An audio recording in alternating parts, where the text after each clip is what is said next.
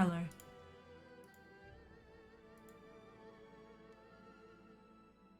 How is everyone?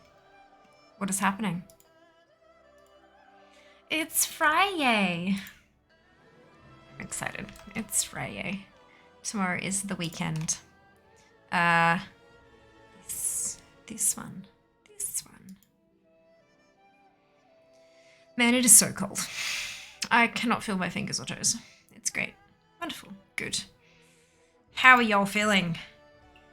By the Sunwell. Ah! My goodness! Shiba, with the resub. Much appreciated. 29 months and tier 3. Golly gosh.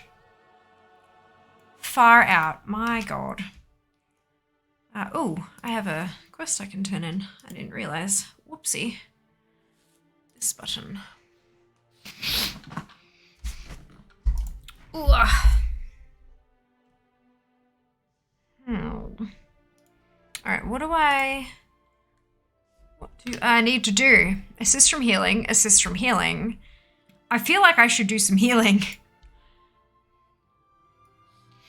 Let's place a healer. That sounds like a good thing to do. There you go. Place your units. Let's do the thing. All right. Ashran. By the Sun. Rallo! With the resub. 16 months. My goodness. Oh, this one. Golly gosh. Thank you so much for the resub. If anyone else has a resub button to push, now's the time to do it and earn yourself some shiny new emotes. 3.5 minutes left to trigger a hype train. What is our estimated queue time? 17 minutes. That's not too bad. I was trying to think what I could do, and I'm like while I'm waiting for queues to pop, and I'm thinking I might keep working on that Zereth Mortis completion because like I'm getting there. I'm getting there, and it's not too involved, so I can like chit chat while I go. It's good fun. Good fun. Well done, Nurse, with last and first. Hello, Shiba. Second for Shiba. Third for Dupe. It is Fear. That's me. Hello. Living the dream, Sam. So pleased to hear it. Fantastic. 69th for Ali. Hello, Scarlet. Like echoes through time. Seems like an important number from distant memory. Hands up if you were here when that was an important number. My god, I can't believe it's been nearly a year. I cannot believe that it has been nearly a year. That is just far out, you know, far out. I'm trying to keep Illidan calm and still he's seriously gonna bust his stitches. Oh no, Meaty. Oh no. Well, fingers crossed he doesn't. Thank you for the cheer. Thank you for the biddies, Loza. Much appreciated. Hope you're having a fantastic day. Hello, Rising. What's up? Not too much. Busy / semi-productive day. Exhausted as always. Good times. How are you? How are you doing today? I hope you're well. Give us a mount farm since you've abandoned us on. I could, but that'd involve switching characters too many times. And I can't, like, it won't keep me in queue if I keep switching tunes. All the hands up in chat. Amazing. Oh, dear. Deary me. Ooh, ooh, ooh. So I have Mount Makeup on today. And we have... it looks like much more of an ombre IRL. I don't know, the camera's just being a poopy head. But we've got like a medium blue that fades into a dark blue that fades into purple. And then this on here is red. Yeah, I own it and it flies. Good luck, have fun. We have a Mount Makeup today because I'm only half as dead as I was on Wednesday. Actually, no, that's a lie. I'm slightly more dead than that. Excuse me, I'm exaggerating how well I'm doing. But I did get some stuff done today, so my stress levels have lowered somewhat. They're still there. They're still very existent. Enjoying a nice day off today. Hope you're having a great day. Fantastic, Loz. I'm doing pretty well. I crossed a few things off my list. Not as many as I would have liked, but I'm still sick and I'm also still exhausted. And I got something done today, and that's an improvement upon yesterday and the day before. So, good.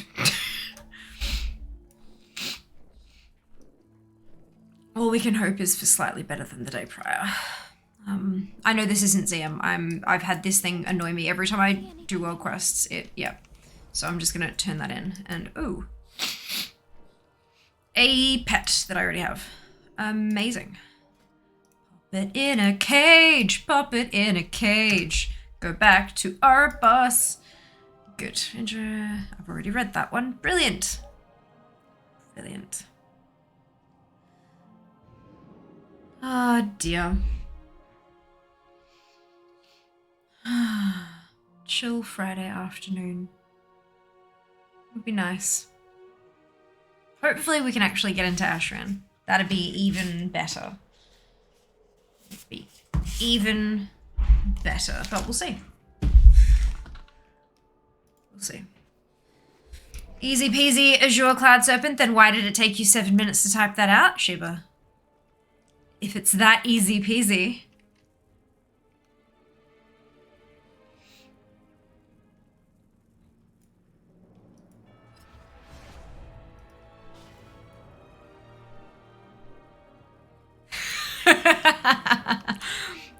Good. What's your number then? You got it. It's Azure Cloud Serpent. I knew it was going to be really obvious. Like, duh. But yes. What do you think though? Like, what do we reckon? I know I didn't do spikies, but I thought that I wanted to go with something that could actually be wearable versus something that has kind of awkward design things that maybe I wouldn't quite nail properly. Plus, now that I'm actually like filming my doing of the makeups to put on Insta and TikTok, I thought it would probably get me more clicks if it's not something a little bit too out there. I've already done it. Oh, I'm on account mode. Okay, 29, of course, staying job really good. I'm really pleased to hear that. That's wonderful news. Yeah, oh my god. It looks so weird prior to, like, I love going through and watching the steps of me putting each product on one by one because it looks ridiculous until like the last moment. It's quite hilarious, I have to say. It's quite hilarious. Oh no, Shiba, oh no. Oh no. What have you done? You got a horror game. Amnesia, a machine for pigs. Enjoy. Or don't. Your call. Well done. And I've done Antros. Oh, is Frogget up? No. God damn it. Enlightened is reputation. I'll do the world quests and stuff because I might as well. You don't get reputation from doing the dailies, do you? It's just the world quests. I can never remember. It was a very familiar palette. My go-to website was down, which is why it took me a while. I knew it was a Cloud Serpent. Had to remember which dumb color it was. Oh dear. Oh dear. Oh no, that's what I thought. Oh no. Oh no, look, I got a no too. I missed it, but that's okay. That's okay.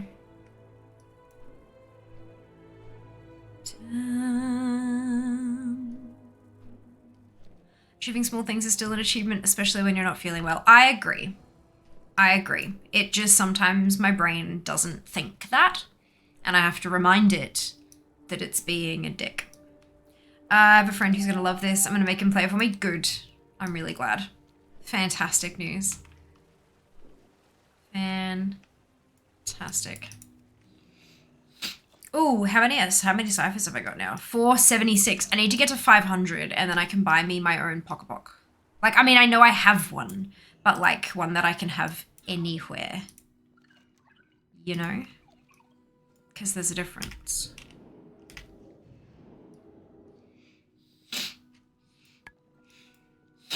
Do you see the patterns? The fractals? The glories of the first ones will be... I still don't understand how the, how any of this works. Like, legit.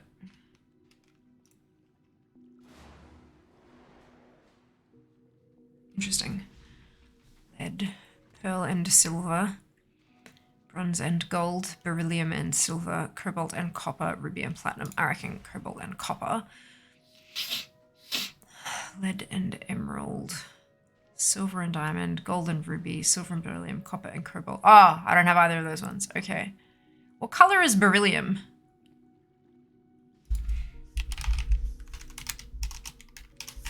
Beryllium, what color are you?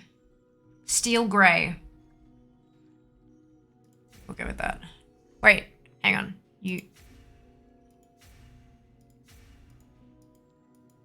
I'm confused.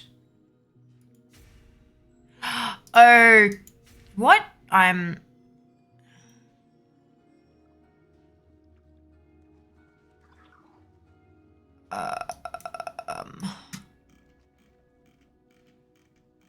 I don't understand. Okay, so we have like lead body, pearl and silver body, which does nothing. Bronze and gold, which does nothing. Yeah, so is this broken? Is that what this is? Broken?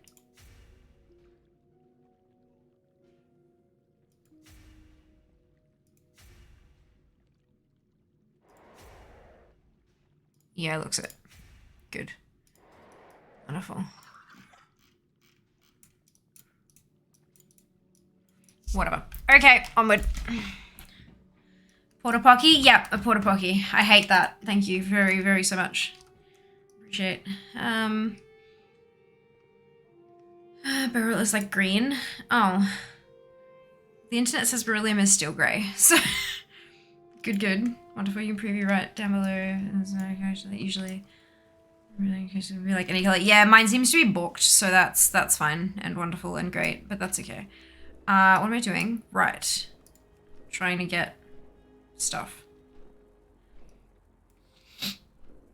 The enlightened are trying to study the creatures here, but are being overwhelmed. Could you help my brethren? Let's go and do this bit.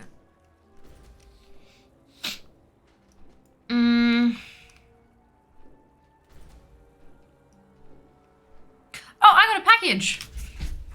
I totally forgot. Where is it? Here we go. Oh, this is what happens when things don't arrive like the day I'm streaming. I forget. So I do believe that this is the other item of clothing that was purchased from Throne. I think it was from Anon. I just need to double check that though. This button. Orders. Yeah, I think this was a Anon purchase. Yeah. Where is the packing slip? Try not to dox yourself. Okay, that is a returns form. That is the packing order. Yes. Packing slip. What's it? We have good, pretty, amazing, and wonderful. Okay. There's the bit. Here we go. So this is called knit dress with lace collar. And I can tell you the lace collar is gorgeous. Look at this. Look at this. Where's the, I can't see this one. Look at that. Look at that. And it's got like, yep. The little thingamajigs on the side. And then is dress, and it has, I'm gonna see if I can get the camera because it's all black, so you know it's hard, but there you go. Look, it's got, oh, this way please. It's a little bit squished because it's been in a bag and been shipping, but yeah, is very pretty. And of course it is a skater skirt because that's what suits my body type. But it's like A-line / skater skirt. Not quite a circle skirt, but getting on its way there. Ooh, and it's slightly stretchy as well. It's gonna be so comfy. Oh my goodness. Oh, I tried on the other dress. The one with the mesh stuff. I tried it on after stream and it fits really well. Really, really well. There's a bit of a, it's a little bit strange because the top, the mesh bit's kind of stretchy. So it sits a little bit funny, but I think once I actually wear it out and about, I'll figure it out. But yes, very happy. Thank you very much, Anon, for the gift. I will try that on as well after stream. And now I have clothes for both days of the weekend. Amazing. This button. That's super pretty. So I ordered a colander for myself. We'll share pics when it gets here. I'm so pleased to hear that. That is amazing. I need to mark this as received. I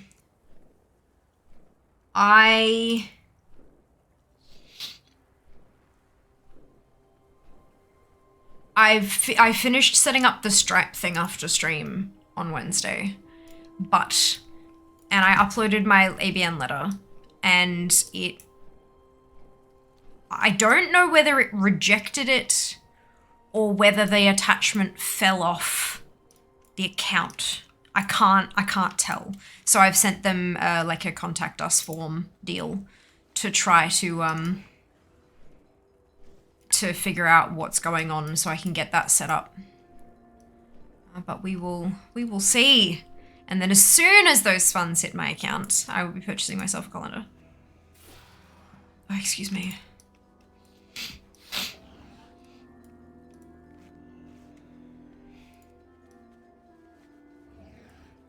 In fact, I may just go and purchase it and then get the funds from Throne later, because sooner rather than later would be good. I think I'm okay to do that with my current funding situation, actually. I believe I am. Maybe I'll do that after stream too. The only thing I should be doing after stream is go to bed, but it very rarely happens like that. Very, very rarely. Very rarely. So, taking bets, do we think that I will actually get to see any classic Ashran gameplay today? Or will I spend 6 hours in the queue?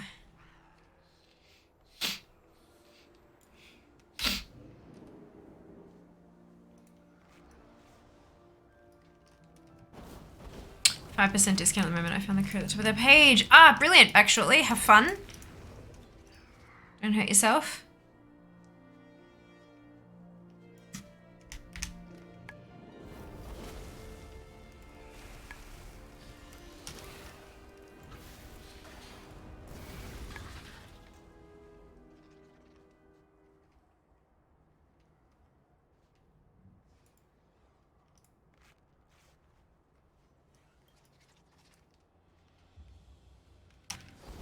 Squishing all the bugs. Getting warped anima samples.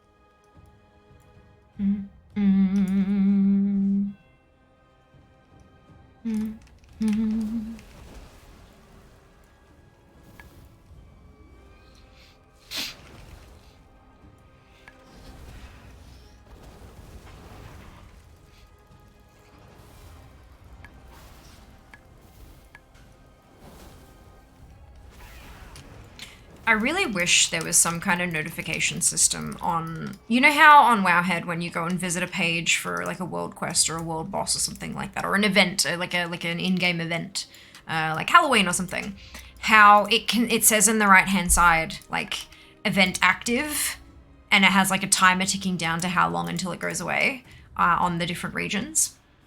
I wish you could set reminders for that stuff so that like you could get an email or something when a world quest pops.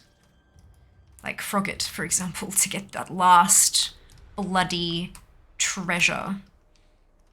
Ooh. Yeah, that'd be really nice.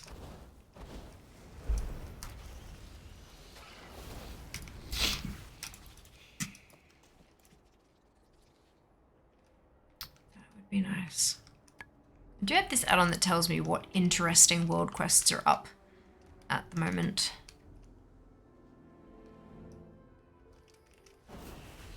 But I've still got to log in to use that. And I'm not sure that it would actually list Frogget.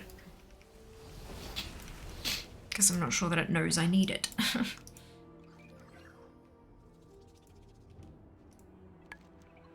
Attach from Automa, please. Connect to this Automa, please. Hey, Skring. Doing well. How are you today? Hope you're having a lovely day.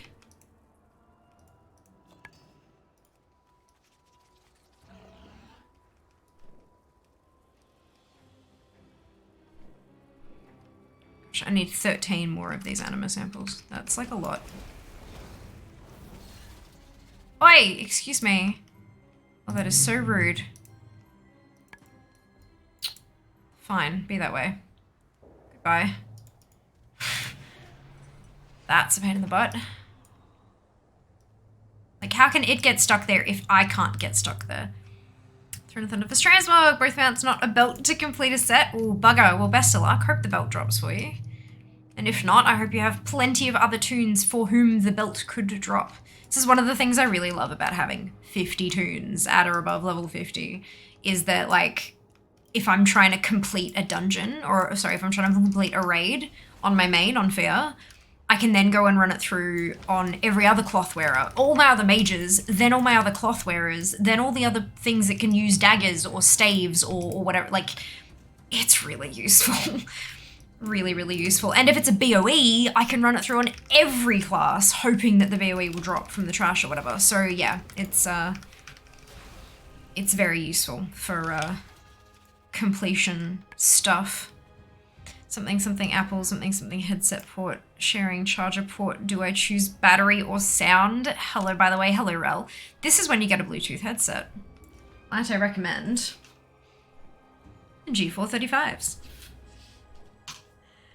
But for real, I have AirPods and I have those ones, and yeah, Bluetooth headsets are like the thing.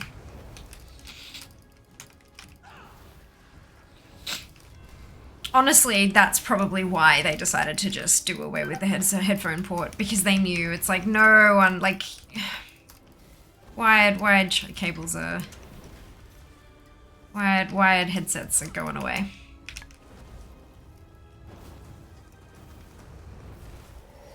Yeah, you can get some Bluetooth headsets that are really, really decently priced these days as well, which are wonderful, depending on your financial situation. You should eat.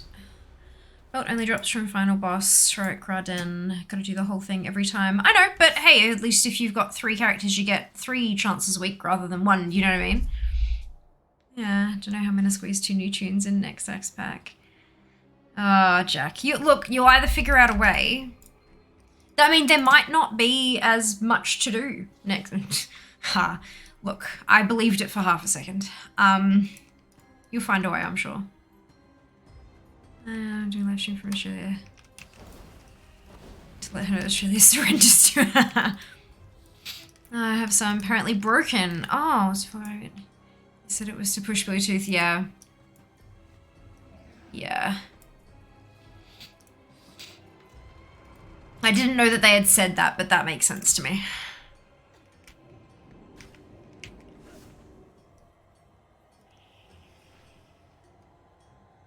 That's not good if they're busted. If they're not within warranty, then that doubly sucks.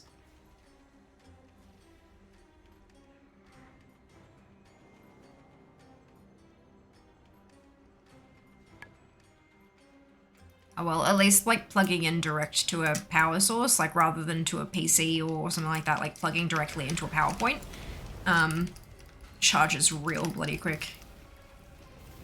Like real bloody quick. Greatest news about USB-C universal charging standard though. Hello Dano. Feeling better today? I am feeling slightly better. Not like all the way there yet, but definitely better than I was, and that's an improvement. Look, enjoy your lurk. Good night, Ashran is kind. I hope we get into Ashran. Would be nice to begin with, but I will see how we go. Should be good. Not sure how other planets will go with it. That's funny. That's funny. What am I doing? I'm popping this and I'm popping this. Good.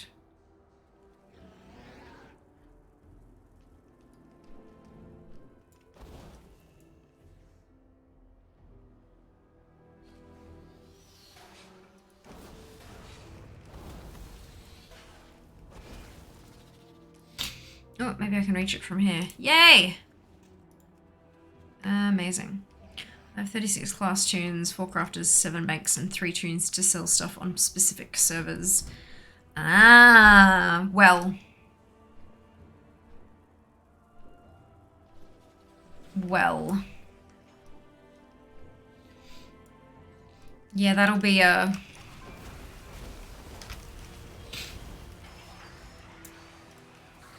be a time.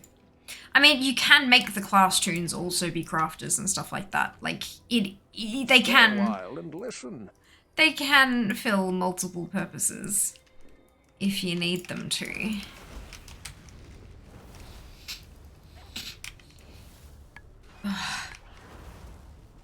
Let's see. I tried that. Oh yeah. Oh yeah. Is most appreciated. Hopefully, the next study goes smoother.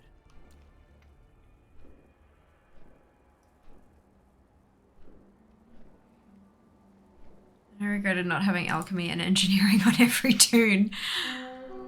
Ah, dear.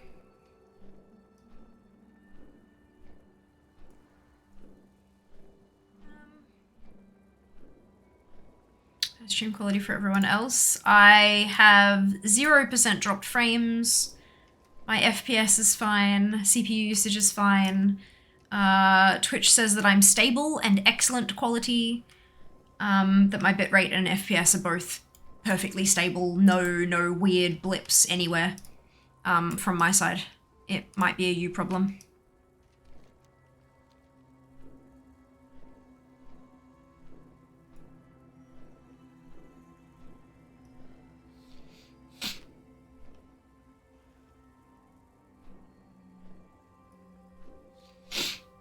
Where is this? Or is it on the other side?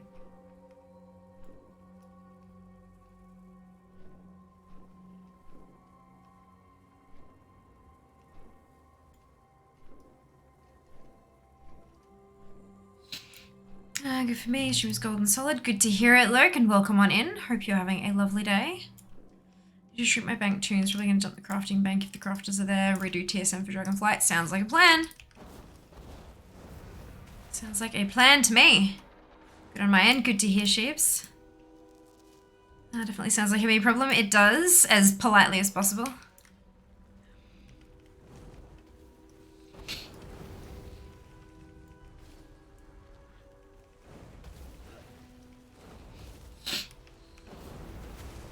There have been some interesting techie things happening with Twitch over the last sort of day and a bit.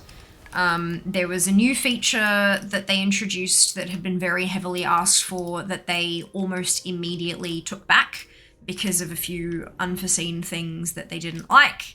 And then earlier today, everyone's sub badges disappeared and then slowly started reappearing again. So maybe it might be something on, it might be on Twitch's end, but only the one that you're using. Everyone else is using a different server to access, if that makes sense. Look, I'm not 100% sure exactly how all this stuff works, but I do know that not every problem that isn't happening for everyone else is a you issue. Sometimes it can happen in the middle, but then only on your connection sort of thing. But yeah, refresh might do it. Hopefully.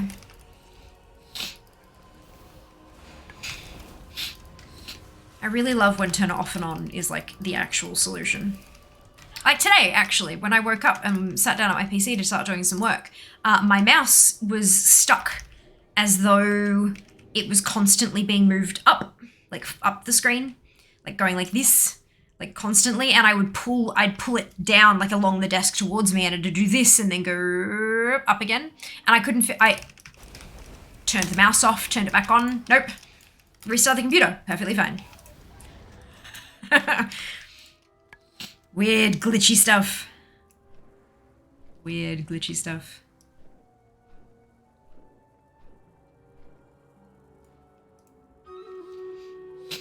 Battle.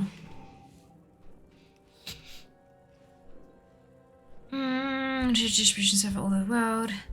Indeed they do. He says he goes to a tunnel and internet drops. Did Qualitron reboot with your PC? No, actually. That's a really good point. No.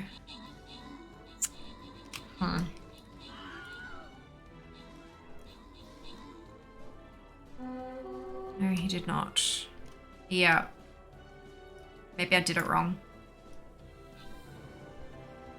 I did have to force the shutdown because I couldn't hit, so I hit the start, like I hit Windows key and then was like tabbing through the menus and then I had power selected, I hit enter and nothing happened. So I couldn't choose to shut down, so I had to do it with the button and then turn it back on again, but that shouldn't matter, it's still a restart. And yeah, no. Qualitron had to be manually started. But that's okay. Ali, Loza, Neke, and Faye, congratulations to all of you on your bonus ship. Well done. Onward to the next one. Oh, golly gosh. Far out. Oh, look. I got assists from healing, but I do still need another 3. So let's plonk the monk down.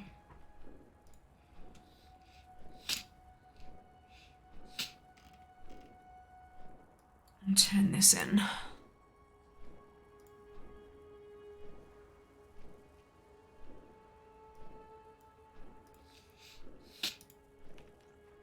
All right.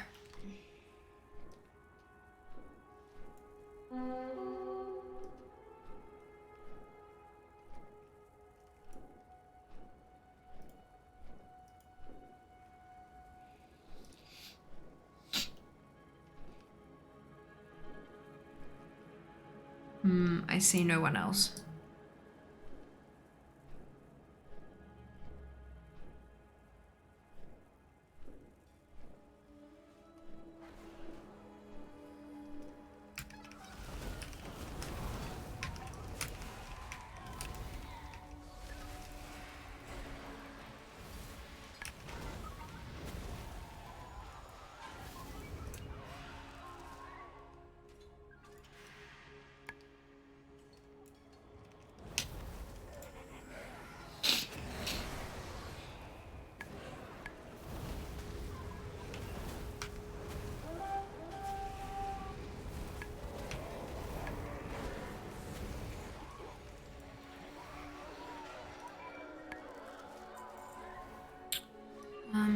Right, so that was a chest over here. Let's go grab that.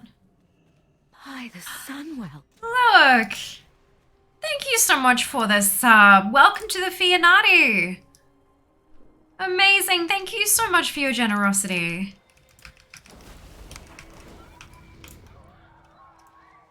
That's awesome. Oh, there's a nest. I'm getting close to my 500 ciphers too, so I'm like, yes, open all the treasures.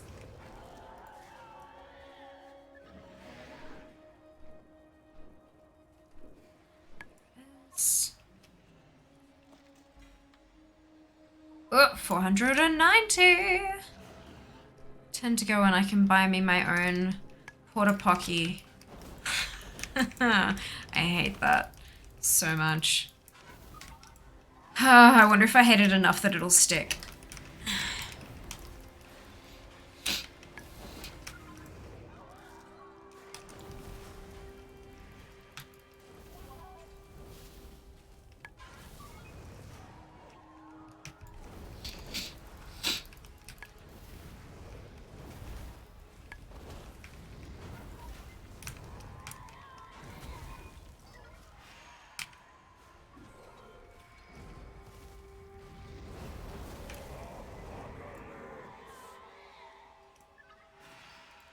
Okay, so do the thing. What's that? It's a corrupted architect. So I can hand this stallion. What do you mostly do in WoW? Raid, PvP, Mythic Plus, collecting, World Quest stuff, collecting mostly, but of course collecting covers so many different activities. But today is supposed to be a classic Ashran stream, so I'm in queue. However, the last 2 times we've done classic Ashran, we've gotten in for like 2 minutes and then the battle rounds closed because there aren't enough people. And then I've spent the rest of stream in queue. Literally, the longest queue I've had was 4 hours, and I do 6-hour streams. So I would like to get into Classic Ashran today. But I'm doing what I can. I'm in the queue. It's now up to the game whether or not it actually lets me in. I hate, okay, so they genuinely don't give any bloody rep. I hate that. I hate that. That sucks.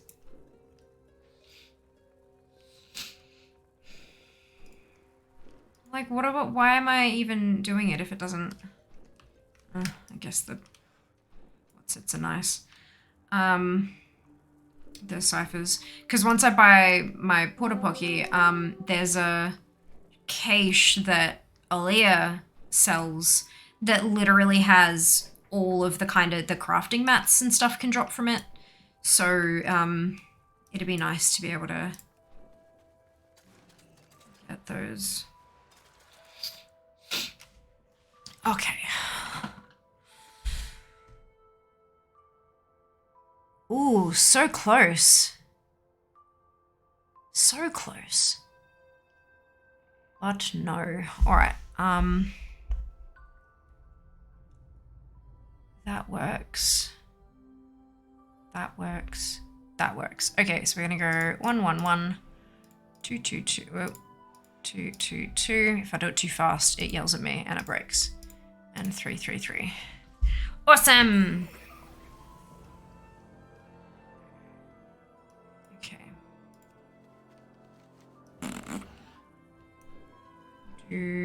Actually, no. We'll swing down and do this world quest and then go to the middle again. Collectors the true WoW endgame. People hate Ashran, so yeah, queues are hard. Endless Ashran's the bestest, though. Honestly, for years and years, it was fine. Like, you'd go in there and it would, like, I could spend literally hours in there. I've spent like an 8-hour session in a classic Ashran before and it was perfectly fine. But as of the last handful of months, so like the last 6 months or so, it's broken. The brawl is totally broken.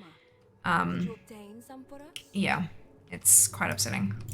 Especially when there are a bunch of achievements in there I'm trying to get. And that's also, I can't do mercenary mode to try and get on the alliance side either. Because I need to be Horde so I can bonk, for example, Draenei. But yeah. Oh. Oh, this is the Crispin one. Okay, yep.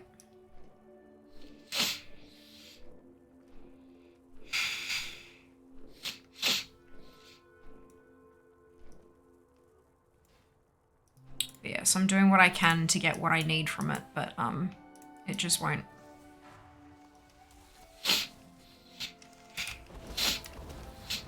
So if any of you, like, want to see me have my ass handed to me in PvP, might I recommend you queue for it. Wiggles eyebrows. I'm really bad at wiggling my eyebrows, so I just say it.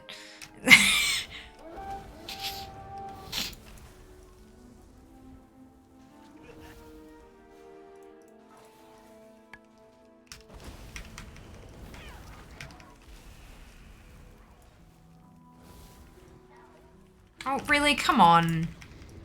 If you're gonna run over here and grab the apple, at least help me kill the thing as well. You would have even gotten loot for it. We're the same bloody faction. Butts. Cool.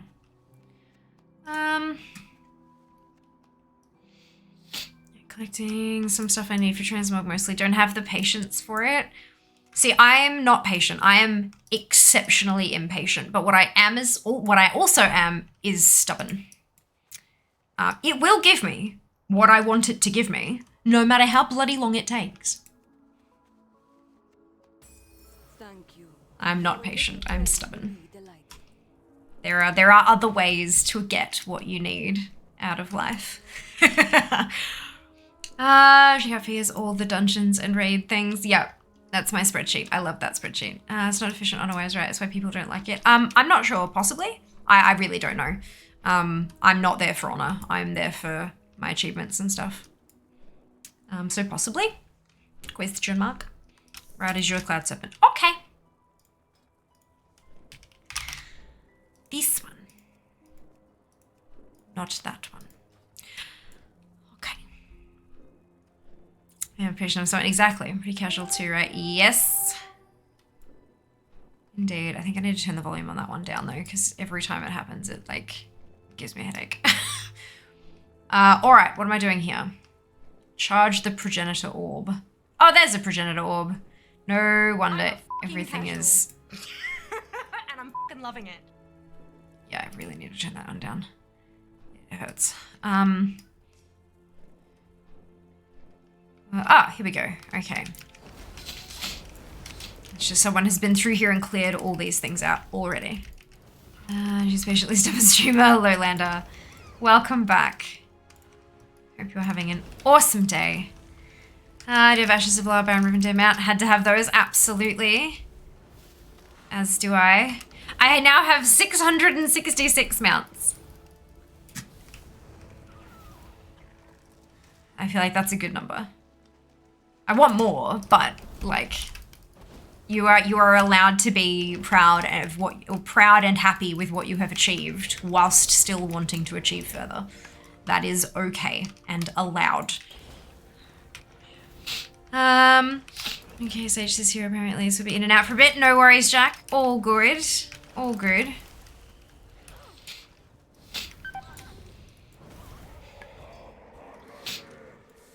I have a feeling we're doing some keys on Monday. And possibly over the weekend as well. Just depending on what we can get done. Because I still need KSM. And I'm still miles off it. So that's an uncomfortable feeling.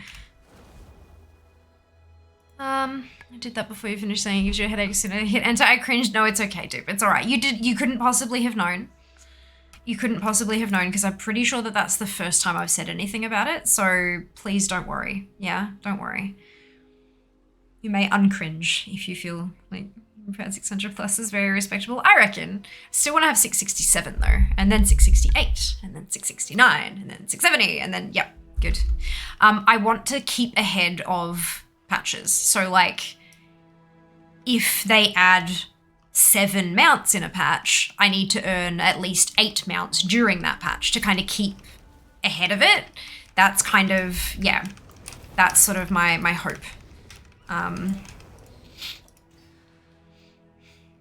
And I can check that because I have data for Azeroth. And they keep track of that. They basically take a weekly stock of how many I have, which is really good. So I can go back and see what a previous patch date was and then look at this patch date and see how many I've gotten and see if I beat it. If I beat that patch. I know I likely won't get all of the mounts in the game. I mean, there's a bunch of mounts that have been removed that I don't have, so I can't get those, but that's not, like, that doesn't matter. But I do know that there are a bunch, like, things like trading card mounts that I don't already have. I've got a couple, but not all of them. And some of them are out of print, and so, like, the chances of getting those are incredibly slim unless someone happens to stumble into stream and has one available, or if I win the lottery and manage to buy one off eBay. But, yeah, it's, there are others that are exceptionally rare, but if I bash my head against them enough, I will get them. Like Shah Mount and things like that, for example. But yeah, so I'll get there. It's, just a matter of how long it'll take. But while we're working on completion in ZM, there's all those, all the protoform synthesis mounts that we can work on. So we might do some, We might do some Genesis mode farming while I wait for the queue to pop, if we get that far. A sleepy day, but is really unhappy. It's good, Ancestor is in FF14 at the moment. How are you going? Yeah, not too bad. Better than I was on Wednesday. Excuse me, still not 100%, but I'm getting there, I think. Lots of stuff still on the to-do list, but stuff that could wait. So I very much activated priority task mode and kind of was like which of these need to be done.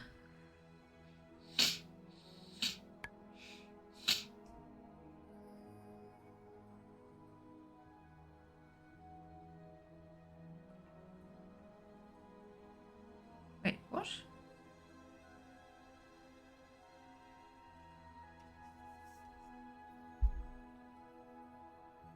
Hang on a second, guys. I've just got an email from Style, and I'm wondering if this was sent out in error or if that's actually a thing.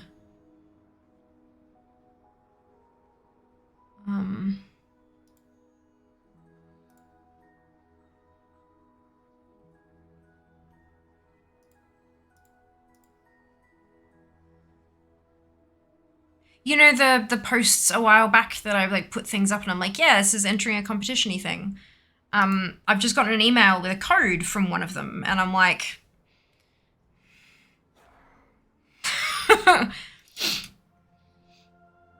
holy fuck.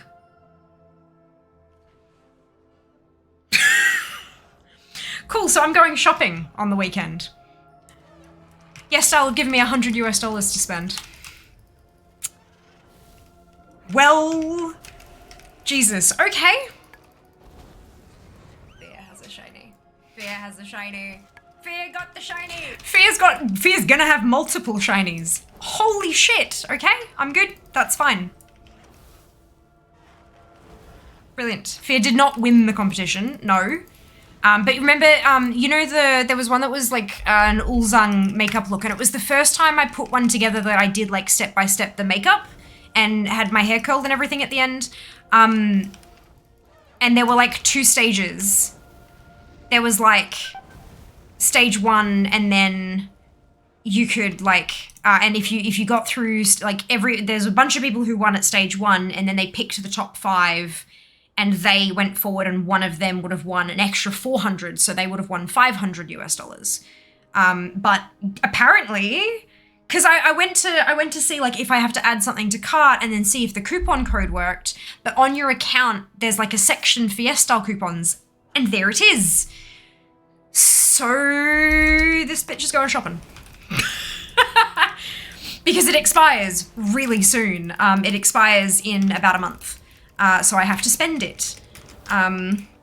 So that's really good fun, but that's really cool because it means that I can get some new clothes and stuff, and then I can make more content with that. Do you know what I mean? Yeah. So I'm pretty happy with that. Yay! All of the hype. All of the hype. Do you have the Swift Zebra? I don't think so. That was a bad idea. I have too many Swifts. Yes, no, I do. There you go. I have the Swift Zebra. So if you're curious about my collection, there are multiple ways that you can go and have a look through what I have. I do not know what I have. I have 666 of them. I do not know. I know I have ashes. And there are a couple of other ones that I know that I have because I've done like mount makeup for them or something like that. But random mount names, I have no idea. You're best off having a look at either Simple Armory or Data for Azeroth, or just even the Warcraft Armory, like the official Armory website. They list those kind of collectibles there. So yes, by all means, go and explore my collection. I will not be able to tell you what I have or don't have because memory not that good. Things keep getting where you want. Happy to support things available. Thank you, Lander. Fear win the competition. Not entirely, but apparently I won part of it. So that's good, and I'll take it. Shiny indeed. Thank you for the grats. And it is awesome indeed. He has all the recruiter friend mounts. Do I? No, I don't have all the old ones, do I? Or do I? Shit, I didn't realize. I know I've got all the current stuff, but I don't know about the old. I think I'm missing a couple of recruiter friend mounts from like the old system. Maybe. Vision. Thank you, Lander. Cheers. I'll cheers to that, except I don't have a... I think my bottle has water in it, but I think it's like 2-day-old water. Me having a mount you don't, so rip me. Look, I have a lot of them. Like, literally mount farming is one of my favorite things to do in the game, so like... Some, you know, you don't have like Shine and Dusty, yes. Yep, Zebra is the old one. Ah, is that the only one? I thought there were more. Yeah, I know Zebra's Raft, but there were other ones as well. Yeah, see, look. I don't have the Cinnamon Charger. I don't have the Emerald Hippogriff. There are multiple. These are all recruiter friend mounts, and I don't have all of them.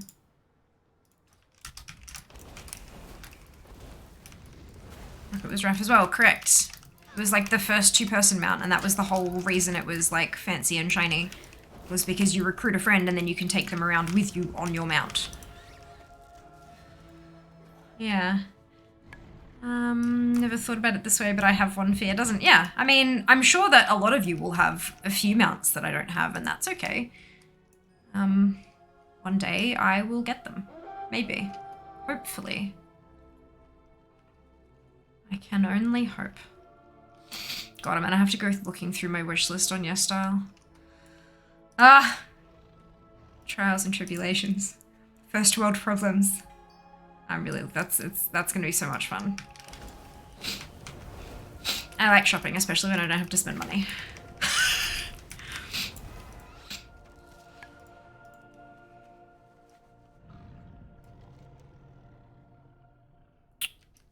Oh. I wonder...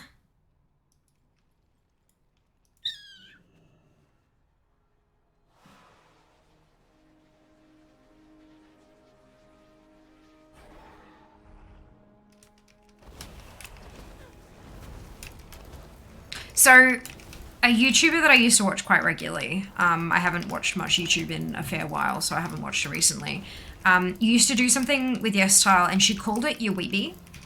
It was you wanted it, I bought it. So like people would be like, I really want this item, but I don't know if it's worth the money or what the fit is like or blah, blah, blah, blah, blah, blah. And so they'd submit that to her and then she'd buy it and tell them what she thought of it all and stuff. But I wonder if I could do something similar. I mean, she did it with like $700-800 every time because she was a YesStyle affiliate that made quite a bit of money, and so she never paid for any of it. Like literally YesStyle gave her a $600 or $700 budget every month to make videos with. But I don't know, maybe I could do a mini one. Ever did a mount off? No, and I don't understand the concept. Like, I mean, people have told me what it is, but I don't understand why people do them. It doesn't make any sense to me. Don't have to spend your money. I know, right? Amazing and awesome. Hello, Chaos. Doing well. How are you? Hope you're having a wonderful day.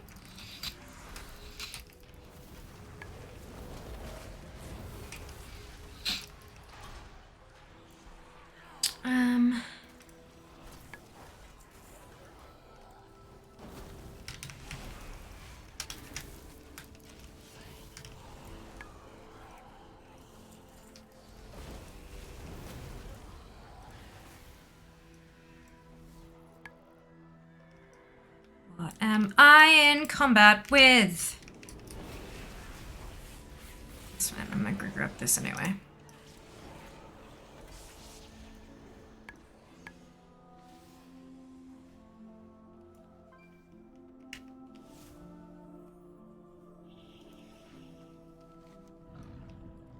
Turn these in, and then I do have 547 ciphers.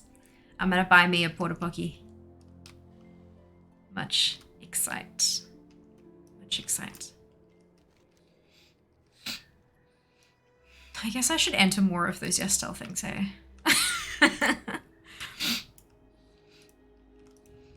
That's very exciting. Okay. Pock Traveler. Yes, I do want to exchange.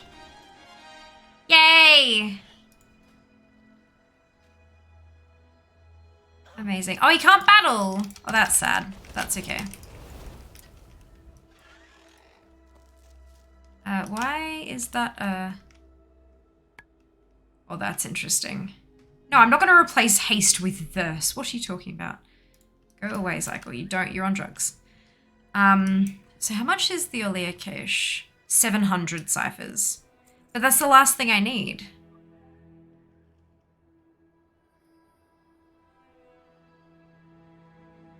I already know that, and I already know that. I already have that. So yeah, it's just 700. Every 700 ciphers, I can buy a cache that can have shiny things in it. Brilliant. Okay. I should still turn these in. And then we'll start back working on Apocalypse Now again. Control all the creatures. Mount-offs can be fun when you have two people who have everything, just enjoying how awesome their collection is. You are interrupting my research. Okay, fair enough. Yeah, it's just that's not really... Will I ever truly know everything? It's not something that is fun to me. It's not within the realm of what I consider entertainment.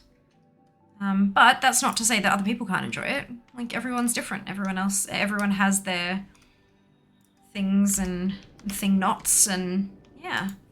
Would never poo-poo somebody else's fun. It just doesn't make any sense to me personally. Nothing wrong with that. Alrighty. Join me. Pock. Take control of the creature.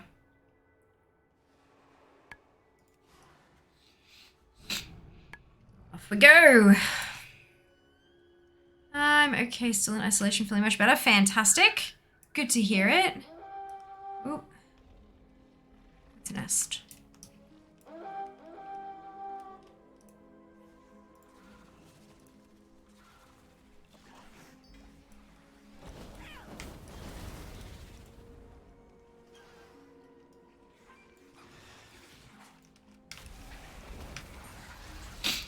Ah, for goodness sake.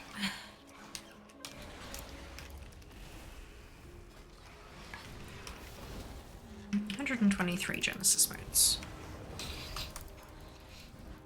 Not very many, but some. I can't do that today, because I don't think I'm gonna get 700 today, but that's fine. At least, like, everything I do is gonna give me ciphers, pretty much.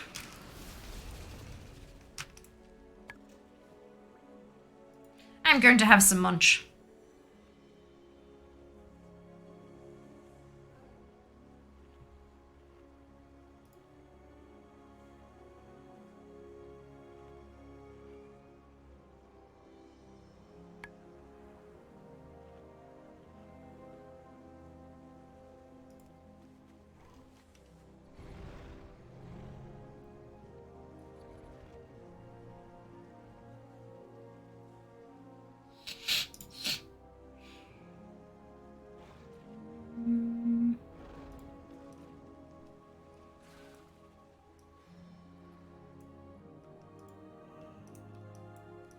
Come here, Puck. Detach, please. Rejoin, please.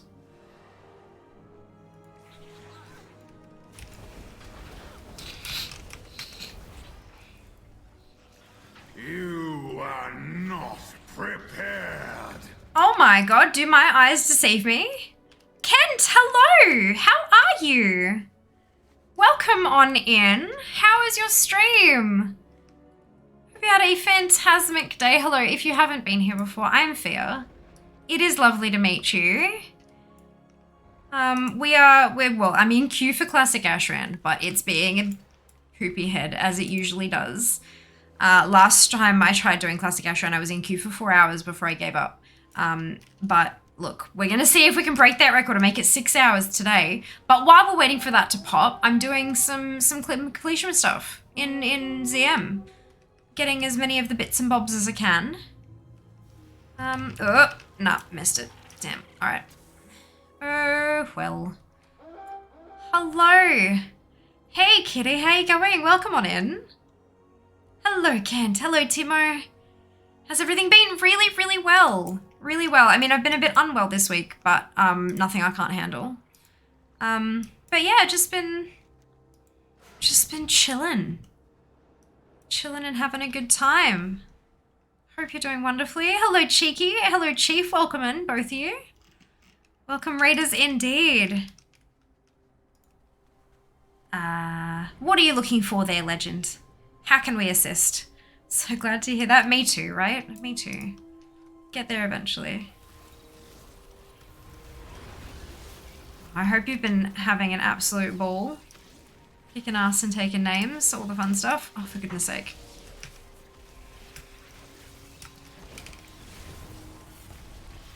There we go. No? Okay. This must be like a whole raid of people going around doing stuff. Maybe. Oh, there we go. And then... Fantastic. I didn't even have to squish any more inverse words. Wonderful. What's he saying? You know what? Brilliant. Super glad to hear it. Where am I going? This one. Trying to work on Apocalypse Now, which is an achievement to control 100 of these by doing that and getting Pock into the thingy. And that's what all these little dots on the map are, is all the different creatures you can control. And that was battle. Brilliant.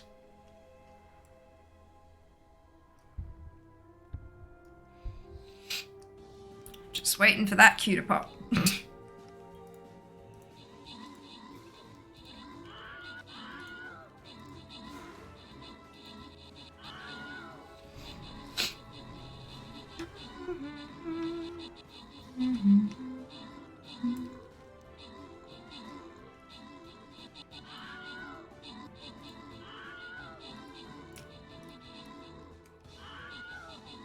I seem to have crossed over the threshold for the bots to target me. Ooh.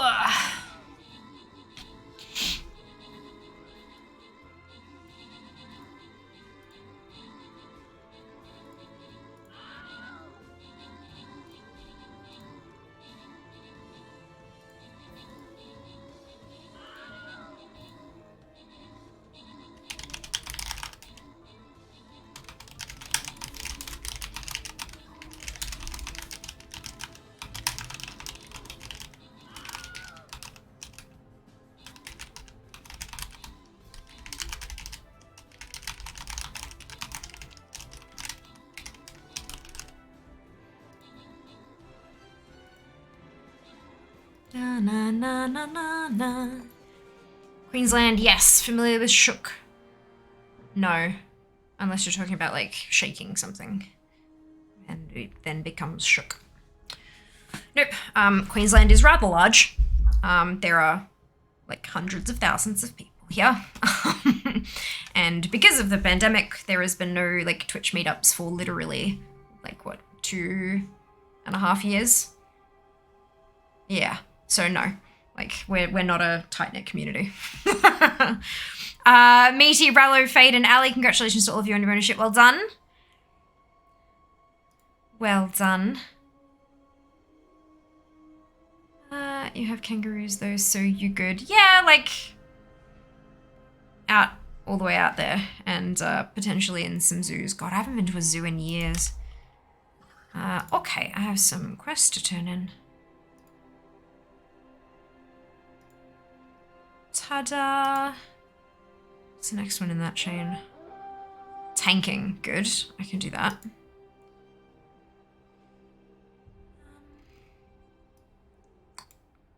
Ooh, I can upgrade one of my units as well. A level 1. That's adorable. Okay, off we go then. Let's upgrade it a bunch. Nope, just 2. Okay. Make sure you place those units, follow the link in chat, log in with your Twitch account, and drag and drop units to the battlefield.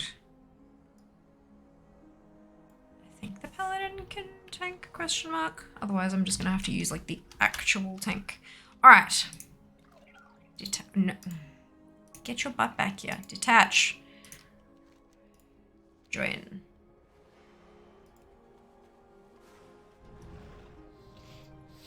And to the next. Oh, there's a cache. Oh, that's the one I opened before. I must have respawned. Beautiful.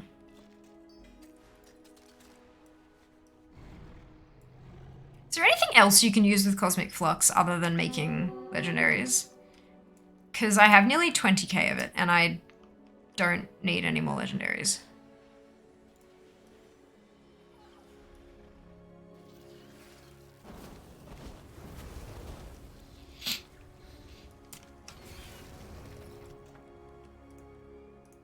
I guess I could use it for crafting, transmog. Station back on later. Brilliant. No worries, Rel. Creation catalyst tier pieces. Alright, yeah, no, I've got Forset. I might upgrade them, but I don't think. Not for a while, at least. That's okay. Get there one day.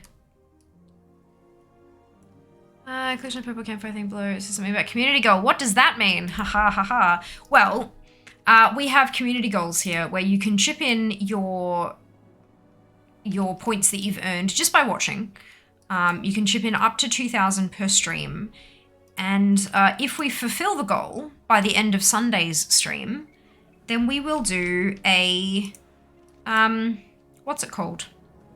We'll do a Mr. Pandaria time walking stream next month, which means rotating through a ton of dungeons for the whole stream, bringing viewers along when they want to come, all that kind of stuff. So if that's something you'd be keen to see and or participate in, it's real easy to contribute. All you need to do is click that little purple campfire underneath the chat box. There's a banner up the top that says Mop Time Walking. And if you click that, it'll give you the instructions. Nice and easy. American living in a happy bay, in love with the lantern under. Definitely like the slang. Fair enough. Fair enough. Get your butt down here, Pock Pock. Thank you. Sorry? Are you Pock a Pock? I doubt that, sincerely. I'll be back in just a moment.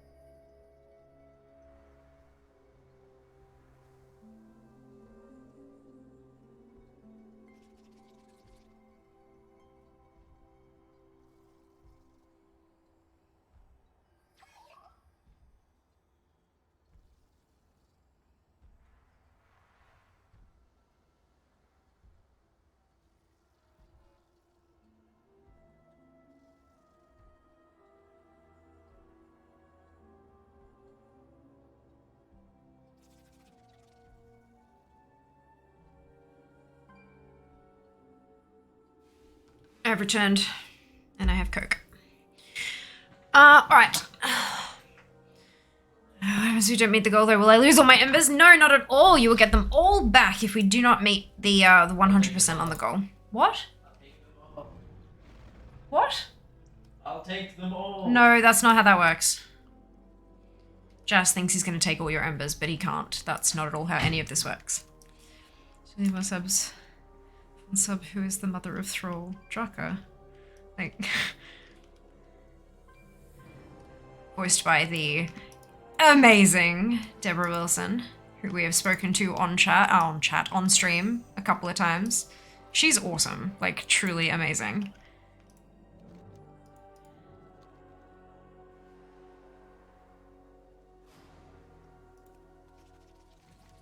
Apparently feasting was up. Don't think feasting is up anymore. Oh no, wait.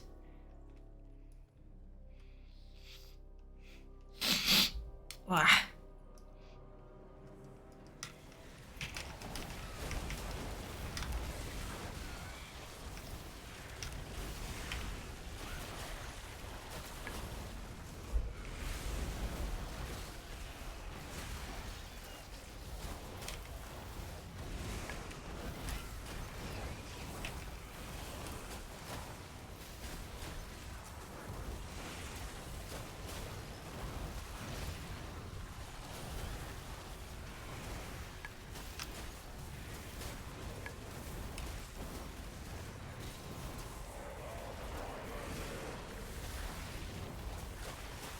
Phew.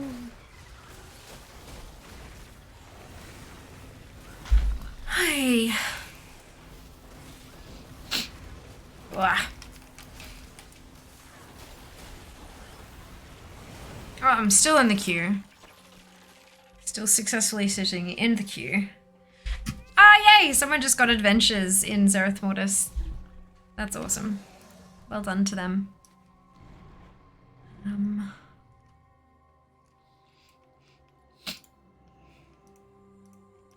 Get down here, you little creature. Really give you a sub-sub, I guess? Nope. Cannot.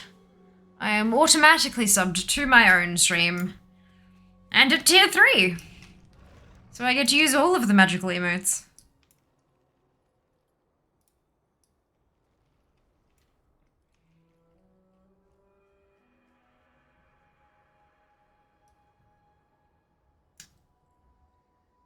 Let's go to this one.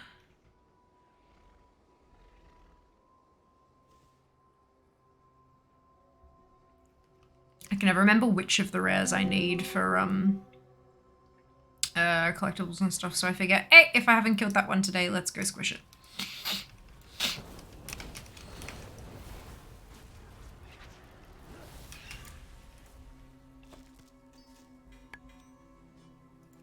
Oh, it was a ring. Oh well. And then we head back and grab another creature with Pocketbook. What am I sitting at the moment? 87 out of 100? Oh my god, you guys, I might actually get this achievement today. Oh my gosh. Could gift a random one to the community. I mean, that would also work, but of course, you know, never, ever, ever any expectation or pressure for anyone to spend money. Of course, always appreciated. Helping me pay those dental bills. Delicious and delightful. But never, ever, ever, ever, ever, ever, ever any pressure. Take care of yourselves before you take care of fear. Has always been the rule. 99 out of 100 Ashran pops. I mean, look, you're not wrong. I also wouldn't be mad at that though, because then at least I'd finally get into Ashran.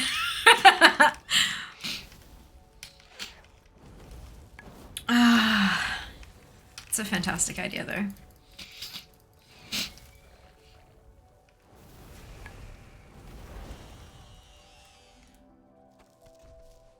Wouldn't it be lovely?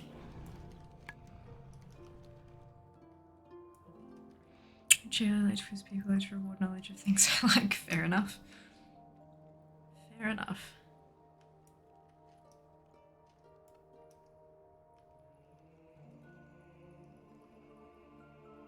As long as you're careful not to make it feel like you're making people jump through hoops to be rewarded like a circus animal of some kind, then it's all good.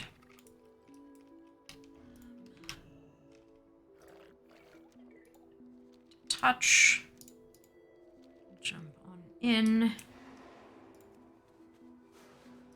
off we go. And I mean, technically you wouldn't really be rewarding knowledge, you'd be rewarding the fastest internet connection and the fastest Google foo. But trivia in the age of the internet is always a little bit tricksy, hey?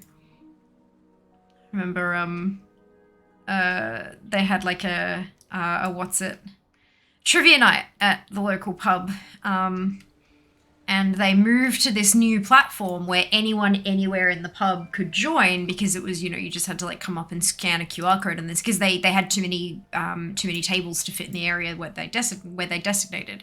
So anyone from anywhere could do it. But then they got to the point where people had been Googling the answers, and so they had to make sure everyone fit in front of the presenter again, so that the presenter could kind of like keep an eye on everyone to make sure they weren't using their phones, because y'all know that people can be dicks and break the rules for fun. But yeah, it's oh dear. I mean, that's what happens when you put like actual valuable prizes on the line though, right? I think the prize was like a $200 bar tab or something.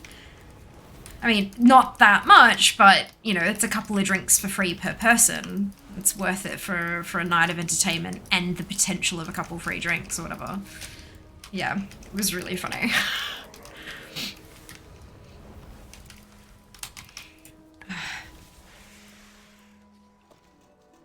Itchy nose.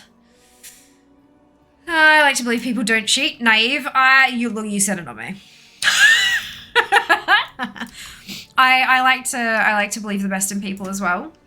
But I know for certain that anytime you put anything of value, and it doesn't necessarily need to be of monetary value, but if you put something on the line that is of some kind of value to a person, depending on how valuable they see it to be, they will do all sorts to get their hands on it, hey?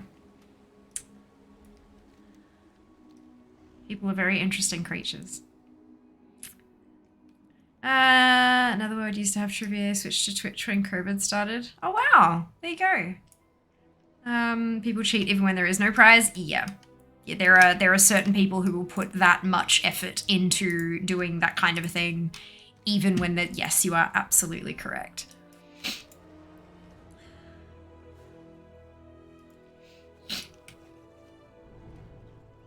Humans are capable of such awesome things, such despicable things, and such hilarity.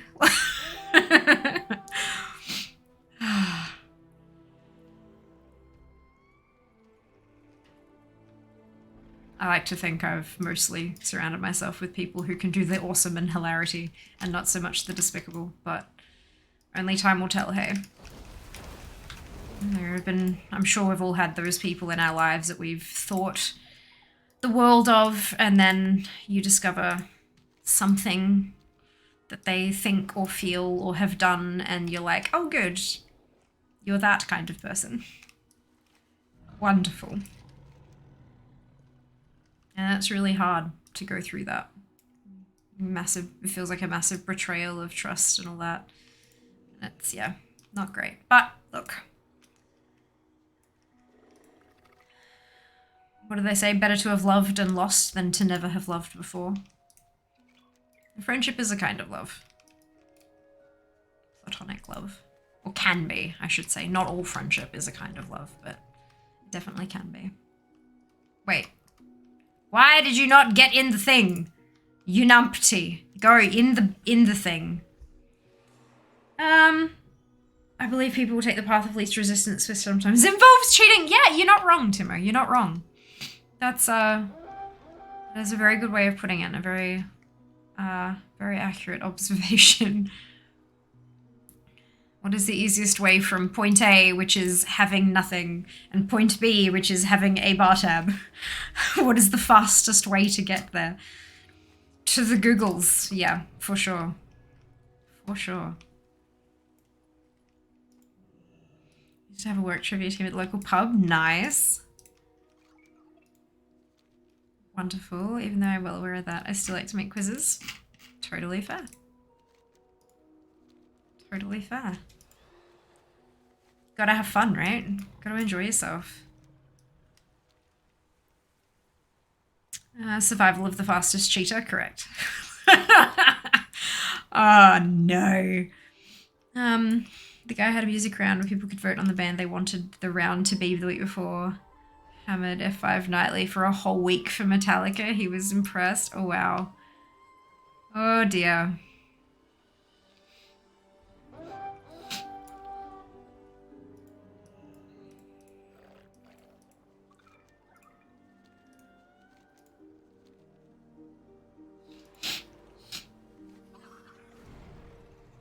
There have been a couple of times where Jas and I have gone to the pub just for a meal, like, you know, a nice, easy, not too expensive meal, on a night that I'm not streaming, just, you know, get out of the house or whatever.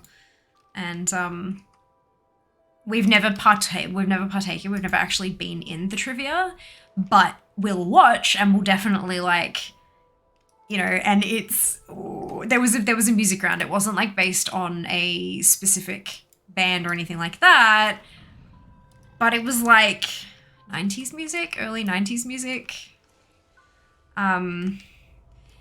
Jas is a few years younger than I am, and I'm 1990s baby, like literally 1990. So I was like getting all the things, and I'm listening, and I tried to, rather than just blurting out the answer, I tried to, you know, give him a chance to get it himself as well. And so, you know, it starts, it's like, you know, what are the next line to this song or whatever, and it starts playing, and I'm like mouthing along with it, and he's just looking at me like I'm on drugs, and I'm like, oh no. Excuse me. Oh no. Because of course he didn't know the song. He didn't recognize the song at all, and I'm like, really? This was like played on repeat in my primary school discos and all this kind, and it's just like, nah. Nah. It's like, good. I am an old. Wonderful. Glad to hear it. But no, it is fun, especially when there's literally nothing on the line and we don't have to answer any of the questions and it's just the two of us and we kind of, you know, we got it. It's like, hey, that's kind of cool. And then we don't get it. We're like, oh, cool. Learn something new that I'm probably going to forget in 12 seconds. But yeah, it was, it's a whole thing. Speaking of trivia, any news? What?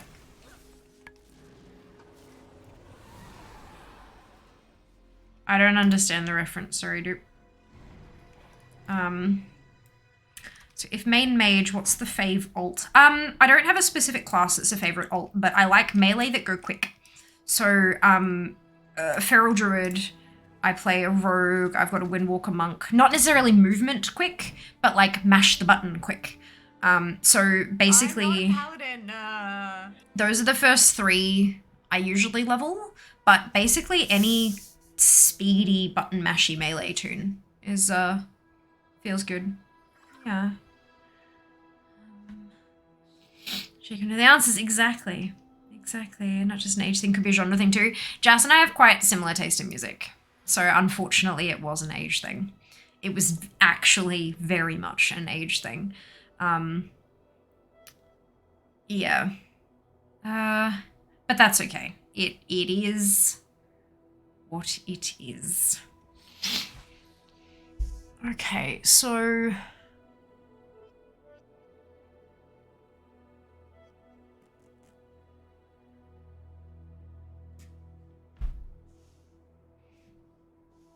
it's gonna have to be this one. It's gonna have to be these ones. And then these ones, and then these ones. Yep.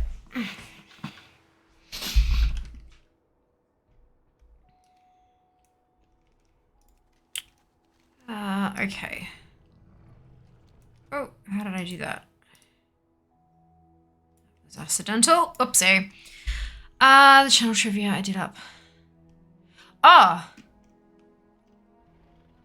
New news. Yes, so because between illness and between working in the office and all of this kind of stuff, that like new things that have changed for my life in the last week and a half to 2 weeks, I've been struggling to make any changes anywhere to anything. But I do have plans. It's just going to take actual time for me to sit down and do them. And I feel like it's better for me to, in terms of consistency and growth and all that kind of stuff, it is better for me to be able to get the things I already did out the door than miss them and introduce something new. I need to be able to introduce something new on top of my consistent stuff. So yes, that's what's happening there. But I got my my social report back from the marketing manager person, and there are some very interesting tidbits in there that I'm very, very keen to try out, one of which will literally halve my workload. So hopefully that will mean that I'll be able to do more of that kind of stuff, which is really, really good because I'm very excited about it. Very excited. It is going to have to be like a every night after stream, like jotting down a couple of notes to kind of pick questions from and stuff like that. But yeah, I've got like a process imagined. Plus, of course, I've got the ones that you sent me, which is amazing. So I've got a process of how it'll work in my head. It'll just need some different circumstances for me to actually be able to enact. But yes. Good. Oh man, 90s was my youth. Well, 90s was my youth too, like literally the first 10 years of my life, so there's...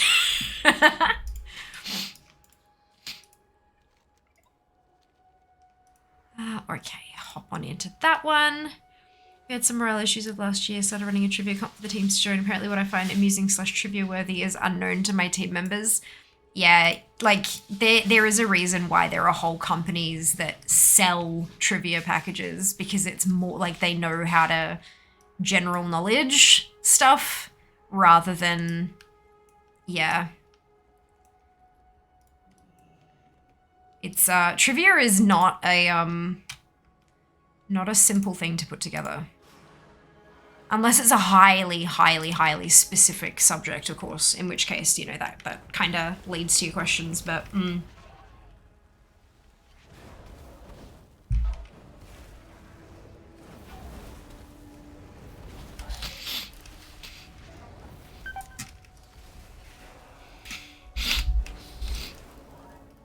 Ugh, esters.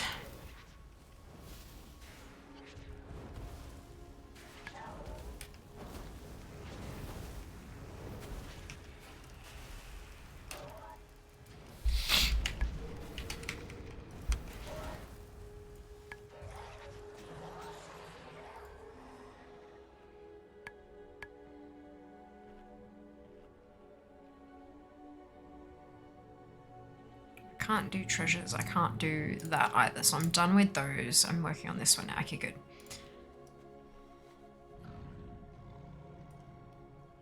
Apocalypse now. I'm kind of tempted to just not look at the counter. And then when I get the achievement, it'll be like a, hey, big surprise. Happy times. Ah! I always forget about those bastards now. Okay.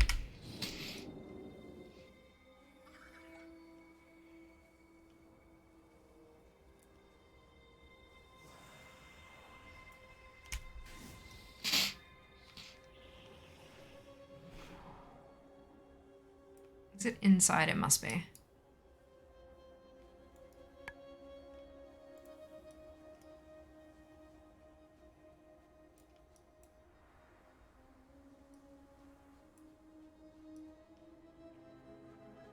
Is the... Oh, I mightn't be here either. Grumble.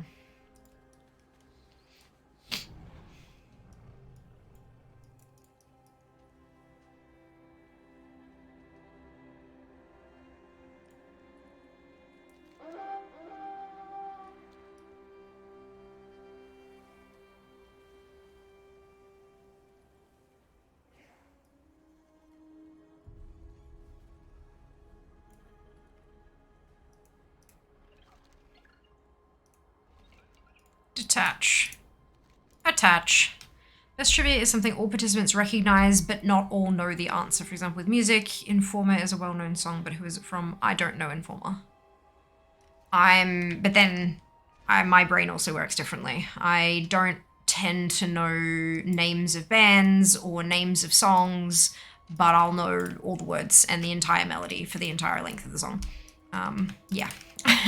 And that's the other beautiful part, is that everyone's brains work differently. So when you're with a trivia team, not only do you all have different areas of knowledge that you're best in, you also... Achievement! You also all think differently. So you all bring different bits of the puzzle to the answer, and then you can all put it together. Yeah, it's really nice. Okay, I cannot get that emissary because I'm miles away from Exalted, let alone getting a Paragon cache. So it's protoform synthesis time. I have crafted 6 things. So we got to craft more.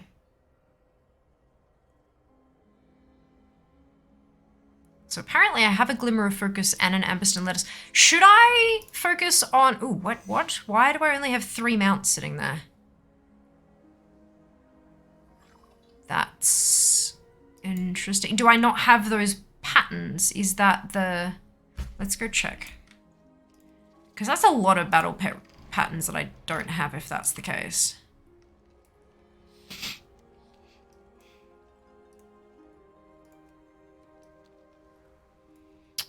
I think you know Informer though if you'd hear it. Probably, yeah. I'm calling it Informer means nothing to me though, as I was saying.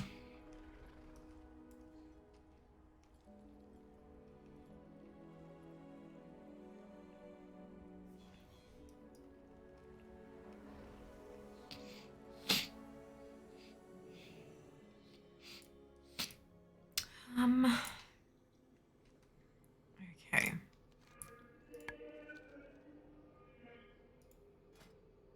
There's no unlearned tab, which is upsetting. Yeah,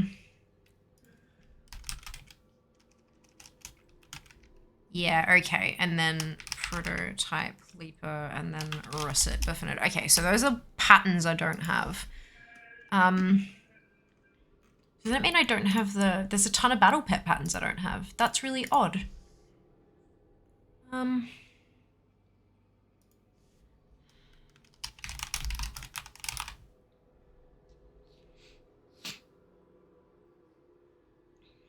Where would I get this schematic from?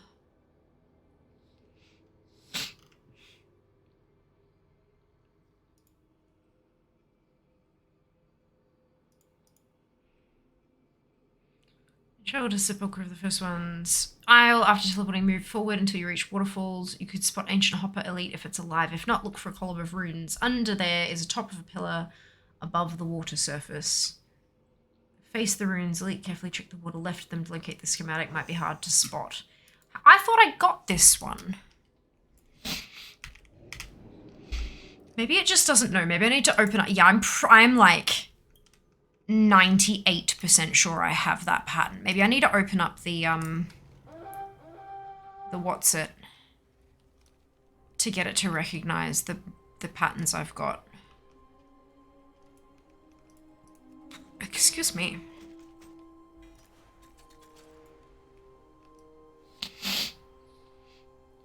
Am I in combat with?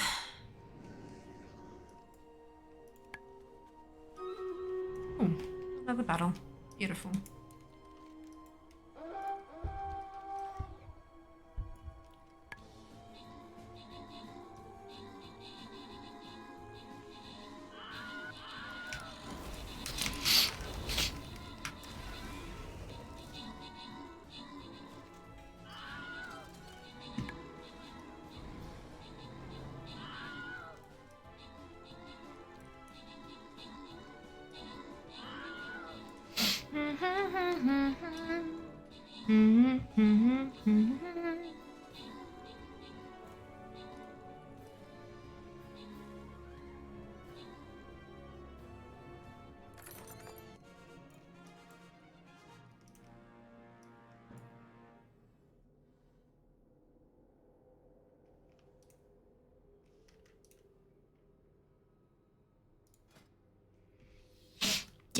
have the pattern. Why?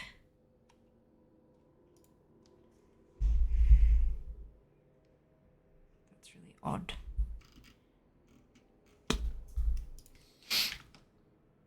Okay. Fade, Neke, Meaty, Loza, Synth, congratulations to all of you on your bonus shit. Well done. Good job. On to the next one.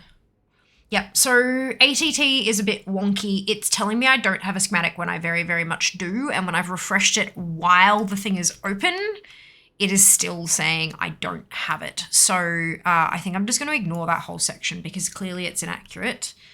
But that's okay.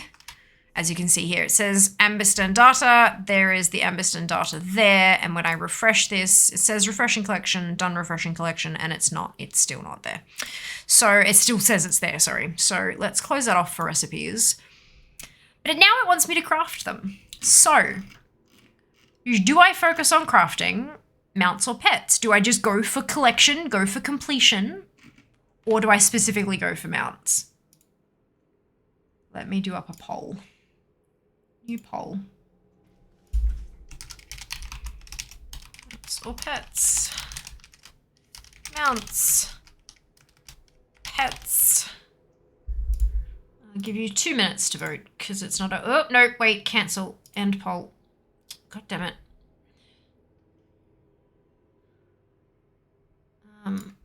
That was really odd. It defaulted to allowing additional votes, which is weird. And I don't want you guys to be spending biddies on something this silly. There we go. Let's try that again. There you are. There's your poll. Get all the things. I know, right? Like, that's the aim eventually, but like, what do I eat?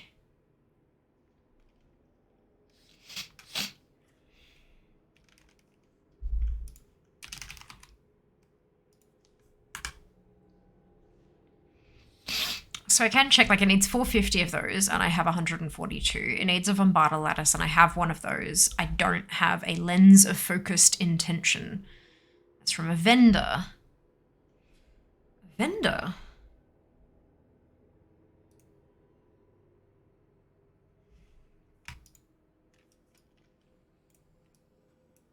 Where do I purchase this?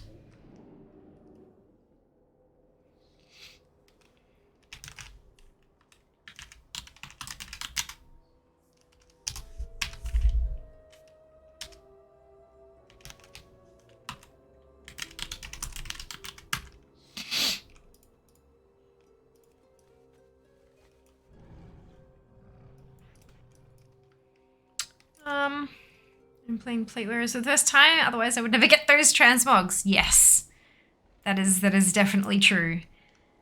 I hope you're having fun with this. Nice to hear ATT sound when a new thing is collected. Agreed. Happy brain juice noises. Love it. Just the main rep vendor guy at the base where you get Unity, Lego, all that stuff. Yeah, but I'm like, how do I not, like, is it some special currency? Is that why? Maybe I haven't got it because I don't have the rep for it or something. I don't know. But I can straight up just buy them. Like, what?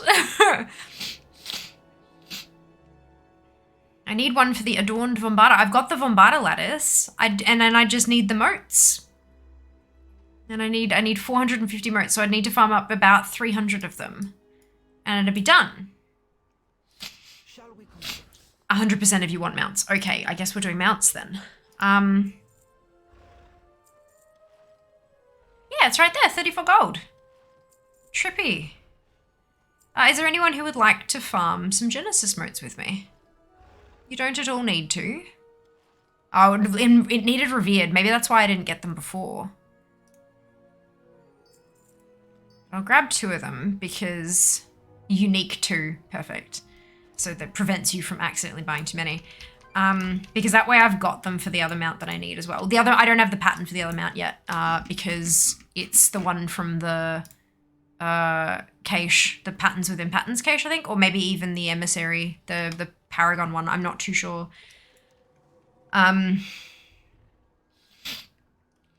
But I've got both of the extra bits for this particular mount. All I need now is the Genesis moats. So I think that might be what we aim for first, if anyone would like to join me. Have I gone too far? I have. Perfect. Mounts, transmog, pets. Oh yeah, definitely not the priority order for me, but that's okay. We're all a little bit different. We all play just a bit differently, and ain't nothing wrong with that. Ain't nothing wrong with that. Keep in mind that if you do join a group with me, you will also be dropped into the queue for Classic Ashran, but that doesn't mean that you need to accept it when it pops, if it pops. You can just dodge the queue if you so desire. Hello, Silver. How you going? Welcome back.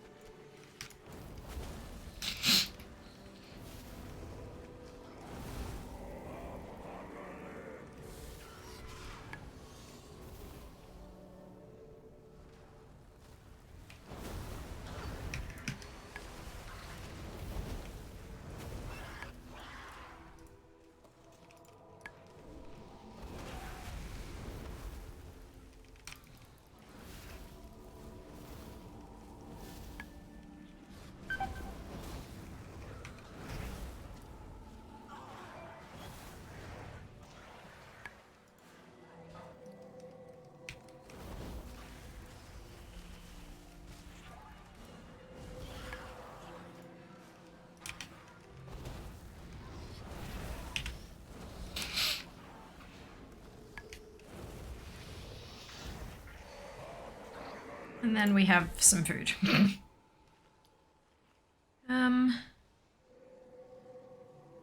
Join MEU, rarity amounts, transmog pets. Probably about all equal-ish. Maybe transmog just a smidge under the other two. Like genuinely, I just want completion. I want all the things. Yeah. We have Mount Farm Monday. We do transmog hunting on a Sunday. The only reason I don't do pet hunting more often on stream is that the numbers aren't quite what they are for the other two. Like the viewer numbers, the Twitch stats, and my Twitch stats are important because that is what I can base my rates on for sponsorships and things like that. And that's how I pay my bills. So that's important.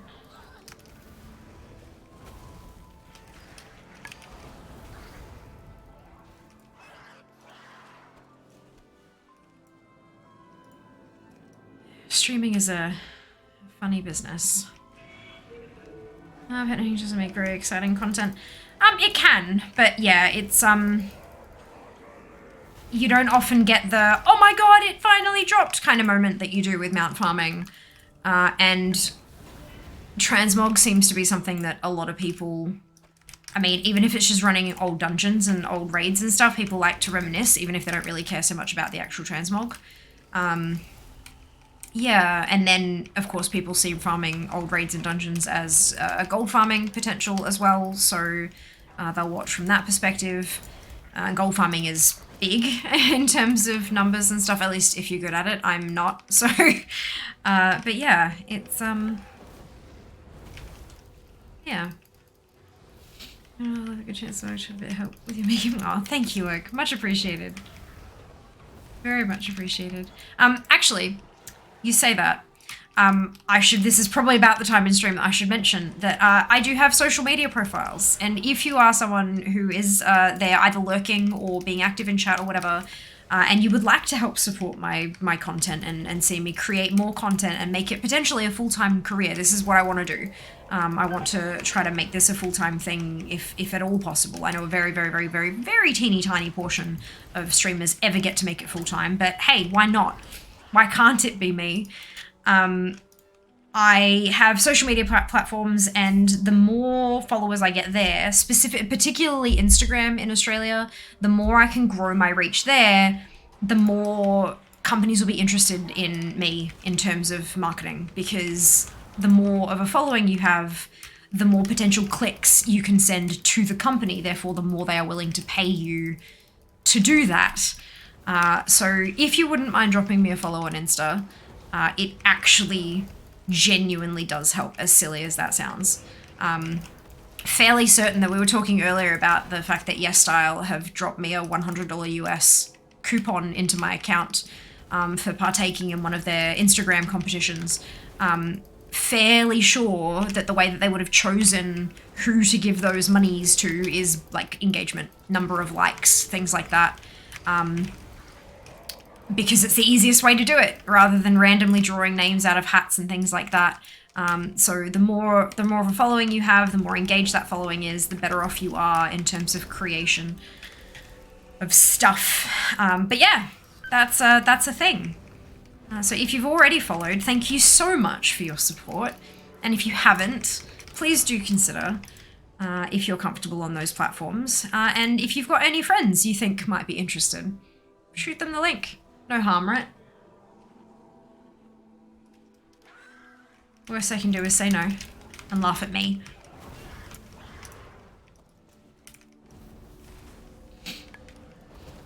I was talking about trivia earlier. Mother-in-law is here watching the show Pointless. It's British. Anyway, one of the rounds had a full suit of armor. Some words were listed without all their letters.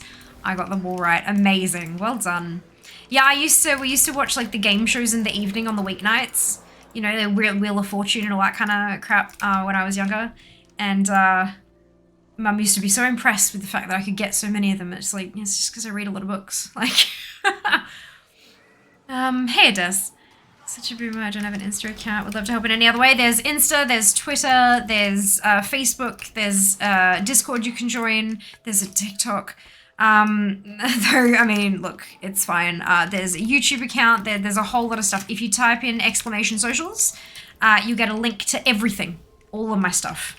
Literally all my links, funnily enough, are all in one convenient location. But yeah. Many a beautiful picture on that. Their Insta appears. Yeah, I'm working on it. Working on it. More videos going up lately, which is good because video content tends to perform a fair bit better than just pictures, which is interesting. Something I didn't know, but that I'm learning. How are you? Yeah, I'm alright. It's a bit cold. It's absolutely freezing here in Brisbane, and it's gonna get even colder. We're not quite all the way there yet. I think Sunday is going to reach its coldest before it starts getting a little bit warmer, I think. I can't remember exactly. I was looking at the weather earlier. All the things indeed, Archer. All the things indeed. Bambury says gauntlet, greave, all pieces of armor people should know, right? Of course. Why would they not know those words, dude? Visit and breastplate. Oh, visor and breastplate. The contestants knew those ones. Yep. That's funny. Discord, YouTube, Twitter I do, TikTok and Insta not so much. Totally fair.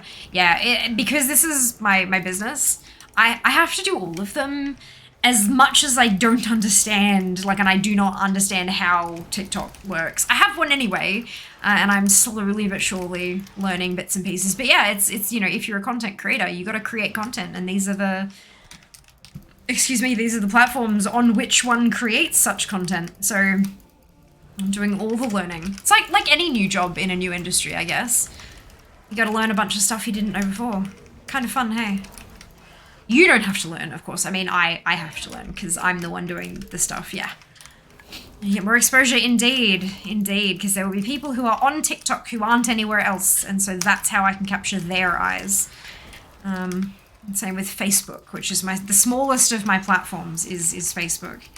But there's still people there, and they still comment on my stuff when I post it, and they're wonderfully, wonderfully lovely and supportive and all that. So yeah, it's and that way, if there is a business, if there is a company who wants to pay me to post about their stuff, they've got a choice. They can ask me to post on whichever platform they think works best for their audiences. And so it you know, as much as there are some that I don't put as much effort into, I do still have to try with all of them to make sure that I am appealing to as many brands as possible.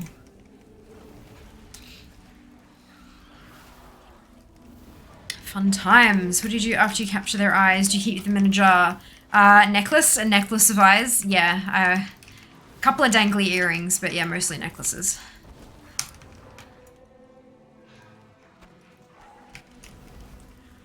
Go for what you can get. Understandable, smart also. Look, I try.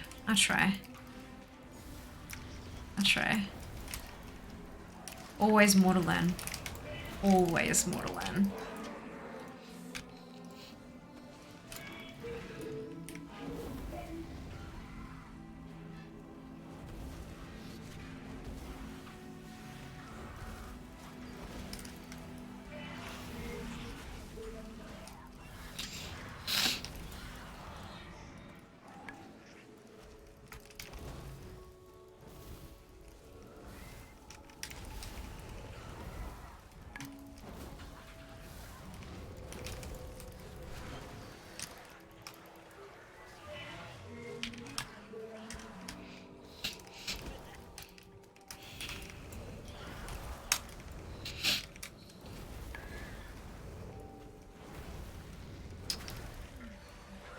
How are we looking?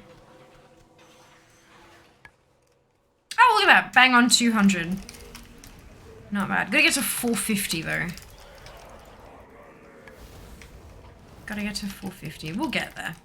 We'll get there.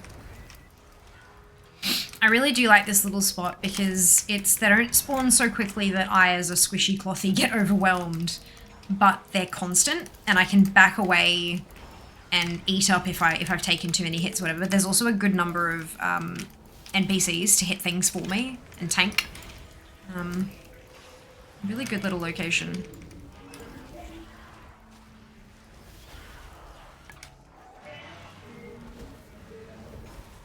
There was a point where we were here with a group full of 5 people, and we had a couple of people running around and grabbing other stuff and pulling them into the pack here and then just AoEing them down, and God, we got so many motes. So many motes.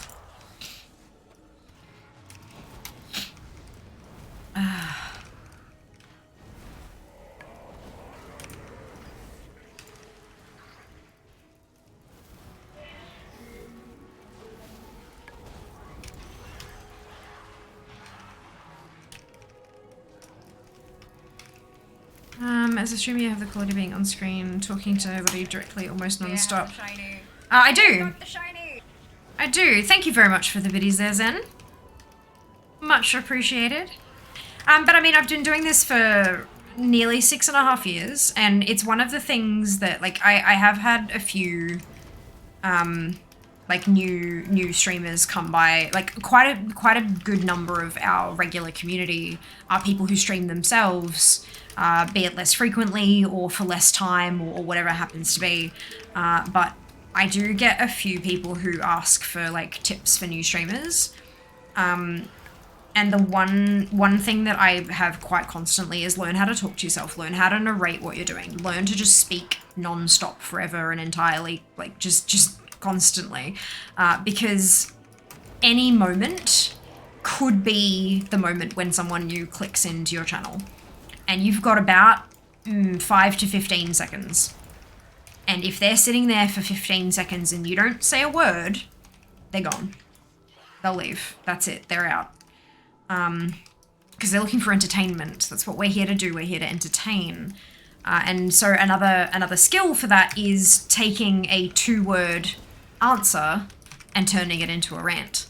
Because that way, not only are you constantly talking for, instead of half a second, you're talking for, you know, minutes potentially, but you're also covering a greater span of topics, which means that someone in the community might pick up on something you say and blah blah blah blah, which gives you another springboard for another conversation, and it just keeps everything moving a fair bit. Like this, for example, you could have said you have the quality of being on screen talking to nobody directly, almost non-stop. I could have said, yep, that's it.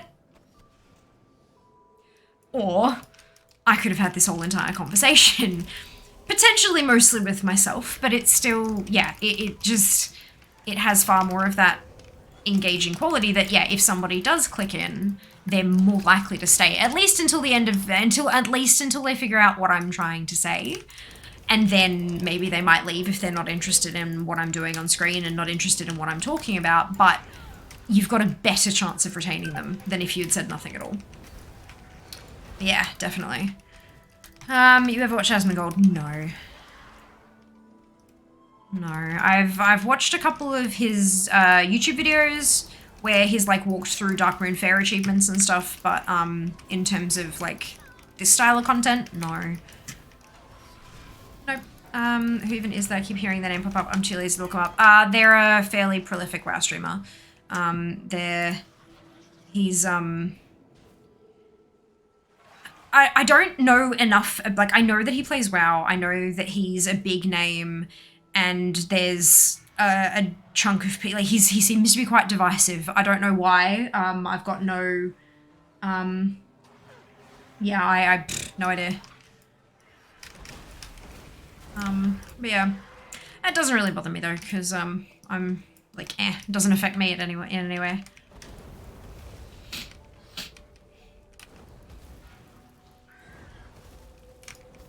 Whatever you think of him, that guy can really talk non-stop. You don't have to like him to see that. You do have to watch him, though, to see that, which I don't, as I said. Like, I I've never watched any of his content outside of like 3 or 4 Dark Moon Fair achievement videos that go for approximately 1.5 minutes on YouTube. He's a very infamous streamer. Yeah, I don't really know anything beyond that though, like literally have no idea. So yeah, I don't tend to like talking on topics that I don't know about, especially when that topic is an actual human being, because the most likely thing to happen here, if I talk about him and his content, is I'm going to get shit wrong, because I know nothing about him. So I don't tend to talk about people I don't know, because that's a shit thing to do. Genuinely. I don't really know how to describe him. He is a World of Warcraft streamer. Predominantly. Before Zereth yourself, before you know you're streaming. You'd like to hope so after, like I said, 6.5 years. Okay.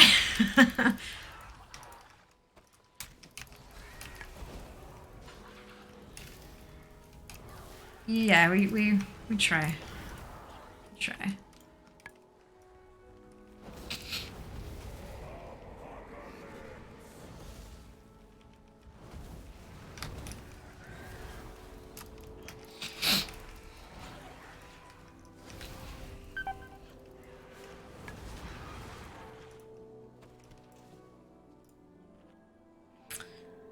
Oh dear.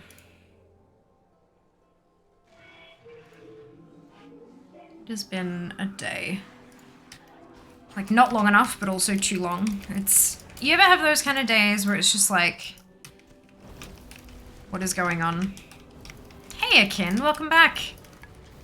Hope you're having an awesome day.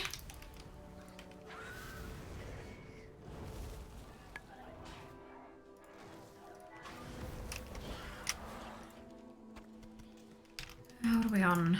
172. 241 Genesis motes. It's not taking too long.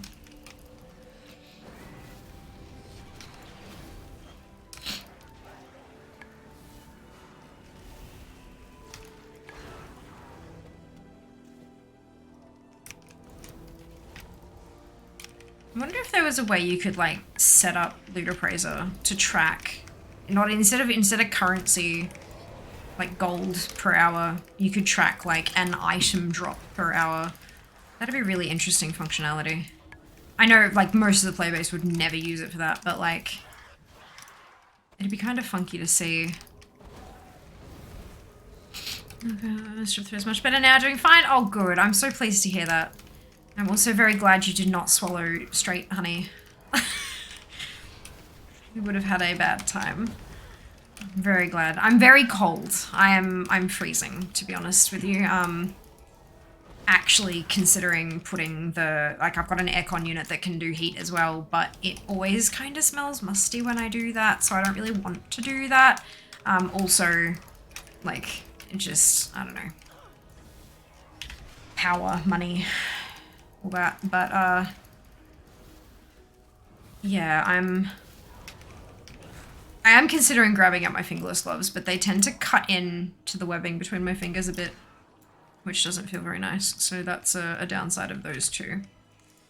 Look, I don't know. You need like a cup of something to hold. A lot of people don't like him, so always careful about giving my opinion on him. I am indifferent, completely indifferent. I do swallow honey along with the antibiotics, otherwise I wouldn't be able to. Fair enough. Fair enough. No, when I had my I had dental surgery a couple months back, and I had, as a side effect of the anesthesia, I ended up with ulcers to the sides and on my uvula in the back of my throat. So I could, like, swallowing even water, even room temperature or warm water felt like razor blades down my throat. And so I just kind of got the honey and went, and like had some honey because I thought, well, people put it in tea, right? So maybe if it's like straight, it'll be even better. It was not. It felt like I was swallowing lava. It stung like mad, but that's like open wounds all down my throat. I don't think strep is the same thing. So that was fun. Do not recommend.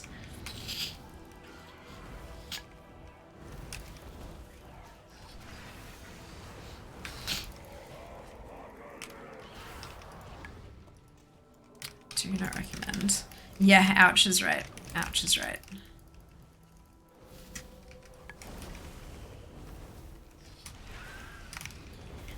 But that's okay. And of course, because it's me, I did it on camera, live on stream. So there's a clip of it that I popped on all of the different social media platforms. It was good fun. Oh, Trivia Man in me has to ask this question. What is expiration? Oh, it's spelled with an I. Expiration date time on honey. There isn't one. There's not enough water in it to make it go bad. If you dilute it, it will, but a straight honey won't. And if it's honey flavored something, it likely will, even if it's flavored with real honey. But yeah, honey's yeah. It's also a nutritionally complete food, which is rare as a thing by itself. Which is why when you take the honey from the honey bees and replace it with sugar water, it's not the same. That's why a lot of vegans won't eat honey, because it's taking away their food source and their energy source, and just simply replacing it with sugar water doesn't give them the nutrition that they need to survive, and it makes them exceptionally sick.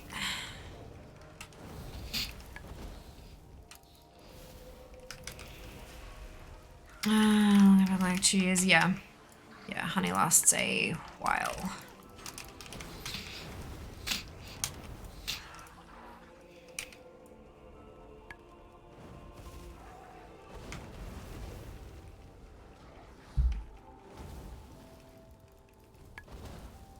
It doesn't inspire, correct. Not enough water in it.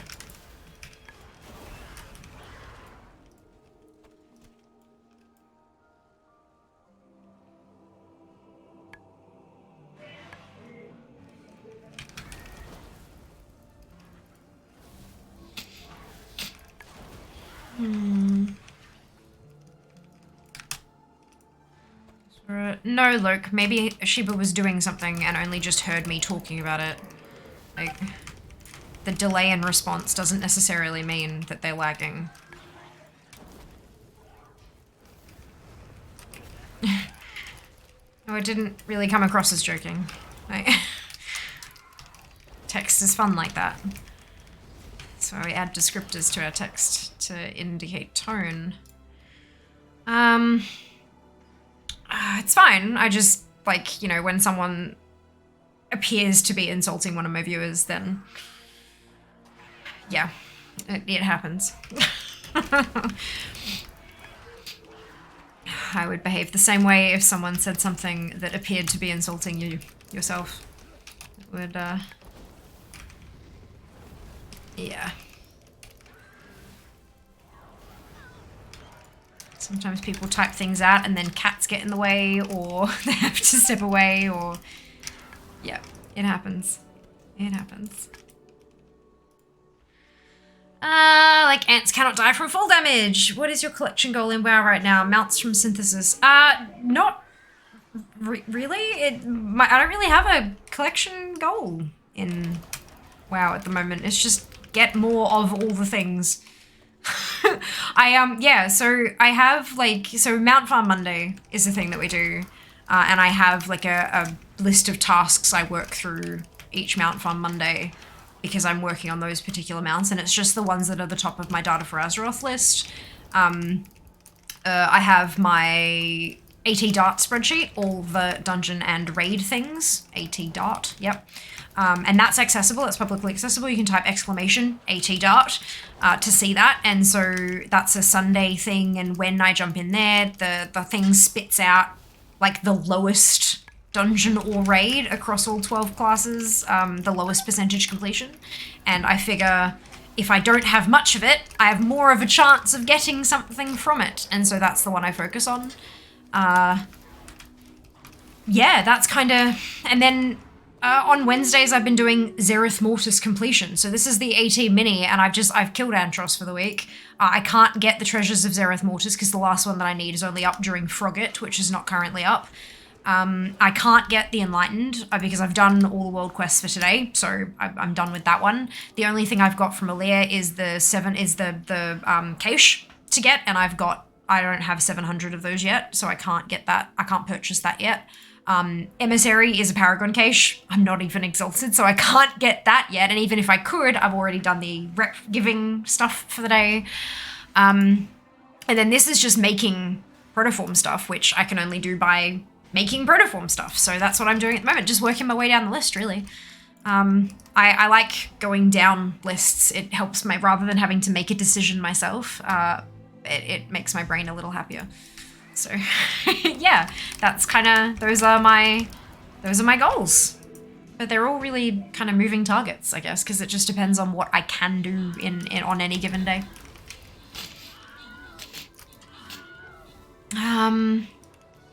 I got sucked into drawing, really look back and skimmed the honey question. Fair enough. Fair enough. I mean, as in, what are you working right now? Oh yeah, right this moment, I'm trying to get Genesis motes. And this is a really nice little spot to farm them for a squishy like me that's by themselves, because they don't spawn too quickly. But they do spawn fairly constantly. So I can, like, keep... Like, there's no shortage of creatures, but if I get low health and need to back out because I'm squishy, then I can do that and come back pretty quickly and continue my farm, which is nice. And they don't drop too slowly either, which is always a nice thing. It can't be true, can it? Ants most definitely can die from fall damage. Nope. They're too light. They don't have enough weight to reach a terminal velocity where they smack fast enough to squish them. Itty bitty teeny tinies. So working on the many hour long pick and don't think I'm even halfway done. Yeah, but are you enjoying it, Sheebs? That's the thing. A lot of animals have a terminal velocity, doesn't do any damage to them. Yeah, no fall damage. How cool is that, right? How cool is that? Acacias are painful. I've never had one before because I've just purchased my my Porta Pocky. Thank you very much, Jack, for that. I hate you. But my Pock, my 500 Cypher Pock, because I finished the thingamajig, and then I went and bought that, and now all I have to do with Cyphers are buy those caches, but I don't have enough to buy another one yet. I don't have enough to buy one yet. I haven't gotten any of them yet.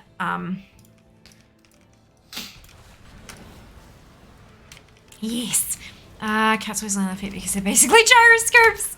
I am enjoying it. I hope this person really likes it when I'm done. Yay, I'm so glad to hear that. They can die from falling at terminal velocity though. They can fall from quite high though. Yes. By the sun. But yeah, it is cool, hey. Like they're the way that they twist and stuff to right themselves as they're falling. As long as they have enough distance to land on their feet. Very funky. Okay. Fade, Synth, and Mick, congratulations to you all on your bonus shit. Well done. And Fairy, thank you so much for the resub. 8 months. Oh my goodness. Far out. Oh my goodness. Oh, and Becca. Becca, thank you so much for the sub. Welcome to the Fianati. Thank you for your support. Ooh. We go. Yeah, I've got 187 ciphers. Not quite enough for a cache just yet. Squirrels, for example, take 0 fall damage. Really? That big an animal can take none. That's fascinating. That's really cool.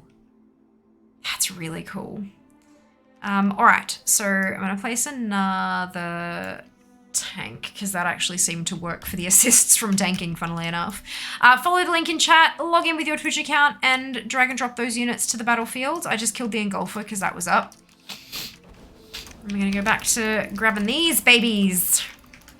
I'm hoping that I might actually be able to craft an adorned Vombata today because I've got both of the extra bits for that one and I just need the Genesis motes. So, fingers crossed.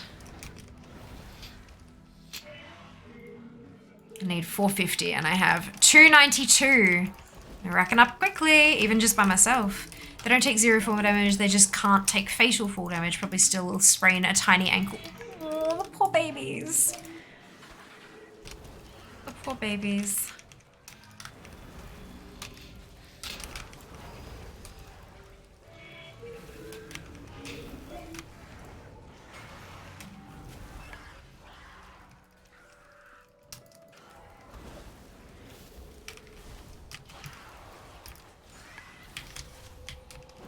I do appear to have company here at this little spot. That'll be helpful. Hopefully things will die a little quicker.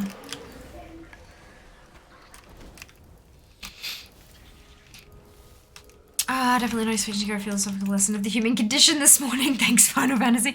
Yeah, look. It'll do that sometimes. It'll do that.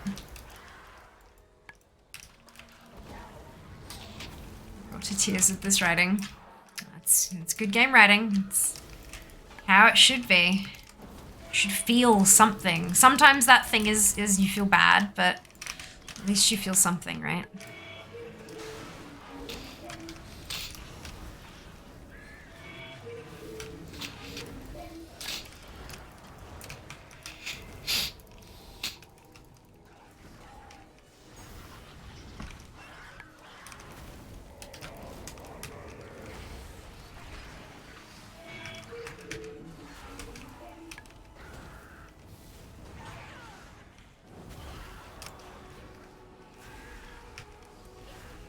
Battle sads, but something, yeah. I just have a tank buddy go to the southwest. I've had the best luck on moats there. You mean here?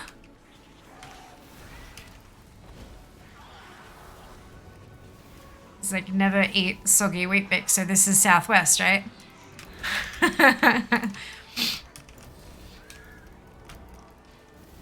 That's east. Yeah, I've always had really great luck here. And I don't want to rely on somebody else to come with me all the time. Like, I want to be able to do this by myself if I have to. Like now, you know? So, yeah, this works pretty well for me. This is like, I get like a ton of moats here. Well, this is always where I've farmed them and I've crafted a bunch of mounts and stuff, and I haven't spent much time here at all. So, yeah, it works for me. Works well. So just like I do it well. Yeah, basically. Yeah, being a mage, I'm fairly squishy, and I like this exact spot in particular with this portal just here and all these NPCs because, I mean, there are other people here at the moment, so things are dying a lot faster, but if I'm by myself, I can pull stuff and like I can control how much I pull. I can wait until the NPCs have smacked them a bunch before I hit them so that the NPCs can tank it for me. And if I do take a chunk of damage, if I get low health, there are spaces where I can back out and sit down and have some food to get my health back up before I start pulling more again. And there's a fair constant spawn. So, like, if I need to stop, I can, but if I don't want to stop or I don't have to stop, I don't have to. Because there's enough that spawns at a constant enough pace that I can just keep going until I want to stop. Which is really, really nice. So yeah, I'm a big, big fan of this very, very specific spot with the portal and the NPCs. But everyone's going to have their own favorite spots, and that's good because it means that not every single person in Zereth Mortis who's farming moats is going to be right here on my head. But yeah, it works really well like that, hey?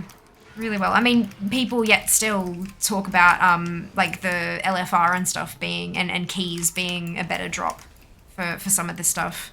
But that's okay. I'm good doing my my solo stuff. Respawn here is quick, correct. I made a mage last season. This season went Lock and Demon Hunter. Fantastic.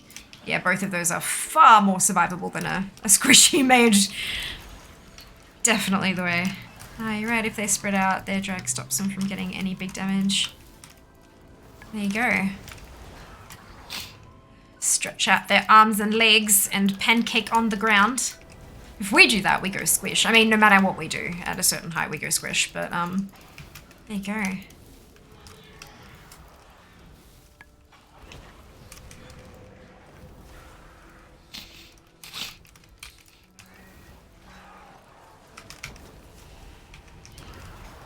What are we at now? 363.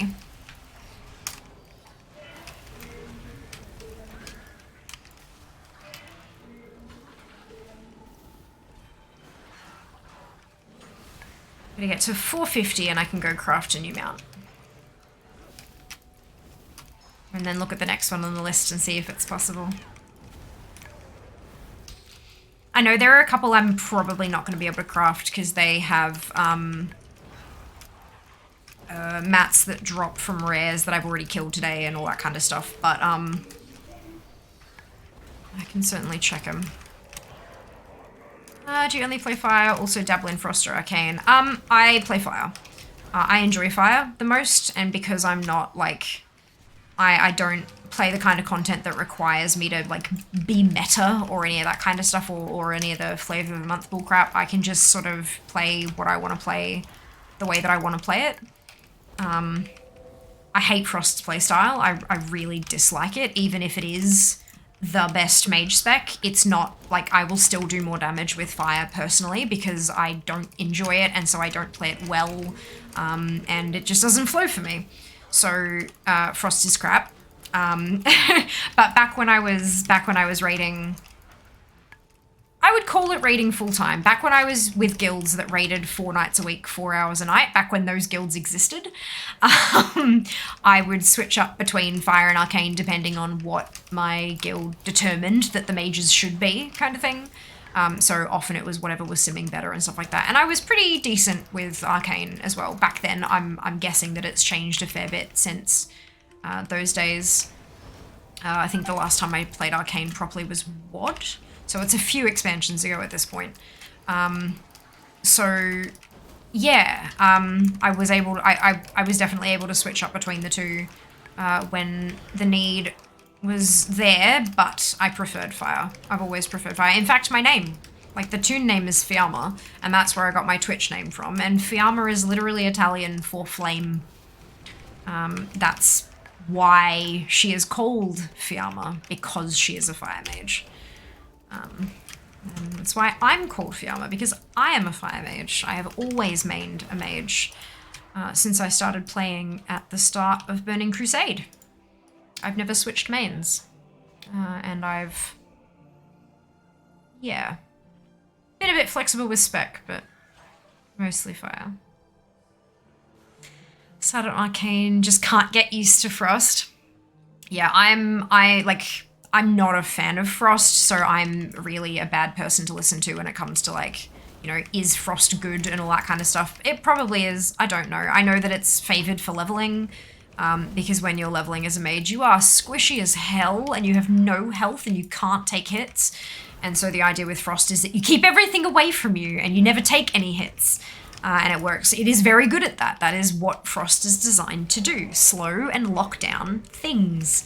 But I just, the end game flow never, I level as fire as well. Like I've over the years gotten better at using my kit to keep things away from me, even not as a frost mage. So yeah, but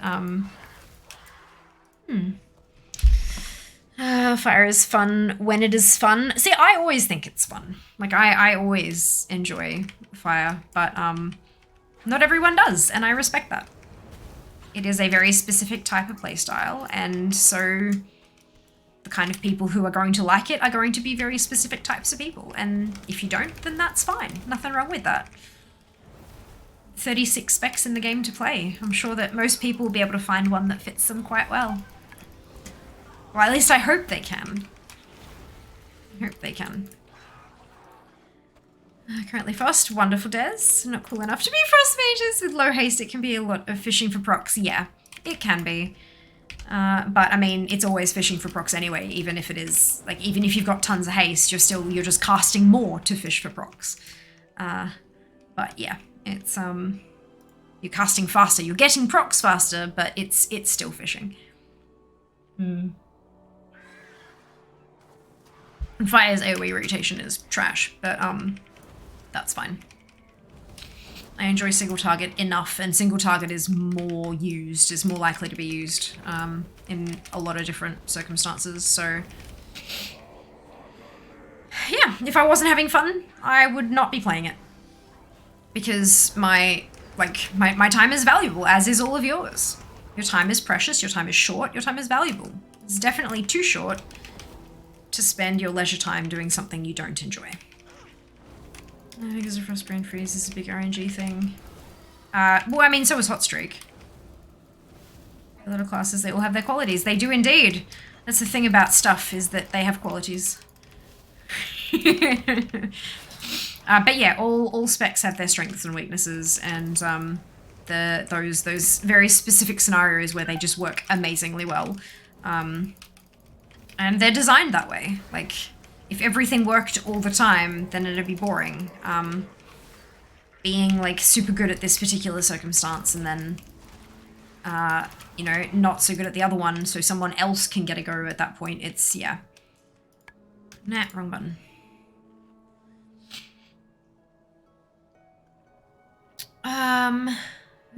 Watching streams uplifting. Oh, good, Lander. I'm glad you're enjoying yourself.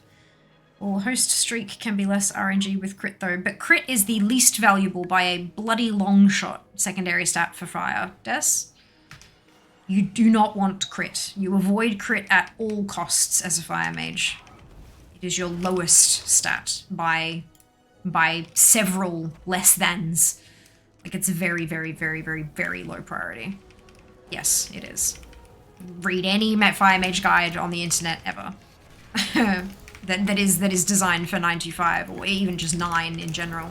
Yes, it's you don't want crit. You want haste.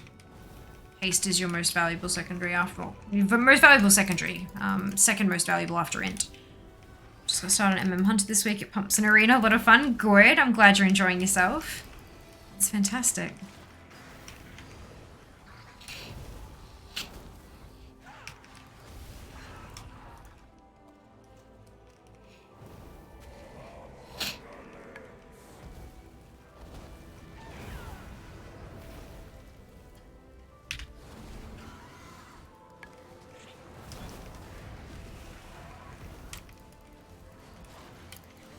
Crit is bad when Combust has higher uptime, yes. Which you want, like, that's our entire build is have Combust up as much as possible. What coven are you? Do you mean Covenant? I'm Venthir, but that doesn't matter. Whatever Covenant you are, it does not affect the fact that crit is shit. It has no bearing on that at all.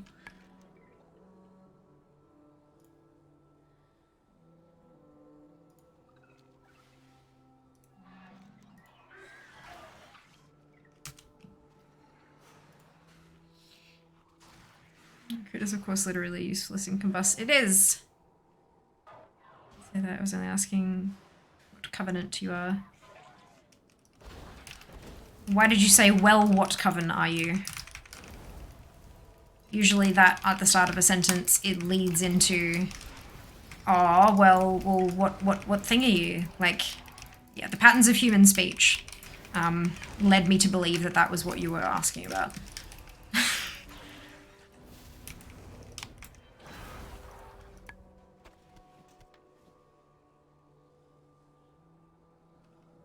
Typo is usually an incorrect spelling of a word, not inserting an entire word when you didn't mean to.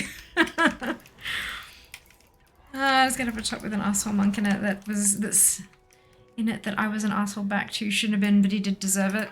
Look, yeah. Look, at least you can admit that you were an asshole back, right? Like, not an ideal situation. Probably not what you should have done. But at least you can recognize. At least you can recognize it. And I think you do about 80% of your damage in Combust. I don't know. I don't run damage meters because I don't really need to. I know what my rotations are and I know what to use when and all that kind of stuff, and running damage meters tends to just distract you from mechanics because you're too busy looking at colourful bars rather than where your feet are.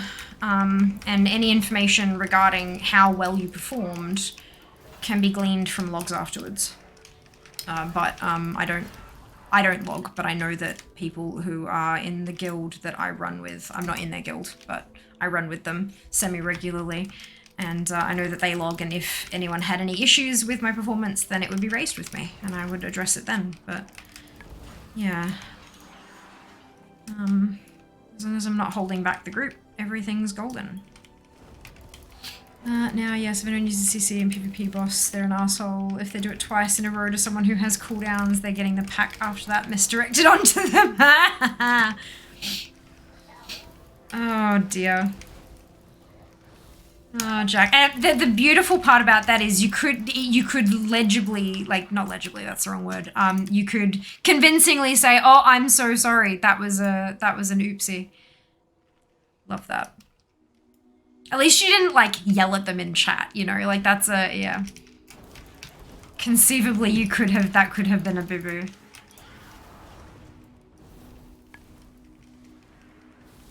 That's what you said, ad popped up. Yeah, what I said was that typos are misspellings, not adding an additional word usually. You can just say that's not what I meant rather than trying to come up with an excuse as to why you said what you didn't mean to say.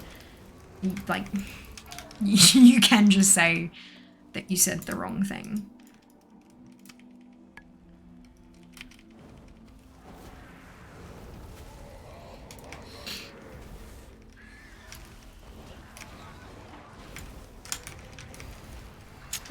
People like that. Does anyone deserve to be called out for?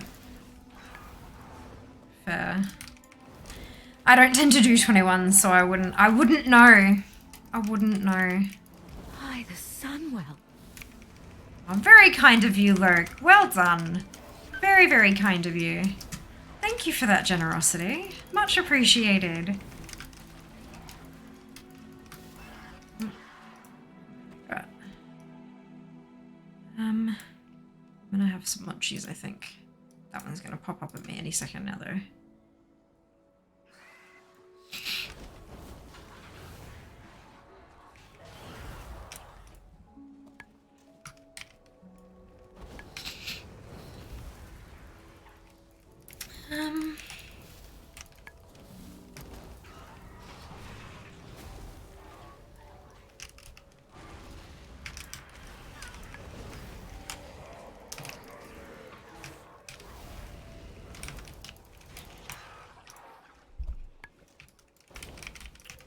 Getting closer.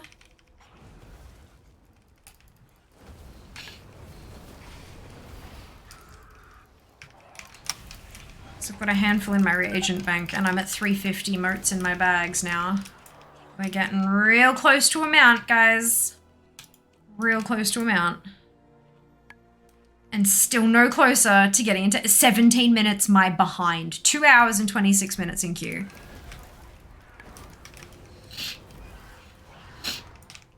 What do we do? What we have to do something to commemorate if we reach a 6-hour queue for Ashran. What do we do? Apart from a screenshot that goes on Twitter.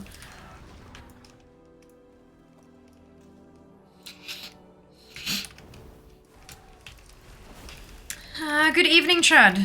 Believe in choosing what you want to play. What Covenant combos you want to play. Good. That is how the game works. Yes, good. Ads suck. They do. The reason we run them here, so mid-roll ads only ever run if the streamer elects for them to run, right? You get pre-rolls, but mid-roll ads are different. So I run mid-roll ads. I run them at a density of 90 seconds every half hour. So every 30 minutes, you will get 90 seconds worth of ads. That could be one 90-second ad. It could be 3 30-second ads. It could be 9 10-second ads. It all depends on what Twitch has to give you, what companies have paid Twitch to show people. If you are in a country like Australia, where there aren't many ads to be shown, you may get the same ad every single ad break. Until you've run out of times to watch it, because, you know, certain ads are like, no, we only want this to be shown 5 times to a specific person and then no more. You may not even get an ad if you're in a place where they have run out of ads to show you or there aren't many ads on the books or anything. But the reason that I run 90 seconds every 30 minutes is because that's how many seconds of ads that it takes to disable pre-rolls. So on this channel, when you click in to start watching, you should never see a pre-roll ad. Unless you click in right as a 90-second ad break starts. Yep. The reason I do that is because data. The data says that you are much more likely to... Kiamot! Thank you for the Prime sub. Much appreciated. Thank you so much. 2 months as well. Thank you for your ongoing support. The data from Twitch says that if you have someone who hits a pre-roll ad, if they come in and immediately get hit with an ad, they are very likely to click off. Like, it's somewhere between like a 50 to 70% chance. I can't remember the exact numbers. They were somewhere, and I I remember reading the report and now I can't figure out where to bloody find it again. I'll have to do a read. So I'll have to do a hunt so I can find it and like link it to you guys. But like a 50 to 70% chance that a brand new viewer coming into your channel for the first time, if they're hit with a pre-roll, they will immediately leave. And they will go and look for a channel where they don't have to sit through an ad to be able to watch the content. However, if they've clicked in and they're watching for 10, 20 minutes or so, there is only I think it's a 20 to 30% chance that they will leave during a mid-roll. They are more likely to stick it out through a mid-roll than they are through a pre-roll, because by that point they're already invested in the content. They've already decided that this is who they want to watch, and they can sit through some ads to continue watching. So yeah, yes, I get an income from ads. It is a small percentage of my income, but it is income nonetheless. It varies from month to month what percentage of my income it makes up, depending on, things like sub bombs and all that kind of stuff. So I can't really give you a straight percentage because it doesn't really work like that. My income is wildly variable. So yeah, I do get a chunk of my income from ads, obviously, but my primary reason for running ads is not income. This is why I have it set so that subs don't get ads. There are channels where even subscribers will see ads because it adds to the revenue of the streamer. It is a streamer option. On our dashboard, we have a switch that says, do you want your subs to see ads as well? So you could pay for a sub and then still see ads. The amount of cash, if you as an individual had a tier 1 sub, so the difference between paying for a tier 1 sub and watching all the ads, if you were here from the very beginning of my stream, so I have a pre-roll, I run an ad as soon as I go live to turn pre-rolls off before I start my content. Like I have a starting soon screen. I run an ad during the starting soon screen so that when I go, you get half an hour of uninterrupted viewing, right? So if you were to tune in the moment I went live and kept watching until the moment that I turned off the stream or did a raid, and you did that every single stream throughout an entire month, I would get approximately as much revenue from you watching those ads as I would get from you if you had a tier 1 sub. It's about the same. Not quite, and of course it depends on my streaming habits as well. If I take a day off or if I have a marathon stream, etc., it's a little bit variable, but approximately with the amount that I personally stream and the amount of ads that I personally run, it is approximately equal, which is interesting, right? I like data. I like maths. This is my jam. This is where I shine. So in case that was interesting information for you, now you have it. Of course, those claims are not going to be the same for every streamer on the platform that you may or may not watch. Everyone runs things a little bit differently. Everyone streams different hours, runs different amounts of ads, etc., etc. So it's, it heavily depends on their own stuff. But for me personally, these are the calculations that I've done. Of course, that also depends on where you're subbing, so what currency you're spending it in, because I get paid in US dollars no matter what you pay, but those conversions are different. So if you're, an Australian subbing versus an American subbing versus a German person subbing versus a South African subbing versus etc., I'm going to get a different figure from your sub, because that's how currency works. But if you were subbing at the American rate, and so math, woo!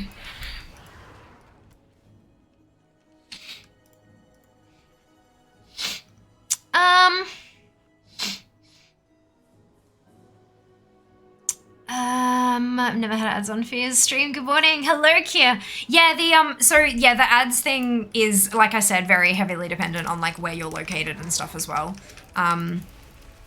Sometimes you just don't get, like, sometimes people from your country, like there's no ads that are directed at your country, and so you don't get them, which is very interesting. But yeah, it happens. It definitely happens. Depends what you're doing though. At some level you have to play optimally. Optimally anything at reasonable mythic plus levels and below mythic grading, you're right. That depends on the content you're doing for niche cases, but general, yes. Hisui, hello, welcome on in. Sounds about right. I usually won't stay for a pre-roll when I'm browsing for new streams, which is how I'm here now. There you go, look at that. Did you not come in at the most opportune moment? Far out, that's brilliant, I love that. Welcome. But yeah, it's right. usually when I give that statistic, I'm not, like, please forgive me, I'm not bang on with the particular, like the specific number. I can't remember it exactly, but I do need to find, because there was a thing that I read back when, I think it was when they introduced the ad manager. It was statistical information that they were trying to give us to encourage us. This is why you should use it, because turning them off will give you this benefit. Like turning pre-rolls off will give you this benefit.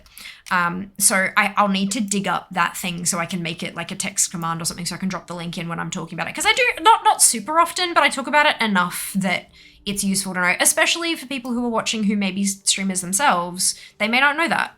They might be, oh, I don't want to have ads for my community. They're trash. It's like, yeah, well, you're actually hampering your viewers. Like, you're hampering your own numbers to do that. And like, you know, having an ad there, it's only every half hour. It's still better than TV. I understand that with TV, it's not interrupting content. Like, it's a scheduled pause for ads and then the action picks up again. Like, I know that, and it doesn't work that way with streaming, but you can make it work that way if you really keep an eye on it properly. I don't. My brain doesn't work that way. But yeah, it's a thing. It's a thing. I was not blaming you for the ads. Appreciate it. Oh, no. I didn't think you were. But it is, I do like taking the opportunity to explain to people, because some people do see an ad and get really fucking shitty. Not saying that you were, obviously. And I don't often get those kind of people here at all, really. But it's cool information to have sometimes, because it does also put in perspective how other people might feel, like how other streams might operate as well, like why they choose to have things like that. And yeah, I tend to talk really openly about a lot of my decisions and why I do things the way that I do them, because people have told me in the past that it has helped them make more appropriate decisions for their business, for their stream.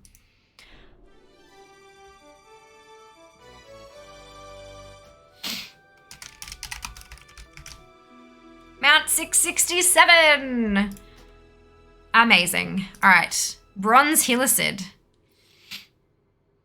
So I need a Helicid lattice and an unalloyed bronze ingot. I don't have either of those things. Okay, we're going to skip that one. Excuse me. Yas! It doesn't have to be niche. Oh, okay, if it's mythic rating, then yes, there are some niche things you may or may not or may not have to do. By that I mean, like, Covenant doesn't really matter that much unless you're pushing Mythic Plus extremely highly or Race to World First, or if you're Mythic rating at end of tier and won't make it without that. Yep, it can be the difference between, but it's a little difference. But sometimes a lot of little differences adds up to a big difference. So if every single person in you, like maybe if one person switched Covenant, it wouldn't make that big a deal, make that big a difference. But if all 20 people switched, then maybe it would. Like maybe that'd be the difference. But that's a team decision to make. And then, you know, if the head of the team decides I want everyone to be optimum and you decide you don't want to play like that, then it is up to you, it's your right to leave. Posture check. Look, I'm in this comment and I don't like it. Mount Fortress Spike Flare is a pain. The lattice is the rarest of that one. Ooh. We'll get there. The way you have it set up is good. Serving subs ads is bad though. Never been subbed to a streamer who had that turned on. Yeah, there aren't many who do it, but there are a couple. That's okay. Like, it's a business decision for each individual person. And if they have got it set up like that, I would hazard a guess that there'd be a good reason for it. At least it's a good reason in their mind. Otherwise, they wouldn't have done it. And then as consumers, it's up to you whether or not you want to support that decision.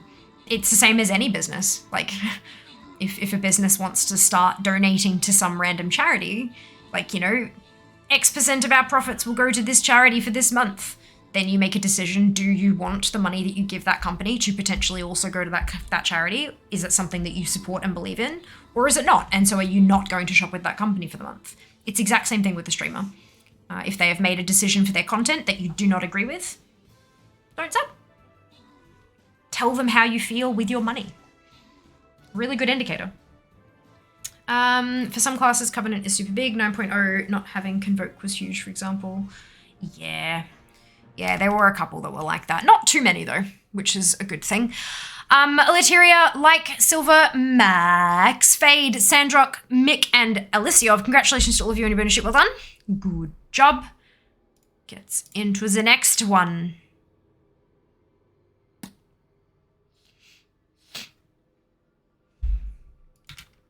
I got all my assists. Brilliant. Let's go turn that question. What is Convoke? Is it knife fair? Yep, it's a druid thing. Convoke the spirits. Druid Night Fae. Win 10 battles. I reckon I can do that.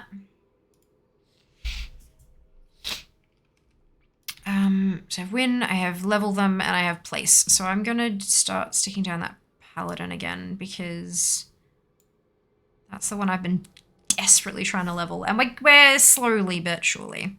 Oh my god, I'm so close. I didn't realize how close we were. Golly gosh. Okay, so Bronze Illicit is a no.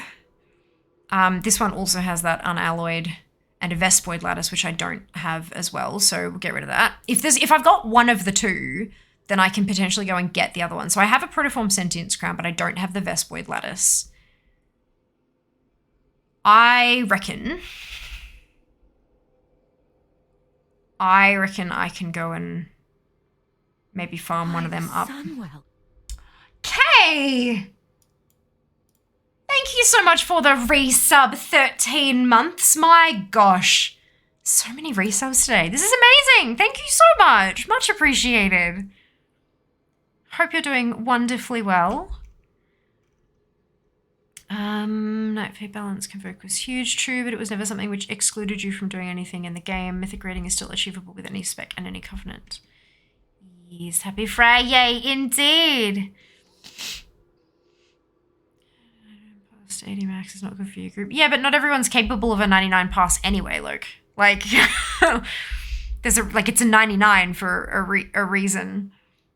If everyone's doing 99s, then everyone's doing 50s. Like, it's not. Anyway. Okay. Vespoid. Let's see. It does take 500 Genesis motes as well. Are there any others that I have everything for? I don't have a Vombata Lattice anymore, and I don't have a Crystallized Echo. But I can go grab one of those real easy, but I don't have the Vombata Lattice. I don't have the Vombata Lattice, so that's not going to help me. Desert Wing Hunter. You don't have the Wind Infinite Cell. Let's go through this way. This might be faster. So, no. No. No. No. Yes, but no. What is that? Wind's Infinite Call. Where does that come from? It says zone drop.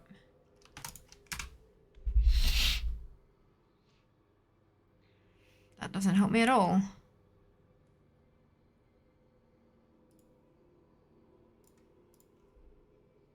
Go away.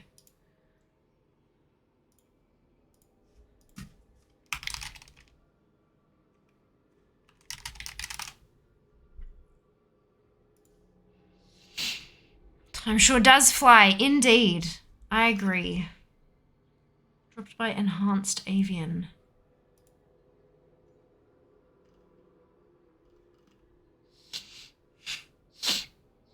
Drops from avian mobs.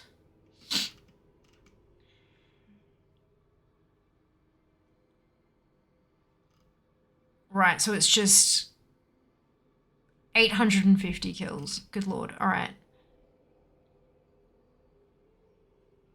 Enhanced avian birds near the summoning stone for the raid.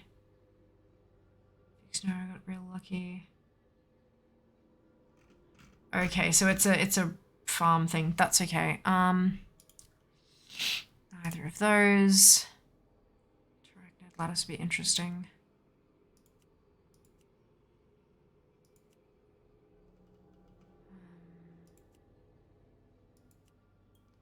Okay, so there's nothing I have both things for.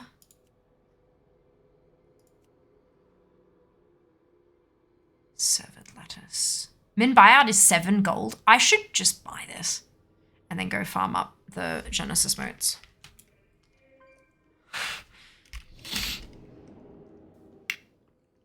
Optimal, but a lot of things aren't optimal. 20k mythic grade. Balance druids wouldn't be a thing right now if people thought like that only. Should point out the difference between convoke and not convoke. Balance of all things plus convoke was 20 plus indifference on every level of play. Yeah, it's still not optimal, but like, yeah. Going splat in a raid to a mechanic is not optimal either, but it still happens. And you'll lose a whole lot more than 20% a year. Like, staying alive to the end of the encounter is often more valuable than any particular set of talents. So if you take something that helps you survive better, or you play slightly differently so that you can, like, survive and still do damage while moving and things, yeah. Staying alive is more valuable in a lot of situations. Just the number of times I've seen people die because they're staring at their meters and it's like, you can't top the meters if you're dead.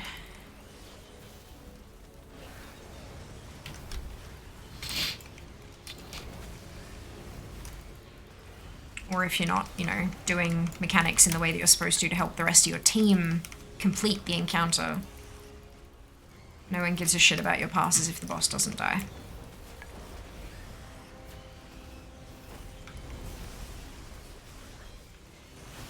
I honestly feel like, you know, you should focus on, like, getting the boss down first. So if you hit Enrage and everyone is still alive, then you start looking at optimizations. If you can do every mechanic perfectly and still not kill it, then you have issues with like optimization and stuff. But before that, the focus should be on getting the boss down however possible, then start tweaking your passes and making them look prettier. But I know that that's a very unpopular opinion, so whatever.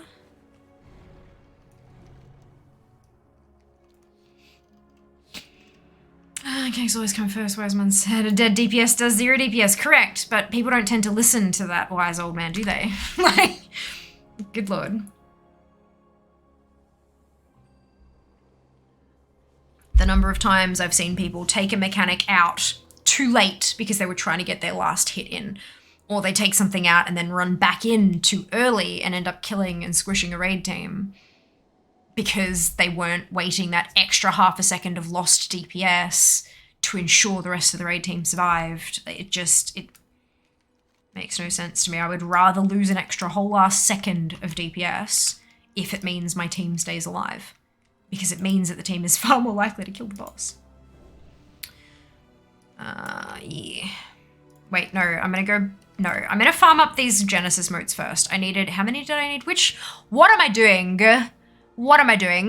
Pale Regal server, this one. Yes, because I have the Sentience Crown. The lattice is 7 gold on the auction house.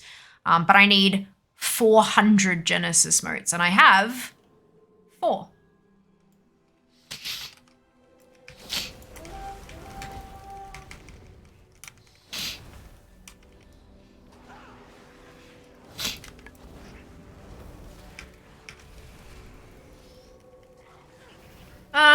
Mythic progression, people will focus on survival first, DPS as well. Of course, you're right. Yeah, look, it's like, and this is the thing, right? So when you're progressing a raid boss, regardless of what difficulty it is, when you're progressing, even if it's normal on PTR, you get through phase, you get squished by something in phase 1. You go, how do we deal with that? We go over there. Okay, done. You get through phase 1. Then you get through phase 2, and you get squished. And so you figure out how to get unsquished for phase 2. Then you get squished in phase 3, and then you figure out how to get through phase 3, and then you hit Enrage, and you go, okay, we know how to do the fight. Now let's pop our consumables, let's get because you don't want to waste bloody food and flasks and all that kind of crap if you know for a fact you're not going to kill the boss. Why? That shit costs gold. That's expensive stuff. Once you know that you can do this, then you start popping all your stuff, use those expensive as hell consumables, and you push. You optimize everything and you push. Often you're not going to know what exactly is optimal until you get there anyway, unless of course you've got 1,000,001 different guides and stuff. But chances are you are not playing to the level of a race to world first raider. Therefore, the guides don't 100% apply to you, because you do not have the skill to take advantage of everything that they are recommending in the guide. Not everything. A lot of it, yes, anyone can do, but some of it requires that level of playability, and not everyone has that. But yeah, you, like, focus on understanding how to do the boss before you try to squeeze every last little tiny micron of DPS out of your character.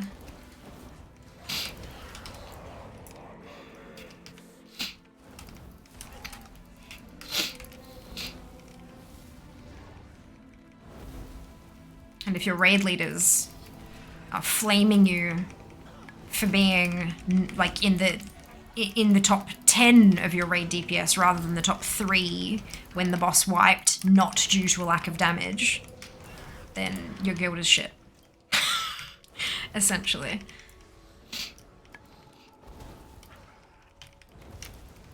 If a balanced druid not running boat and NF was the difference between success and failure, then there's more issues than covenant choice. Sure, optimizing your build is nice to do, but should never be an obligation. Agreed. Agreed. The only situations where I'd say that isn't the case is where a talent or covenant choice causes a raid to wipe. See DK grabby hands in certain encounters. Yeah.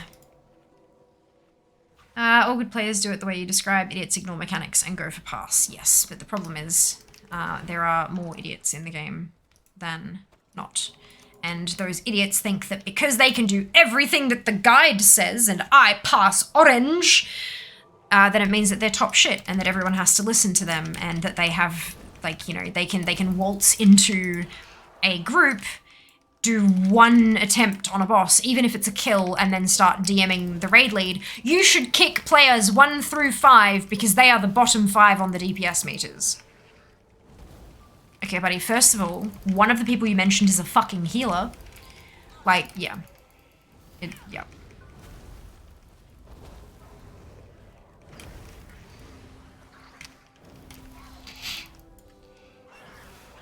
Those kind of people are the reason I'm so passionate about this.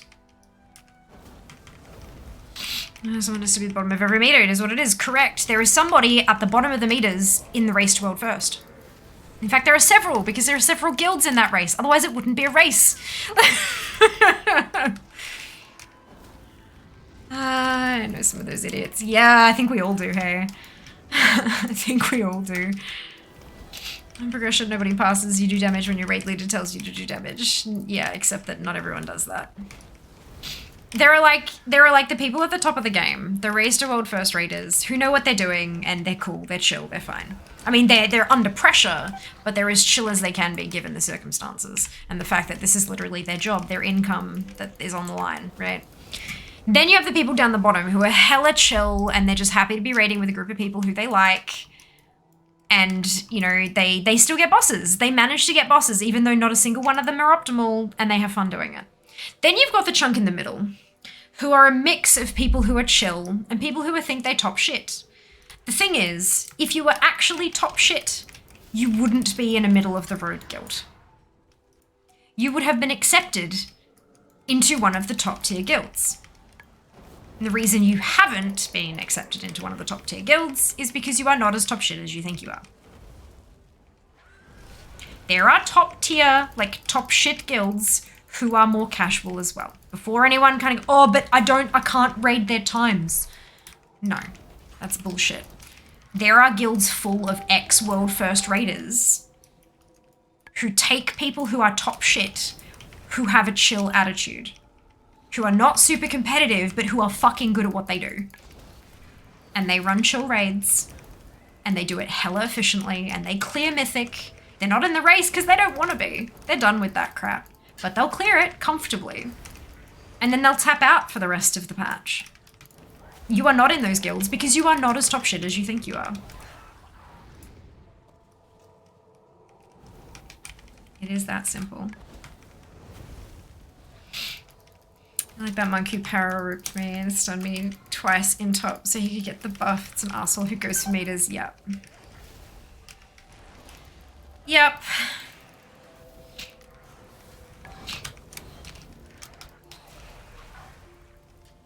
To be clear, I am not top shit. I am nowhere near top shit. I am chill and I am casual and I am comfortable being at that level.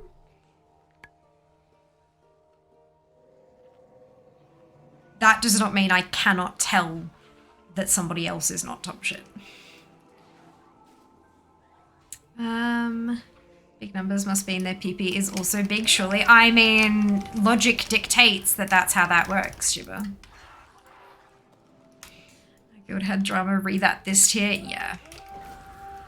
Like, most guilds that last for longer than an expansion end up having that kind of gear, that kind of drama at some point. It really relies on having a leadership team who are like, we're not good enough for you, clearly. So here you go, here is your opportunity to go find somebody who is good enough for you and who you are better suited to raid with.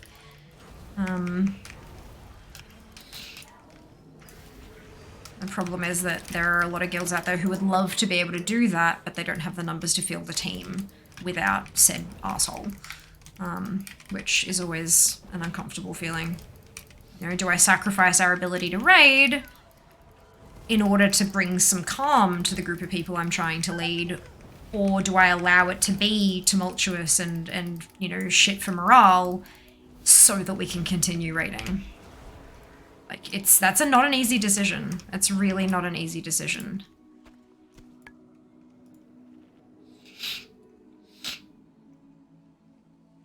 You lose more damage in that arena by not conceding it than the 10% buff will ever give. You CD parrot on start and stun me and use CDs on me. It's the dick, yep. I'm MM Hunter and he jumped around behind me like it was an arena. You still try to do the best you can with your guild. Guild was goodish and chill in the middle. Oh yeah, you absolutely can. And this is the thing, right? As an individual, you are allowed to try to, like, if you take pleasure, Jas is a perfect example of this. Perfect example of this. And we've had this conversation probably close to hundreds of times at this point. As an individual, if you thoroughly enjoy min-maxing yourself, go for it. If that is how you have fun, do it. Not at the expense of anyone else.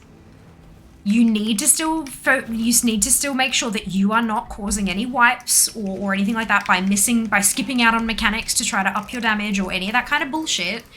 If you are doing your job 100% and you also have the space to min-max yourself, then and you enjoy doing it, then bloody hell go for it. Absolutely. That can only be good for your guild. The moment that you start expecting that of your guildmates is the moment you will find yourself exceptionally unhappy in your circumstance, because they don't have to do what you're doing. You are doing it because you have fun doing it, because you have the time to do it. You have the capability. Not everyone does. Some people have children. Some people have jobs. Some people have multiple jobs. Not everyone has the time to do all that kind of shit. So if the moment you start expecting or demanding, if you are in that kind of a position in your guild, the moment you start expecting or demanding that of the rest of your guildies, when it's clearly not that kind of a guild, then that's when it becomes a problem. Or, like I said, you know, if you're doing it at the expense of a thing, you know, someone charging in when they still have a debuff on them or something like that, like not waiting patiently for their healers to get the dispel off, or, you know, just itching, and then having an oopsie trigger finger that sends you in and drops something on tanks or the rest of the DPS that ends up killing half the team and causing a wipe. Like, if you're doing that kind of shit, then that's not okay. But as long as you're just doing your job and having fun with experimenting with your own min-maxing, then you're fine. But yeah, the moment you start trying to impose that on others is when you start fucking shit up.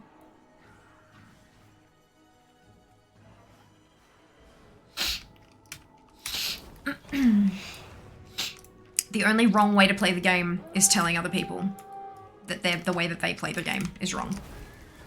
That's the only wrong way to play.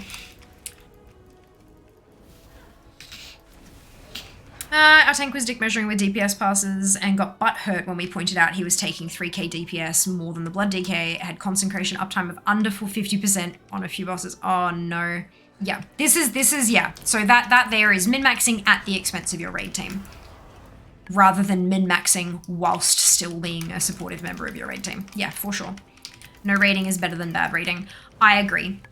But there is a slippery slope where if you take the toxin out and you have 9 people left, how many of those 9 will leave to find a different guild? Like, removing that toxin could end up killing the guild. Like, but leaving it in there can also end up killing your guild. It's which one gives you more time to replace the person. If you let them hang out while you look actively for a replacement, and then once you find the replacement, kick them, hoping that they haven't done enough damage in the meantime to destroy the morale completely, or do you kick and say, everyone, I got rid of this person because they sucked, but we are looking for a replacement, please don't go anywhere. It really depends on how much those other people want to raid. And only you will, like, only the raid leader of that group will know what the right answer is for that team. There may not be a right answer. That happens sometimes. Definitely not top shit, great doing the jobs I'm assigned and not lazy with my DPS. Competent person like that is more than enough in most cases, especially not in world first scenarios. Yeah, I'm the same. Like, excuse me, I'm a pretty good raider. Honestly, like, I pick up mechanics very quickly, even with no prior information, as you guys have watched on stream over the last couple of months. And I occasionally make mistakes. Of course I do. I'm human. I own up to them when I have, and I correct them as soon as I know how to. But I do as much as I can as well. Like, it's not going to be super phenomenal, but I do as much as I can. I did the impatient thing last raid on Rogalon a couple weeks back. Uh-oh. Uh-oh. The only content min-maxing honestly starts to matter for victory is rated PvP/arena, mythic 20 plus, and some mythic raid bosses. And even then, most people don't need to go all out. As long as everyone puts in a bit of effort, you should be, like, as long as everyone in the team puts in a little bit of effort, that should be enough to get you across the line, kind of thing. But again, that's going to differ depending on the group as well. I think most guilds are good. I think the amount of bad arsehole guilds are blown up because of negativity bias and people, you don't hear from people enjoying their guild. Yes, but it's also, it doesn't, I'm not necessarily talking about a bad guild. You can have 100 guilds with 20 people each, and that's 2,000 people. And all you need is one arsehole in each of those guilds to make raiding a trying experience. So that's 100 out of 2,000. It's, 5% of that entire group, 1/20th, 5% of that entire group, and all of that entire group will feel like shit. It's not a bad guild, you've just got one person, one bad apple spoiling the bunch. Not a bad guild, just, yeah, individuals. 25 plus, I'd say a half-ass to 22 with Ret as top DPS. You don't need him in max for a 22, there you go. Just need to have a group that interrupts and uses CDs, right? It's more about mechanics. Hey, look, remember what we were saying? That's exactly it. Mechanics. You need even less than that because that player gets kicked from their guild and then moves to another one. Yeah, and then it takes a while for the guild that they were kicked from to repair from the toxicity experience and for them to feel like it's a safe place again. And this other guild is all of a sudden, yeah. Now they feel toxic. Yeah, it's, yep. My experience is that bad apple gets dropped. See, mine is that it doesn't. My experience is that the bad apple infects others.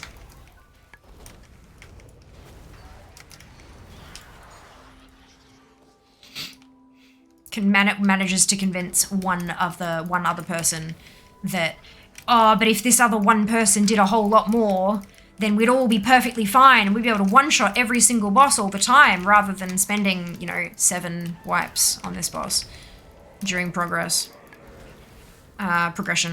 And so then that person's like, oh yeah, such and such, Dickhead has a point. We should listen to Dickhead. And then they start to become a dickhead, and then, yeah. Yeah. Granted, this is all very many years ago. Because I haven't been in a guild since Warlords of Draenor. Because I decided I was done. I've still raided throughout that time. Not, obviously not like super regularly, but I still raid. I still enjoy it. So more with pugs and with viewers and with, you know, groups of friends. The person I dislike having in a raid team, one that requests the entire team do a specific boss for them, but calls doing a reclear for gear the player who needs its problem. Yeah. I mean, doing that one boss that you've asked for is also a you problem. Go pug it.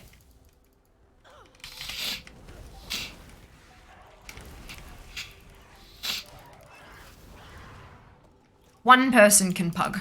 2 to 3 people could possibly pug. Once you have 4 people who need loot from a boss, then that's a okay, we should probably go back and do this. But yeah, that's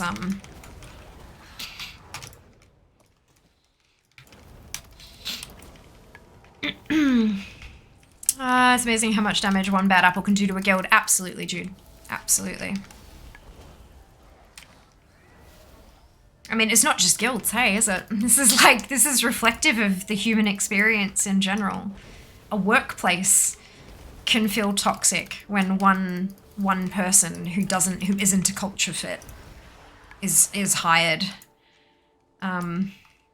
Sports teams, or I mean, guilds are kind of like a sports team in a way, but like literally any group of humans.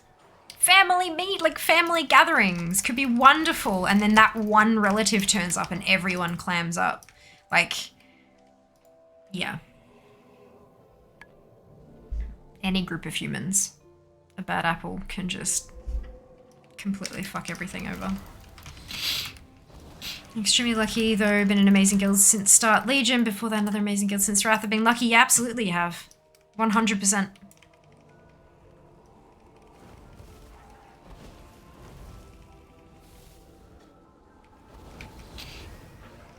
Absolutely. If someone needs gear for late joining or an alt, it's not a specific item, they probably should be spamming keys. Yeah. Yeah.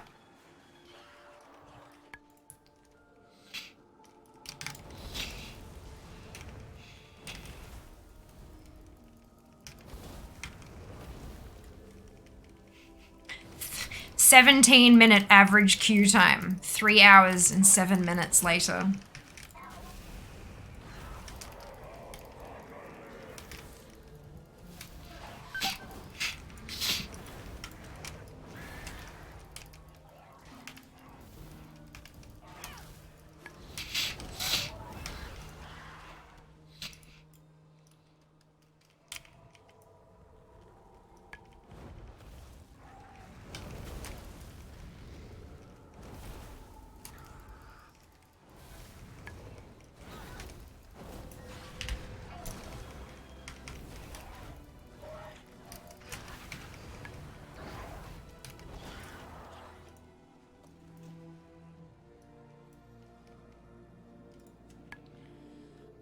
We've had several barbecues together, just great all round. GM is the best. Fantastic. Oh, I'm so glad to hear that, like. That's wonderful. Oh, crunch. That's wonderful.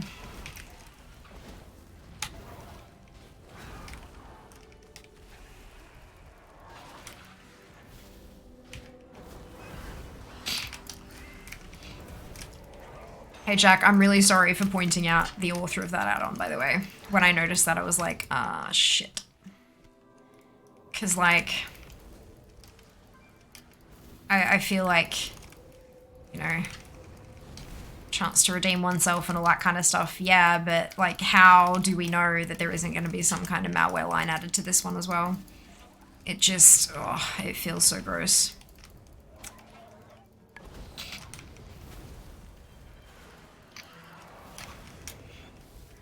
Speaking of dickheads.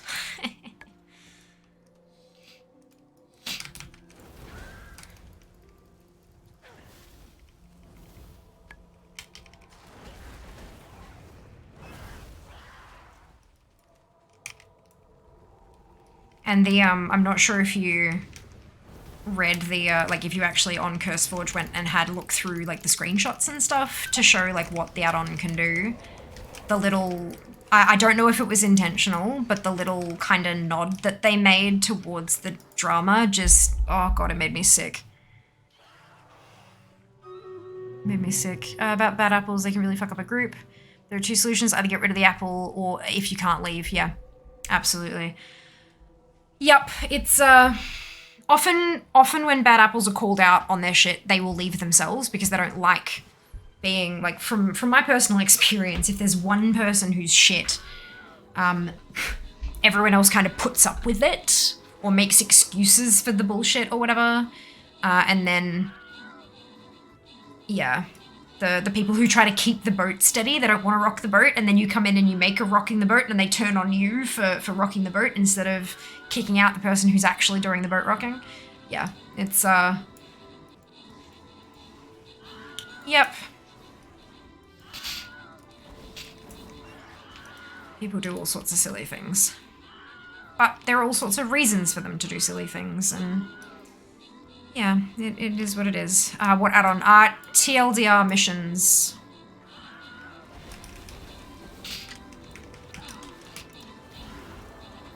The one that's been going around recently, and make it like one click sending all your missions out and stuff.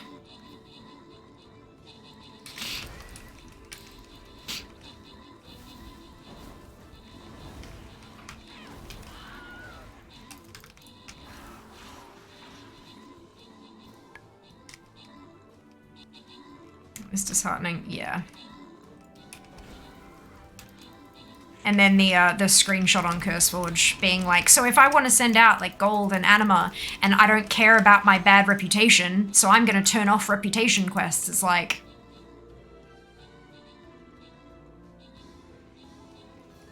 it just reeks of late teen, early 20 person with a fucking complex. Anyway, Turbo, like, Ali, Aliciov, Fade, Eliteria, Silver, Brick, and Meaty. Congratulations to all of you on your bonus ship. Well done. Good job. So what that add-on is bad. No, the add-on is fantastic. The author of the add-on is Tilo. Tilo is the person who took over Altaholic after Theoki stepped away from the game, and eventually, about a year ago now, added a line to the Altaholic add-on that if you had a particular RP add-on and it detected, if you loaded up Altaholic and it detected that this other add-on was active, it would wipe all that other add-on's data. Completely wipe it. So all of your, like, this was an RP add-on that allowed you to, like, you know, write backstories for your characters and save little bits and pieces and stuff along the way so that you could kind of build this thing and other people could, I'm pretty sure other people could inspect you and see that kind of stuff, like characters' pronouns and all that sort of thing, so that you could interact with them in an appropriate way. But if you had Altaholic at the same time, it completely wiped all of that with no way to back it up. No way to re any of it. So when Theoki was made aware of it, they came out of retirement and took it back and kicked Tilo off.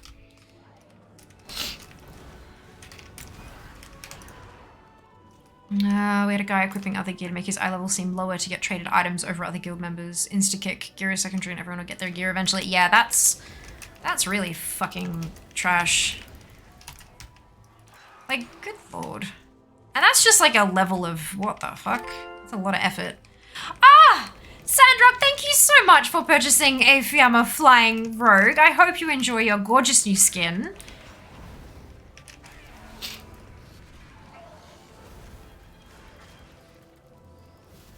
Hope it brings you luck on the battlefield. If it really messed up. Yeah, not only is it messed up, but it's technically malware. It's a program that affects another program without your knowledge or consent, in a negative way as well. Like it's technically malware. So yeah, there was a big storm in the RP community over that. Really a big one. We were flabbergasted when we figured it out. Yes, Flying Rogue, yes. Well, I mean, like, tied with the Shadow Flying Rogue, to be honest. If you're not a fan of pinks and yellows, that skin also comes in black and red. If you're, you know, looking more towards your darker side.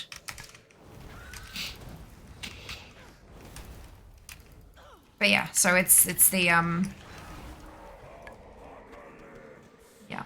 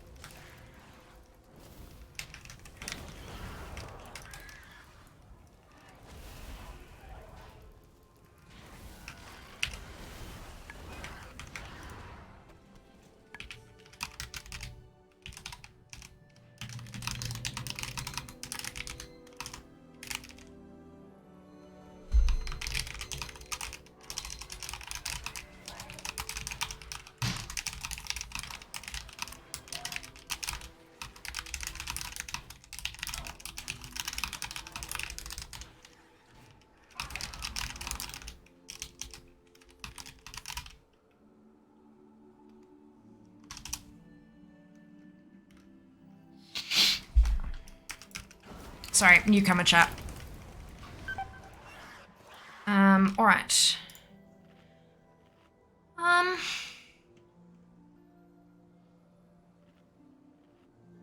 It's one of the issues that Personal Loot was attempting to reduce. Didn't really stop player greed fully, though. Unsurprisingly, yeah, of course. Well, I mean, this is the thing. You can't code in something to remove a part of some people's personality.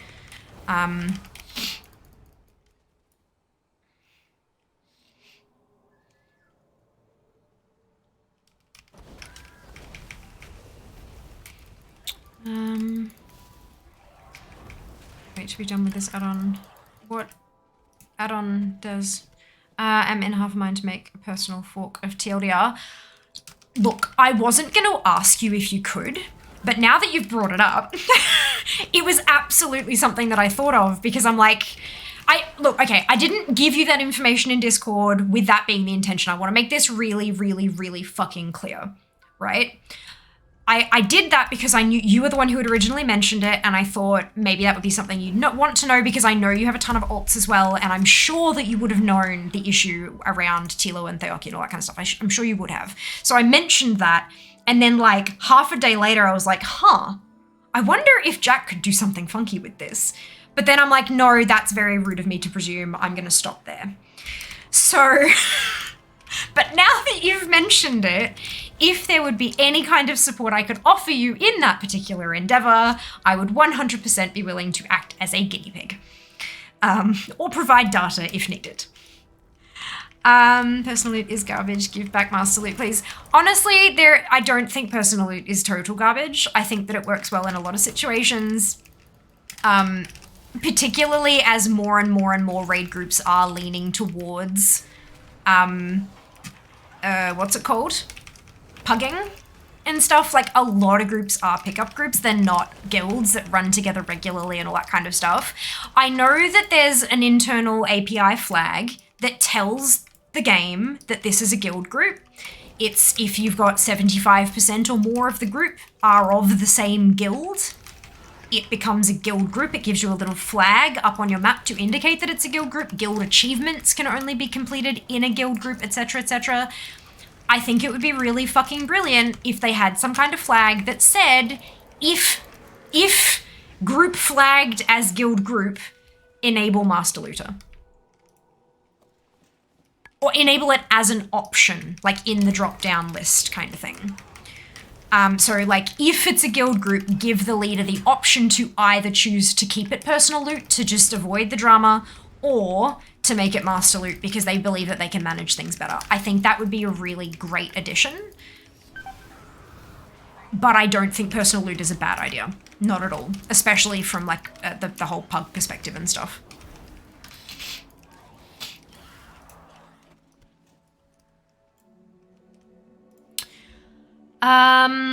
Ashes and Dark Mountain. Wow, Ashes is more special, I think. I feel the same way, Sam. And of course, yes, it was definitely styled off Ashes. How could you tell? Ashes is my favorite mount.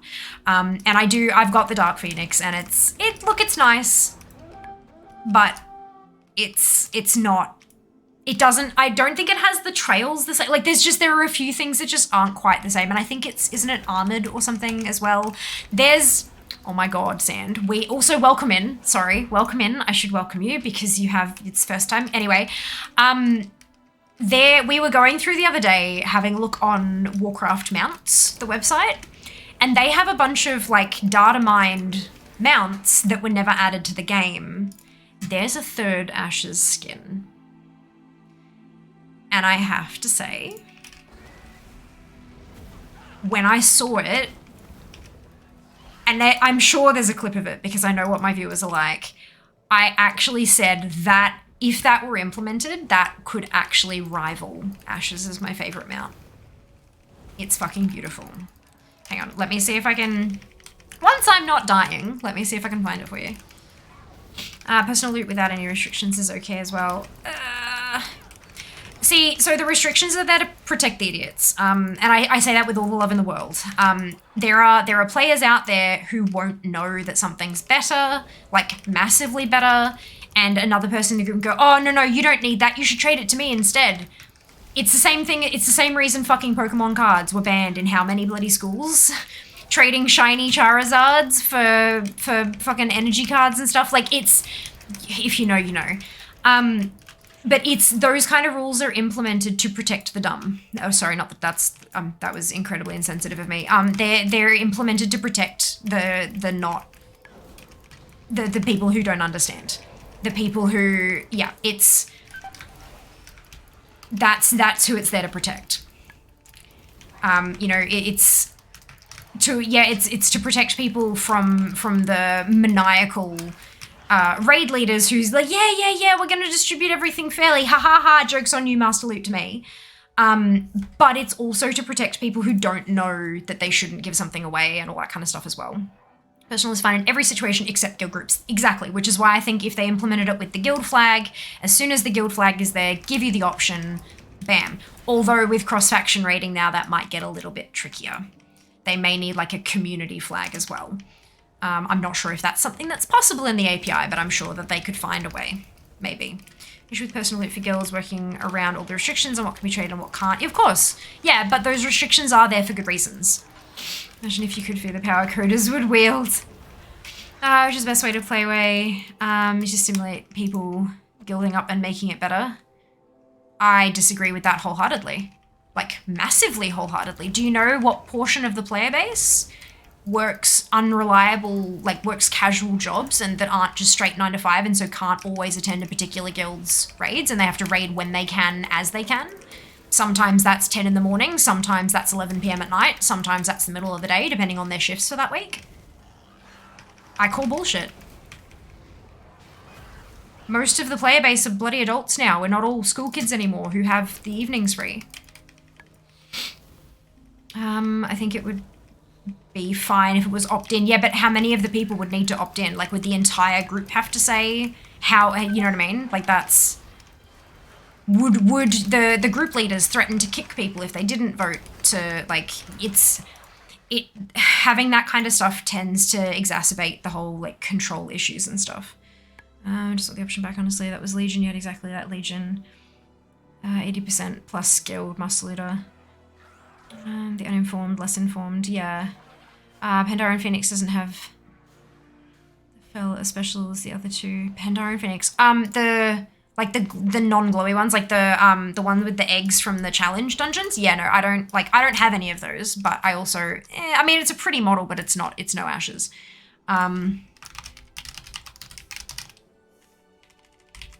It ain't no Ashes. So here's the unimplemented gallery. The Spring Wildling is one of my favorite things on this list. It is just so gorgeous. It's a purple noodle and it's beautiful and they should absolutely put it in, and you bastards. Then under birds, there's the Storm Crow, which is also gorgeous. There is a tempestuous Sky Stallion under Flying Steeds, which is like beautiful. Okay, this is not the one I was talking about though. Unused appearances. This is the one I wanted. This is a much longer list. Much longer list. So this is the one I'm now looking at. And it's under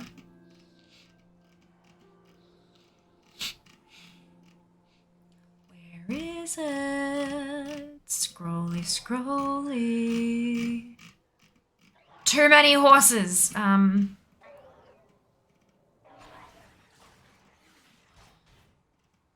many horses. And then the bears, and then the vulpins, and then the lupines, and then the sabers, and then... Good lord. Where? There it is. It's under phoenixes, and it's the spectral phoenix. And this... Yeah, right? Isn't it beautiful? Isn't it just absolutely gorgeous? I don't know why it's not used. Like, come on, guys. Add it to the store and I'd buy it in a heartbeat.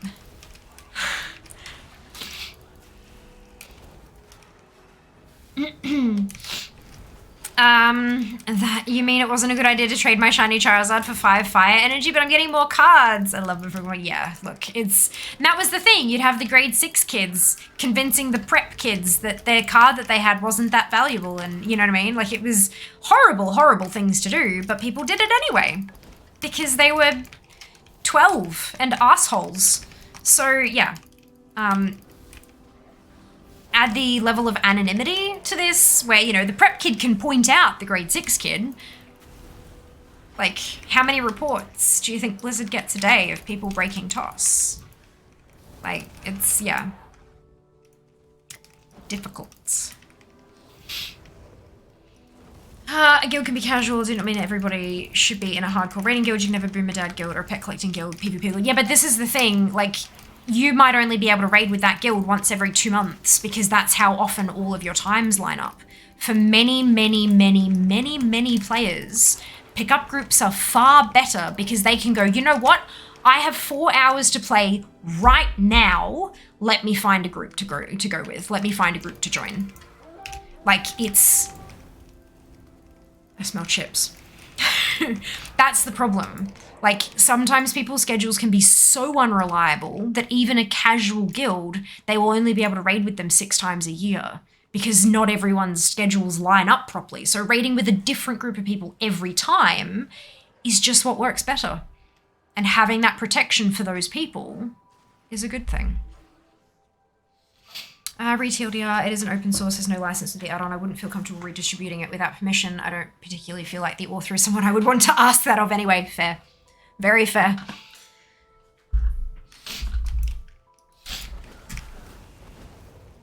The rules do not incentivize those kind of players to join guilds, yeah.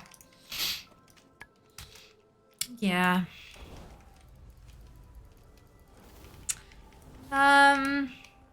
At least one. Hey, you're done. How you going?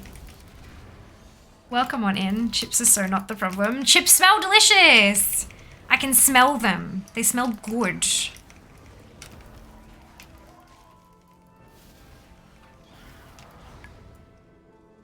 How are we going? 141. I'm talking with my hands too much. I should talk with my mouth and kill things with my hands. Oh, we don't have chips. What? Potato gems! We have potato gems! Right, I forgot that I bought something a little bit different this time. Because, I mean, we'd had so many types of chips and I'm like, nah, I want something different. Also, the aioli that's on the bench, don't eat that. It was left in here on my desk overnight. You don't want to eat that. Actually, check the bottle. If it says keep, like, refrigerate after opening, then you don't want to eat that. If it doesn't, then we probably don't want to eat it because it has too many preservatives anyway. But we'll see. Do not disagree with you. Hate getting an item I want to give to my friend but can't. Disenchant trash, something that my friend can really use. I know. I understand. I totally understand that. But, like, there isn't always going to be a beautiful, perfect, elegant solution.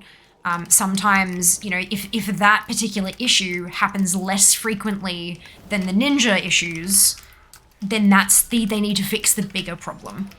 And if a fix for that problem breaks something else and creates more issues for other players, then they're going to stick with how it is. I don't know if that's the case. I don't know if they can fix the issue and still protect other players. They may be able to do that. Maybe they've been trying to do that for the last 3 years. And maybe with Dragonflight, they'll come up with a beautiful solution and they'll implement it and everyone will be happy. But the chances of everybody being happy are slim to nil. And when the vast minority of their player base is hardcore raiders or even semi-hardcore raiders, they're going to go with the casuals because they're the ones that are paying most of the bills. That's how business works. If you have a process in your business that pisses off one customer and makes 99 of them happy, then that's a good process. Obviously, you'd like the percentage to be a bit smaller, the ones that are pissed off, but still, the vast majority are going to win every time. Whether or not we agree with that. To be clear, I would love for that to be able, like, I would love for guild groups to have more control over stuff.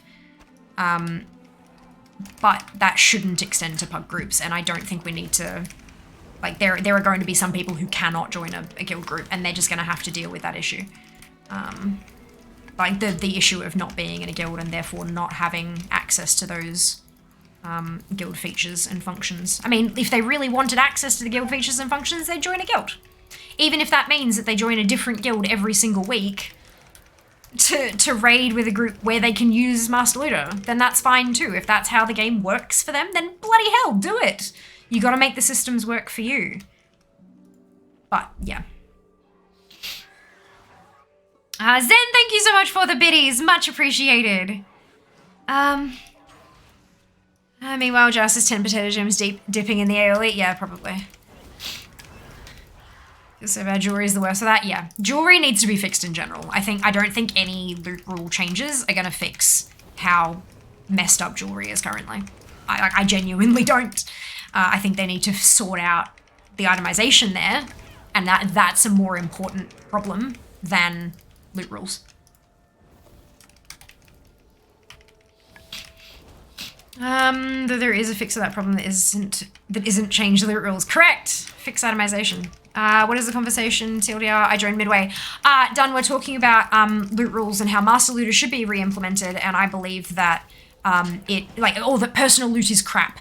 I don't think that personal loot is crap. I think it's beneficial for a lot of play styles, a lot of players, but that if a group is flagged as a guild group, so if X percentage of the group is made of guildies, then it's flagged as a guild group, then that group potentially maybe should be able to change the loot rules to Master Loot as like an option. They can keep personal loot if they want, but that they should have the option to change to Master Looter if it's a guild group.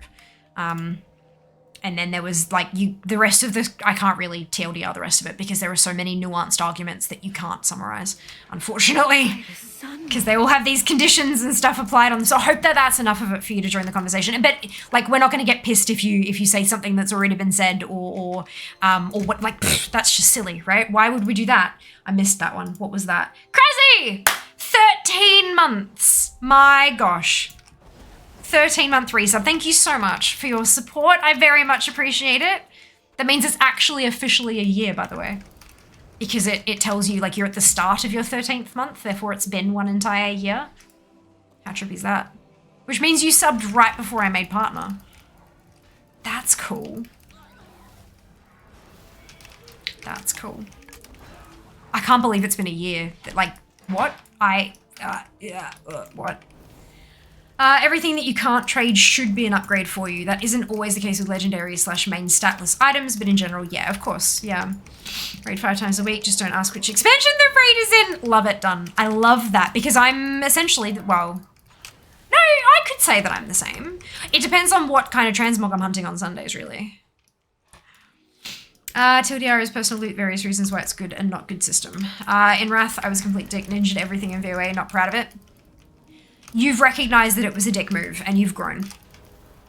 That's like, and that you the fact that you recognize that it was shit, like that's what's important here. Good job, personal growth, high five. I don't mean that to like belittle or to condescend or anything like that. That was a genuine sentence. Legendaries are a pain in the ass, personal loot rules. I understand why though, because you need a backup in case you need to switch to legendary. They don't want you to give everything away and then go, ah, shit. I get it. I do get it. And again, it's to protect the lowest denominator, you know? Can make a mock-up of what I want loot to be in DF? Do it, Jack. Do it. And then go post it on the forums. And then give us a link so we can all go and like 2nd, 3rd, 4th, 5th, etc. your opinion. Get you seen. Get you seen.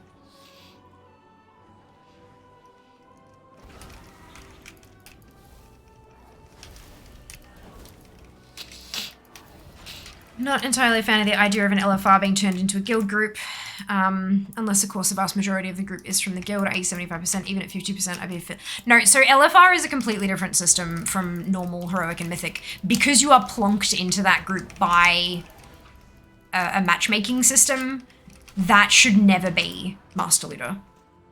I am of the opinion that an LFR is always a pug because of how it constructs the group. No matter if you game it to get the majority of you to be guildies, that's not okay. That is 100% always a pug. From my perspective, someone else may disagree with that. You are welcome to. Everyone's entitled to their own opinions. This is just how I feel. I remember subbing because a couple of people, maybe one person, got a bit pissy because you were explaining you love us all being here, but you aren't friends with us all. Yeah, wow, that was a year ago. Holy shit. Yeah, we had to end up removing that person from the community. Yeah. Hands thinking movie stars, etc. Yeah, parasocial relationships.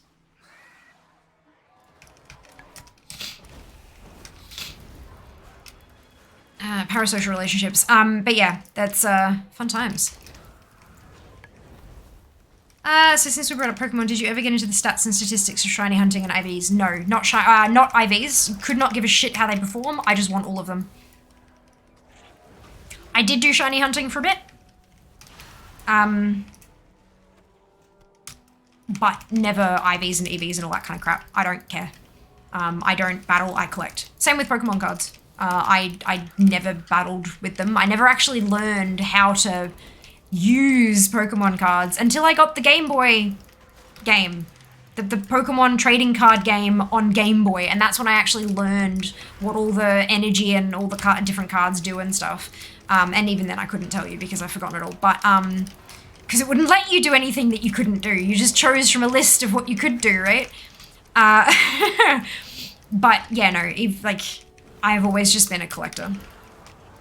In WoW, it benefits my collecting ability to be stronger, to have better gear, to be leveled, all that kind of stuff, because it means that I have more of the game available to me to do easily or solo.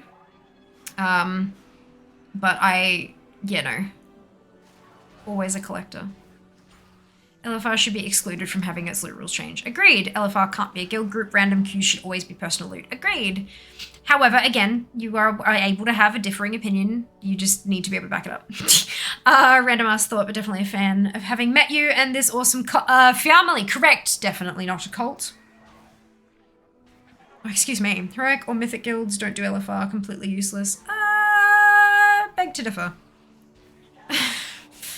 Beg to differ.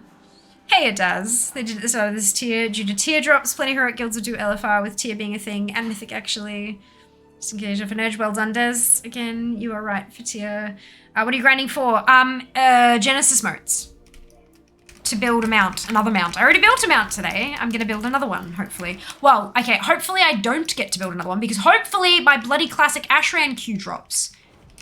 You know what, bugger it. I'm going to change my tags. I had the tag changed so it was PvP, because if I got into Ashran, I'd be doing PvP, but I'm not doing PvP, because the queue won't pop 17-minute queue, my butt, 3 hours and 38 minutes.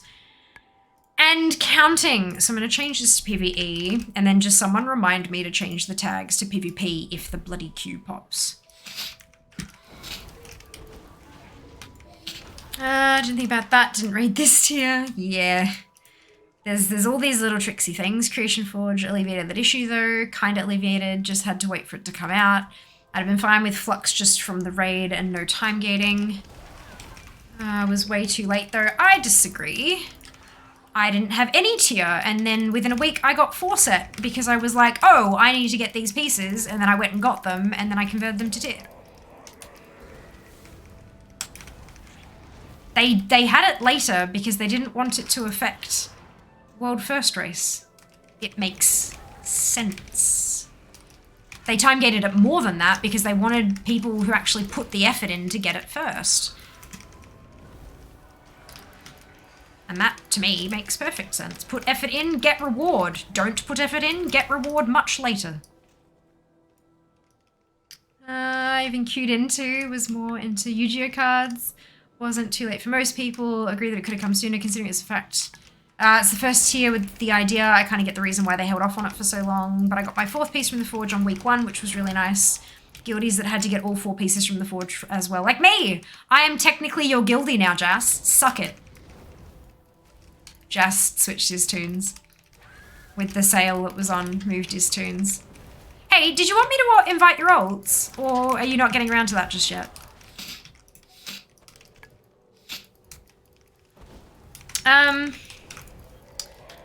Got into an LFR and random play was for me to basically yell at me for low DPS. Oh god. Yeah, I would have just like reported and blocked them. Like /ignore. That's just... Oh, imagine how much you must be struggling with life to have to take it out on a random person in a random pug group who could have the bare minimum of eye level to queue. Like, good lord. Good lord. I'm so sorry you had that experience, and that really blows. I'm sorry for dropping bold statements. I'm actually quite nuanced. I think bold statements make interesting conversation, and they do. You're absolutely right, because it provides that back and forth. Because if you're making like a tentative toe in the water statement, how likely is it that everyone else in chat is going to jump on you to disagree? And it's totally fine. Look, text is very, very different from an in real, like face-to-face conversation, or even a voice, like a Discord conversation. They're very different forms of communication. And I totally understand that they can provide extremely different viewpoints of who a person might be, you know? Don't stress. Don't stress at all. I also didn't raid until like 2 weeks after the Forge came out. Look, shut up, you. That does not bear anything on this conversation. Obviously it does. I was into Yu-Gi-Oh when I was younger, struggled to read when I played my cousin, had made up rules in his favor. Yep, that's, I've experienced that with small children, changing rules or making them up. Because, oh, I lost the rule card, so this is the rules that we've made up. Yep. This is the smoothest I can remember tier acquisition being. Decent raid drop chance, guaranteed after 10 weeks, full set. Yeah. Yeah. I mean, there was still, like, I still remember, even back, like, with the tokens, I can't remember which expansion it was, but everybody on a particular token got it, except one, and then that token didn't drop again for the entire patch. They never got their piece. Never. Everyone else did, and then they just stopped dropping.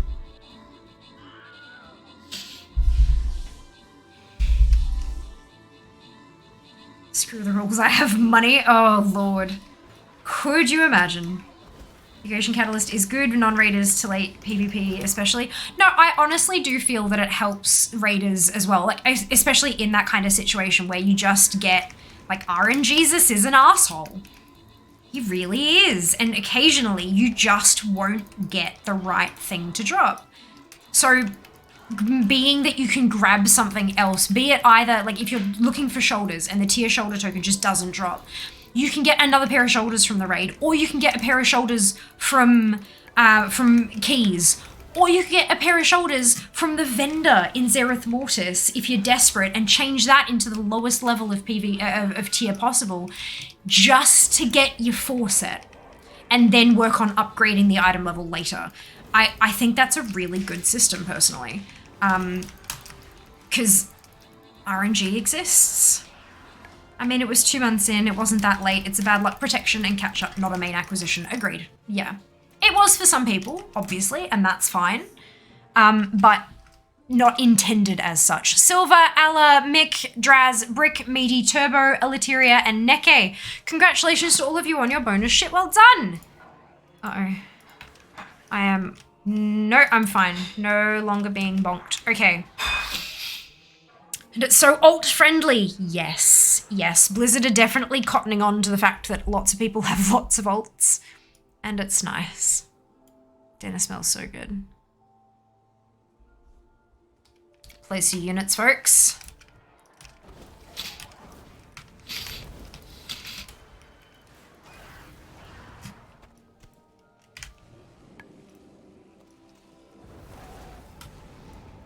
How many am I supposed to be getting? 400. I'm halfway there.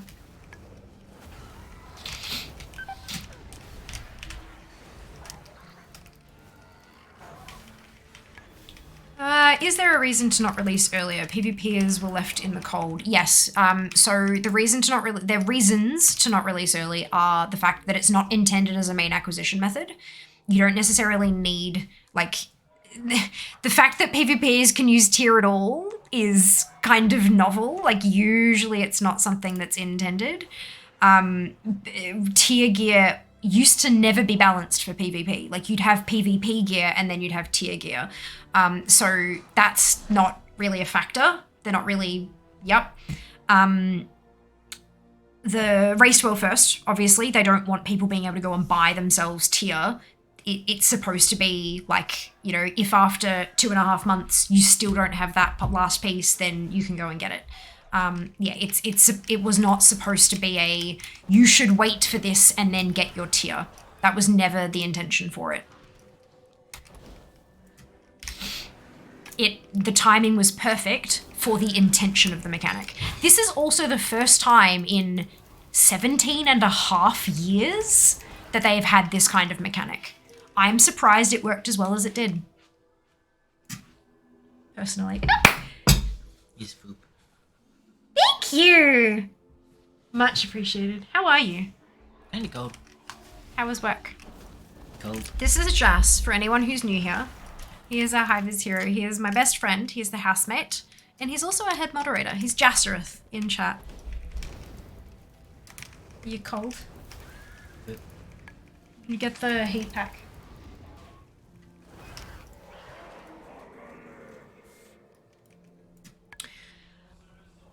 Sorry? Yeah, apparently no sauce for me. Is there not like a... There's no sauce at all? We had the peri-peri stuff, didn't we?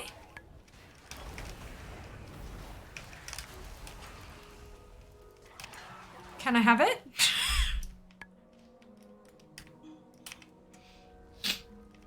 It's separate tier for PvP. His best tank too. I mean, yeah, but he's better at DPS. He enjoys it more. Like a lot more.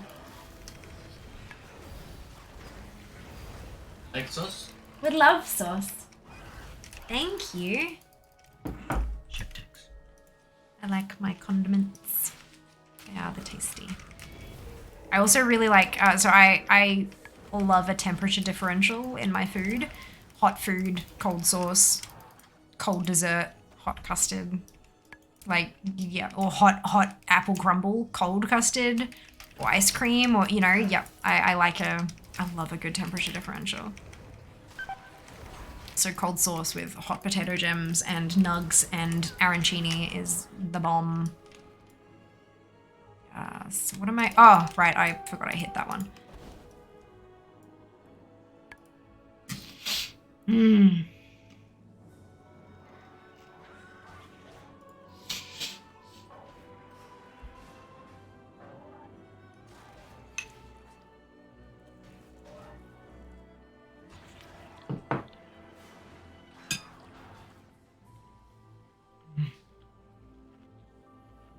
So tasty.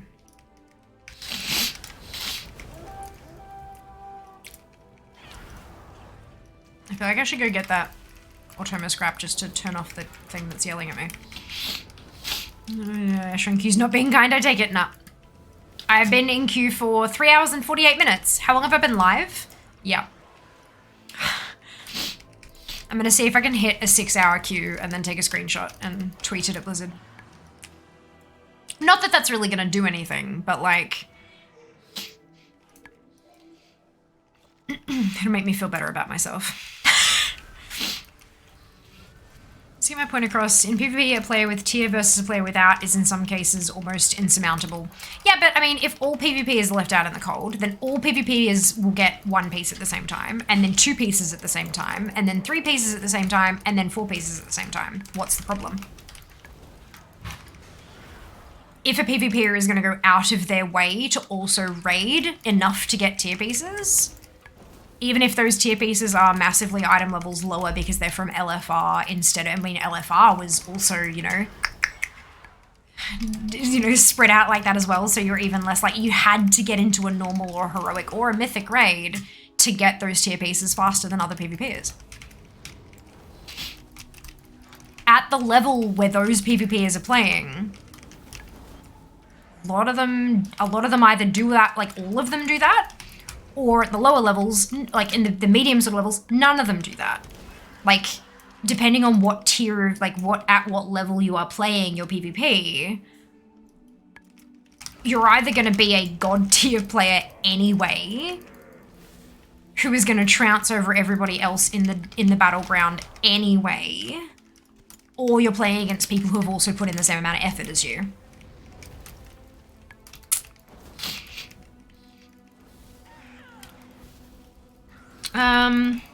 The vault randomness kind of makes it equal though. Loot has always been random in WoW. Yeah, always. Even through PvP. Like the drops you get at the end of it. I know a lot of it has been purchased with Honor or Conquest or whatever the currency happened to be that expansion. But loot has always, it's a defining part of D&D, which is what WoW is based on, is the randomness of loot. I mean, getting a piece of tier, I didn't think you could get tier from the vault unless you had actually done the raid. Like, you can't get tier from doing dungeons, and you can't get a tier in those slots from doing PvP, can you? What? Where? PvP? Correct. Can you get it in a PvP slot in the vault? I didn't know that. Interesting. So, you do more PvP, increase your chances of getting it, like everybody else does.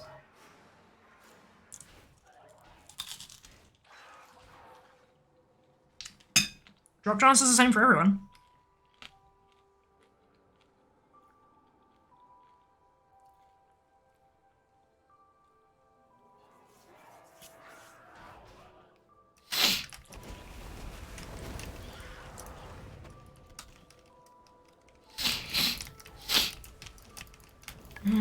Flat percent chance for tier for every slot. Yep, but that goes for everyone.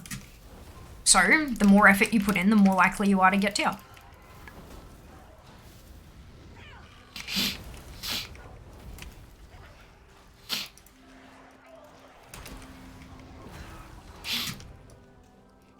And it doesn't make a difference for long enough for it to completely and utterly annihilate anything. Like, you put in your effort and you get your tier, or you wait a bit longer.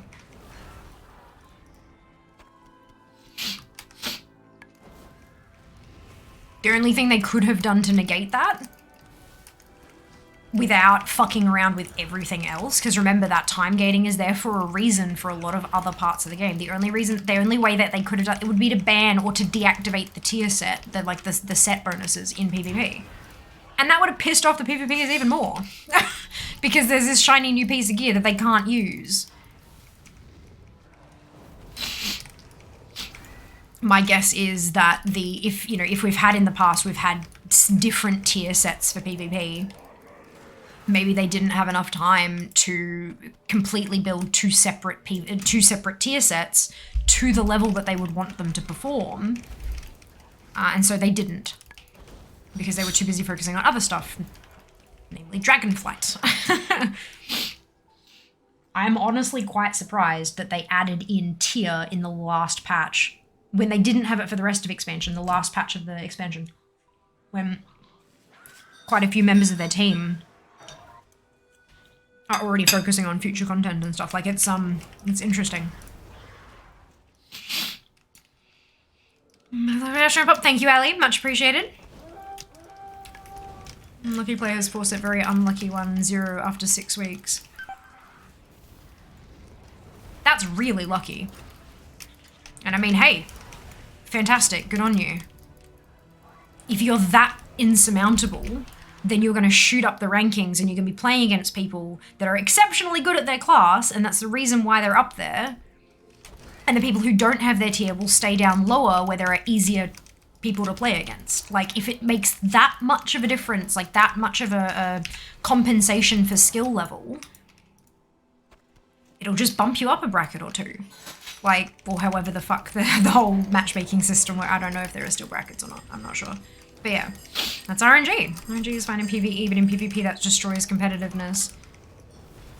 There is competitiveness in PvE as well, yeah. Like, I mean, having RNG affecting the race to world first. If one guild got every single drop that they needed so that their entire team is in BIS, and the other guild didn't, that makes a big difference too. I dislike Legacy loot, going through a whole old raid and getting no pieces of the character cloth you're running on then in another character. Yeah, look, I like Legacy loot because it means that I'm actually guaranteed to get 5 pieces of loot every time I step into something. Even if none of those, so none of the 5 work for me, versus I don't get gear. At least I still get some gold out of it. Gold either from vendoring it or from disenchanting it and selling the enchanting mats. It may not be much, but it's something. Versus getting literally nothing for the entire... Can you imagine going through the entirety of fucking Temple Ruins? Whichever one was the big one. And getting not a single drop the entire way through. That would feel worse to me than Legacy loot does. But that's my personal opinion. You are obviously welcome to have a differing opinion.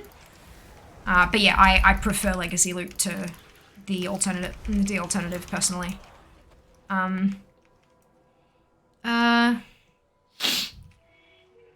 I feel like you're overestimating the impact of gearing RNG in PvP. Gearing RNG is a part of every major PvP MMO.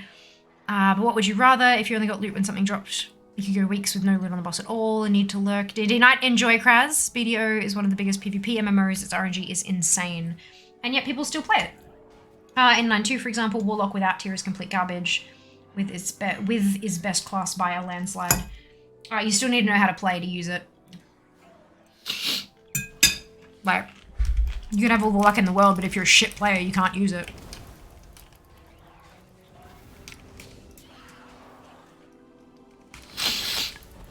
Like, yeah, it just...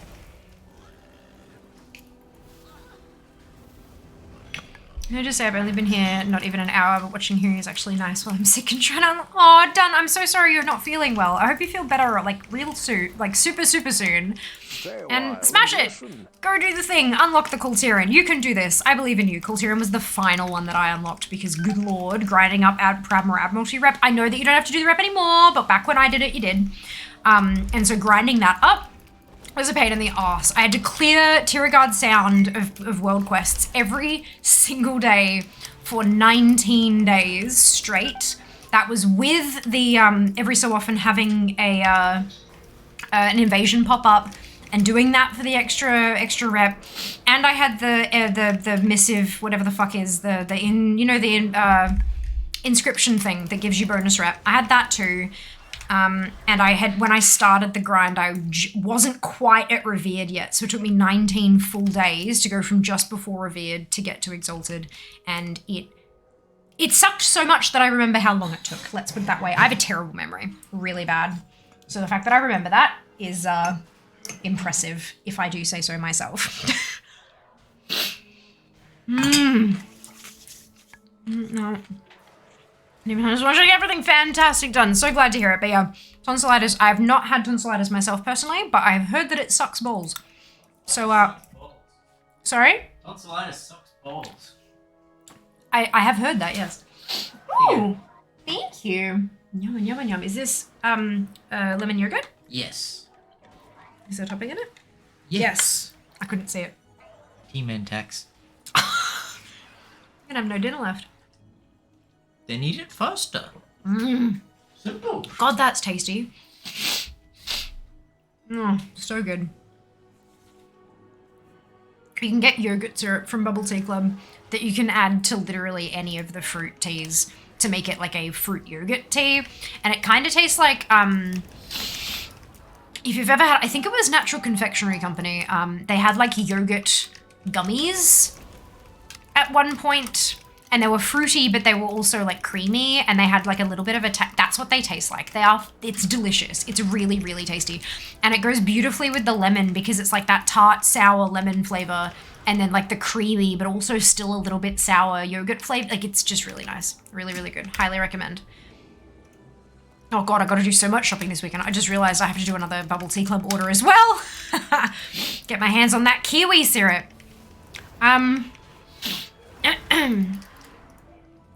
Gesundheit. Oh dear. Favorite Covenant armor set. If you're trying to shorten the word Covenant, most people call it a cov, Des. But two fewer keystrokes. It works. Vente. Always Vente. Hope you feel better. I do too, look. I hope that they feel better too. Deterministic gearing has its own problems. Either it's time gated, which people complain about, or it's grindable forever and your arena rating is correlated with the amount of time put into the game. Yeah, no matter what you do with gear, people are gonna bitch. There's gonna be something wrong with it, something that someone doesn't like. There is no way to please everybody. Especially when this is a piece of gear that works across so many different types of content. They have to make sure that it's balanced for everybody. And clearly, that's not gonna work. It's not going to, like, I mean, the actual, like, damage portion of things, they might maybe be able to get somewhere close to balanced. Usually not, though. But in terms of, like, ensuring that people get it early enough for this type of content, but not too early for that type of content, it's bloody difficult, as we are learning through this conversation. If you have a better idea for how things could work for literally every aspect of the game, not just the one that you prefer, not just talking to you, Loke, like in general, if anyone has any kind of idea on how to make the game work better for every aspect of the game, not just the one that you like to play, go post it on the bloody forums, literally, because that is where they get most of their suggestions from. Yes, they read Reddit, yes, they read Twitter, yes, they read all these other different places, but putting it on the forums is what's most likely to get it seen. And then if you have a higher level of community engagement elsewhere, like if you have a community who follow your opinions and appreciate them on somewhere like Reddit or Twitch or wherever, then you can take that forum post that you've made, grab the link and share it to those communities where they are more likely to see it. And saying, hey, you guys said that you liked this idea of mine. I've popped it on the forums. If you could give it an update, post a comment, get it seen. Maybe we can get it implemented or even at least looked at. That's the way to do it. That's the way to do it.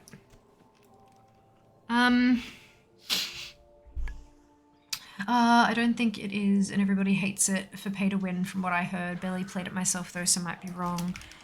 I've been trying to unlock Void Elf Race. It's confusing, keep going down a rabbit hole of quest lines so much that my quest list gets full. Oh, wow.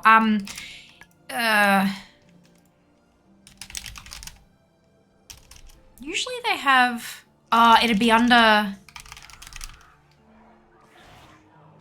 maybe not. Oh, they don't have a guide for it. Interesting.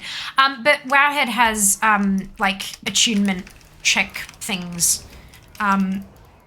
Excuse me, they have a tool where you can upload your character from the armory and it can check the API to see whether or not you've completed the things you need to complete to unlock X.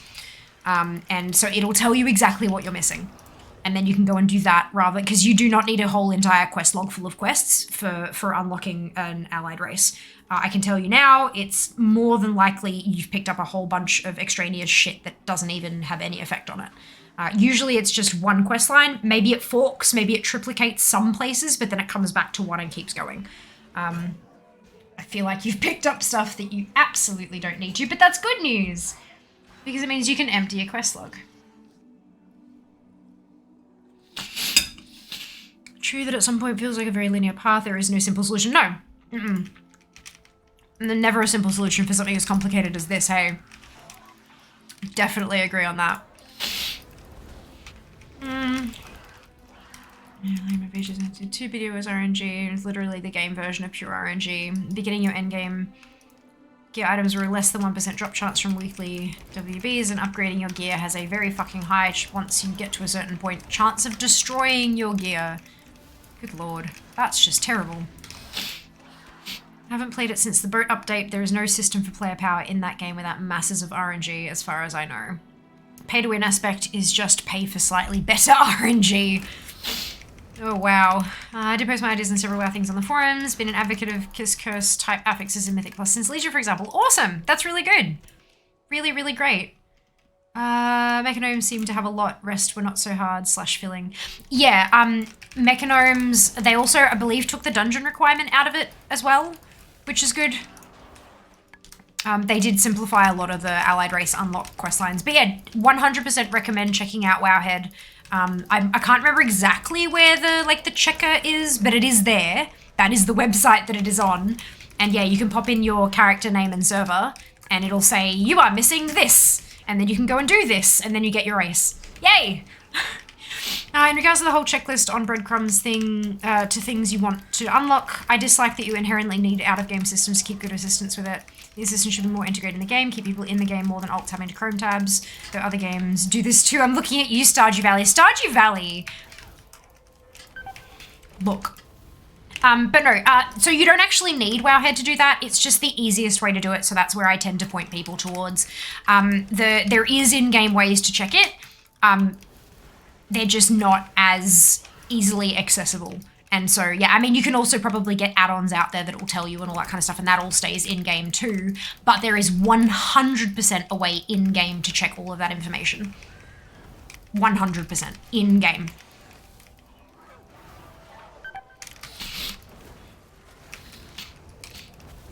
Actually, it was worse than I remember for weapons Lamau. As long as you do some damage and there's not too many players, there is a slight chance of 0.3% that you will obtain a Kazaka weapon.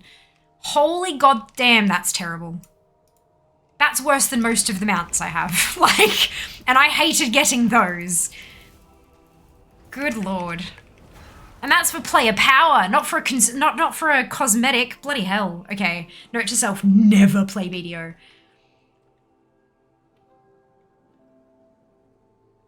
WoW sucks at explaining itself, showing all information needed to actually play. It doesn't. It is getting, it used to, yes, very, very much. It's getting a lot better. It's showing a lot more info in-game, especially for new players through the, like, Exile's Reach and new player experience. They have done a hell of a lot in terms of improving all of that kind of stuff. The information available in-game is entirely 100% what you need to play. It is not what you need to min-max, and not what you need, not what you need to, like, go all out with a higher level of play like people like us do. But for a new casual player, like for my mum or my dad, or for my sister who has zero interest in video games, all of them could very easily pick up the game and learn how to play to a functional ability. Definitely. With zero outside input, with no input from me, no add-ons, no Wowhead, no nothing. They would absolutely be able to do that now. They wouldn't used to be able to. Like a year and a half, 2-3 years ago, definitely not. But with the new player experience stuff that they added and the newcomer chat and all that kind of stuff, it is a lot easier now than it used to be, for sure.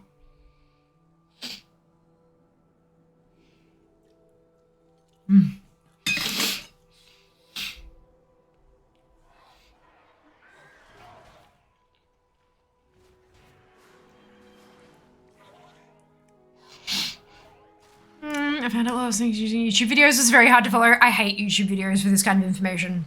I hate them with a passion. Oh, what? Just... That's... Okay, why is that too quiet now? I'm so confused. Was that... Hang on, that was thrown. Give me a minute. Thank you so much, Shy. It's my... Shy, thank you so much for the gifts. As a pop socket and a t-shirt that says Mount Collector. That is super cute. Thank you so much, Shy, for those gifts. Much appreciated. Oh my goodness. Thank you. So kind and generous of you. My God. That's for player power that you can downgrade if you get unlucky. Yeah, no, screw that. I'm done. I'm out before I've even picked it up, Jack. Thank you for convincing me never to play. They are improving WoW raid frames show max 3 hots, for example. You don't need that information to play, though. That information is not needed to actually play. Having 3 hots on your bars tells you that you are being healed over time by a few different people. That's why do you need more information than that? You don't need that to play. All you need to know is that you are getting healed. Which that tells you. To be fair, last expansion I actually played was WoD. Sure, I played Legion, only got to help my friends fast level during assaults. I bought BFA thinking I would play with my mates, then uni started. Oh no, done. Oh no. Well, I hope you're enjoying your return to Azeroth as much as you can be with the tonsillitis anyway. Hey, Asimuro, please, how do I motivate myself to level up my priest? I am not priest a person. Holy light would hiss to me if it was standing next to me. Level a shadow. That's what I do with all my priests. I have 4 of them. Every single one of them was leveled in shadow. If it's just the holiness that's putting you off, definitely level in shadow. But no, motivating to level in general. Excuse me. Focus on what you want out of the character. Like, I enjoy leveling, so I don't really need to motivate myself to do it. I get to level. Like, I'm like, oh, yes, I can get this one up to this level now. So it's a fun thing for me. But if you don't enjoy it, if you don't enjoy the leveling process, if you have the income, there are boosts available, but they are bloody expensive.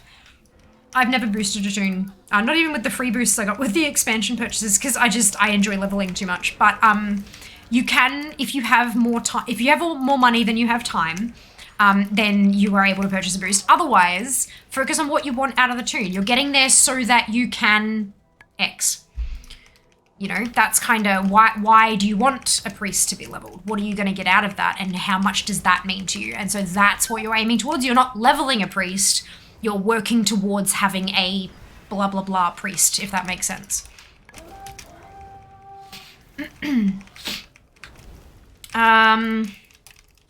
Life group is great for trolling. You can mind control people off ledges. There you go. That's also motivation. Wonderful. Well, for some, maybe.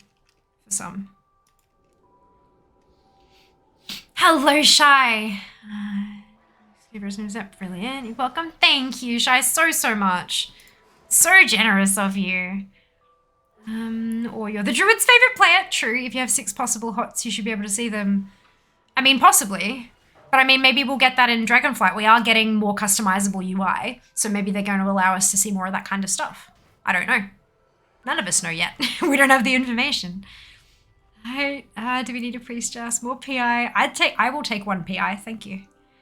I got swap blasted 1 million times everywhere by Guilty of Mines, so many deaths. Oh yeah, absolutely. Boosting's not an option. We'll not pay €60 for that. Neither would I. Neither would I. But I thought I would put it out there just because I knew someone would mention it if I didn't, so. Might as well put it out there, because it is a possibility for some. But that's okay. I do not begrudge you that at all. Warlock and I wouldn't complain about an extra PI. Excuse me. Just finding it hard. Which t-shirt to get? Oh, Shy, that's so sweet of you. Oh dear. Yeah, there are some very cute ones there. I have to thank Zam for that. Zam has been sending me like 1,000,001 gift gift suggestions, and so many of them have just been so good and like me. So yeah, you can blame Zam for most of those. Probably all of those actually. Depends. Every spec but Resto Druid, no. Resto Druid, it doesn't really matter, as knowing which players your wild growth or regrowth hots on doesn't really matter. Only things that really matter are Rejuve, Life Bloom, and the other one.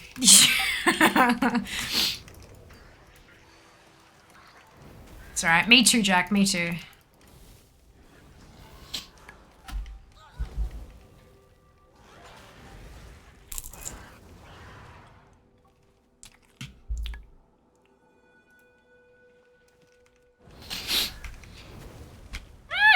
Hi, the sun. Oh my god.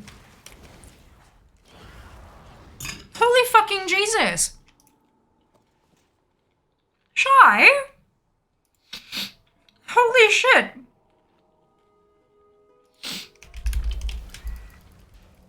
So, Jack, you're subbed for 6 months now. Jesus fucking Christ.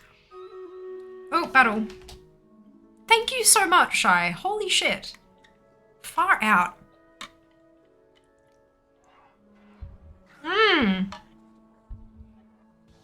A 6-month lock-in contract. You cannot escape now, Jack. You're bound. You're compelled to appear.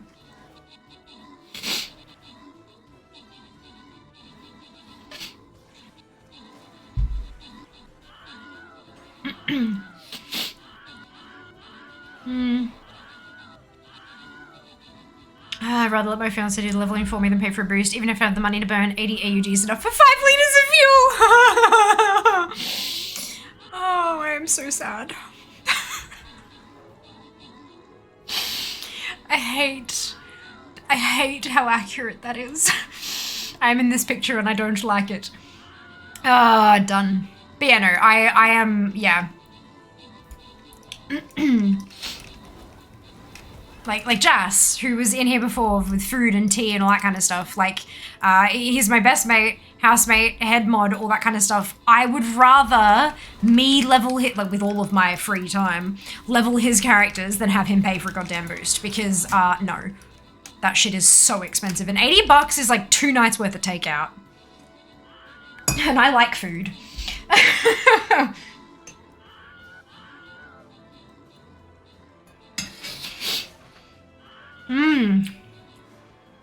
One of us for a long while, absolutely. Sure he comes with us all of our subscriptions. Yay! I'm sure any class really cares where their hots are so long as they're healing someone. So I think then Loic might be saying, like, if you can only see 3 of them, how do you know that you've got all of them out? If you don't have all 6 out, is that a problem? Or is there some other indicator somewhere else that tells you that you don't have all 6 out?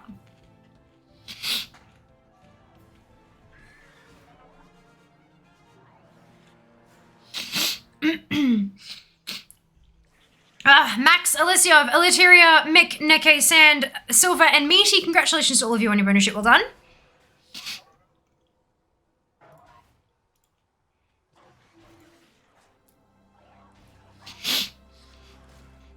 Are you offering 2 nights to take out air on the plate? Jas, when you finish doing my fucking clips, then we will talk.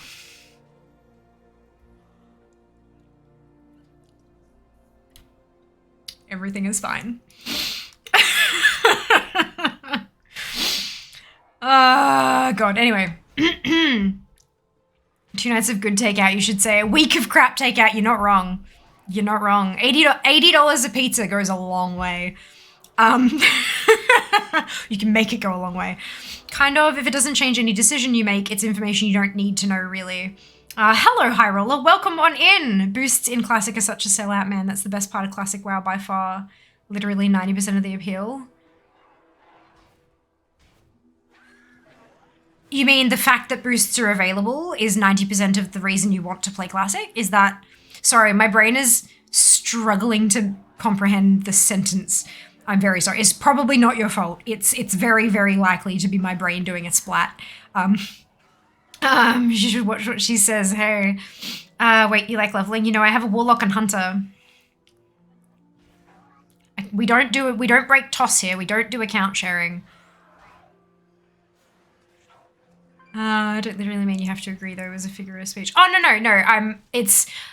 Well, we're having a discussion. We're trying to figure out like exactly where the line is. If you don't agree about like there's probably a middle ground somewhere that doesn't encompass the whole argument that is an agreement. So we're trying to figure out where that is, if it exists. 4 hours and 18 minutes. I have D&D right now, and Stick's advert for the night was get your zinger boxes and get on it. I don't have KFC near me, so I made my own fried chicken. Met my macros boom. I love that, Kruzzy. Well done, you. Is it spicy fried chicken, though? Did you get your zinger box, or is it not a homemade zinger box? You can't see more than 3 on a target, so you can't know if they're on or not.